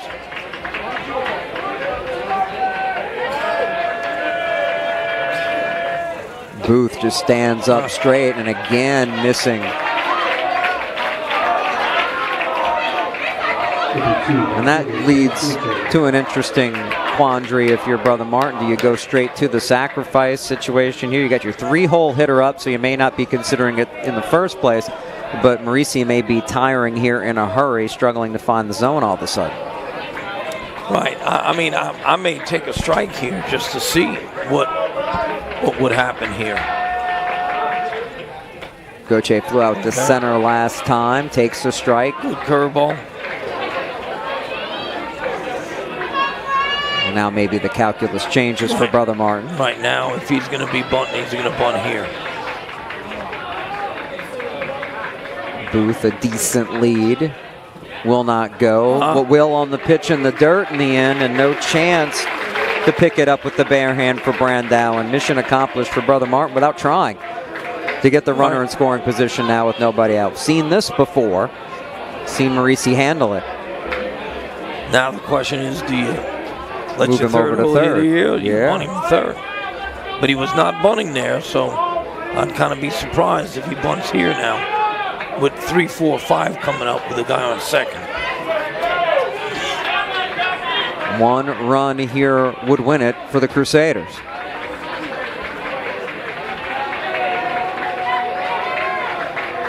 Marisi, long stare at second. The pitch fouled straight back. So clearly swing away the decision for Goche with Sully Stringer on deck. You're going to get several cracks at it, barring the unforeseen, to try to drive the run home and win it.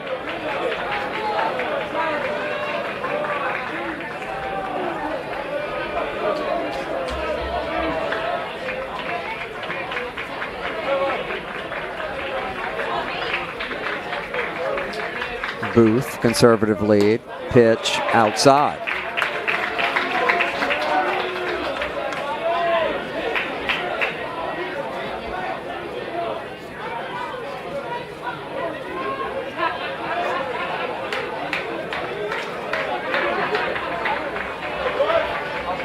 That big protective mitt in the back pocket sticks out like a sore thumb, literally. Goche not pulling the trigger there and drawing the walk. Things you notice when you see guys 5 or 6 times come to the plate tonight. Right. So the force set up. And wait a second here. That's what I thought. I thought the scoreboard was right. He thought it was ball 4. It was not. It was ball 3. And he'll have to come back sheepishly and grab his bat. My bad. Sorry, The mind starts to wander in games like this. Lot on your mind at the plate with a runner in scoring position, trying to win it, which has suddenly become a struggle for both of these teams as we go deep into extra innings. The 3-2, and he winds up striking out. Right. And part of it, you wonder if he's thinking, well, I can't take anything close now, but he was attacking with the swing and came up empty. Big K for Marisi. And he's going to see a lot more work for Jesuit this year with what he's done tonight. Stringer with a couple of runs driven in.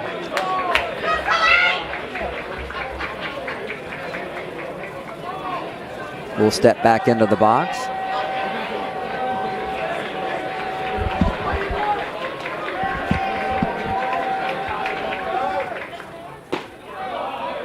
Fastball outside. And he's gotten the strikeouts with his fastball. He's just throwing it by him. And hasn't lost any life on it yet. 1-0. And that, another 57-footer and another chance for Brother Martin to operate with the winning run at third, just one out. I am losing life quickly. You said it, not me. We have certainly been long since past the old cliche, which is true. It's a shame somebody has to lose this one. And you'd feel bad if Marisi was hung with the loss with the way he's pitched. And we'll see what the discussion is as a visit to the mound comes with a 2-0 count. Maybe it's to buy time. Maybe it's to check and see if he feels like he can keep going. If you're a coach, you're asking for honest answers here. Well, there's nobody in the bullpen. And nobody in there. So. And I wonder if the schedule congestion catching up a little bit with these district games. They were supposed to play on Tuesday. Games across the area on all levels called off because of the system that came through. They played last night instead. Back-to-back here, both with games early in the afternoon on Saturday. Right. All district games. That playing into the minds of both of these head coaches. I'm sure it is. But Kenny Goodlett with Jesuit, and of course Jeff Lupo of Brother Martin have to feel really good about their teams and how their depth has shown up tonight. No question. Pinch hitters, runners, out of the bullpen.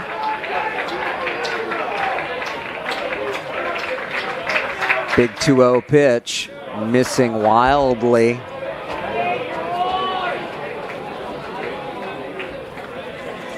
Colin Roussel waiting for his chance for Brother Martin after Stringer. I'm just wondering if he went out and said, look, pitch carefully here to this good hitter. See if he'll chase something perhaps. Right. No, he comes 3-0 and throws a strike. That was the case. Might have just called for the intentional walk there, but Maurice's not afraid of anybody, that's for sure. No. He's going to come up, he's going to challenge you.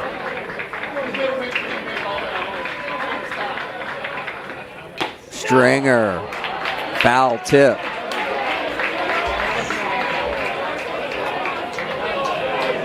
And that's been something they've studied with analytics and technology. If you can challenge upstairs, like you said, it's hard for hitters to lay off of, and they're not going to come up with anything too often. 3-2, takes another. Brother Martin, strike 3 call. And Stringer looks shocked. But the outside corner has been given a bunch to Maurice. Right, you got the winning run at third base. If it's a close pitch, you have to be swinging the bat. You want to put it in play even if it's absolutely a half swing there. Put the pressure on them to make a play and get it out. Throw the winning run out of the plate. The opposite field approach was great for Brother Martin tonight against Holden Hess. We haven't seen it a lot since then. Right. Fastball strike inside. Colin Roussel.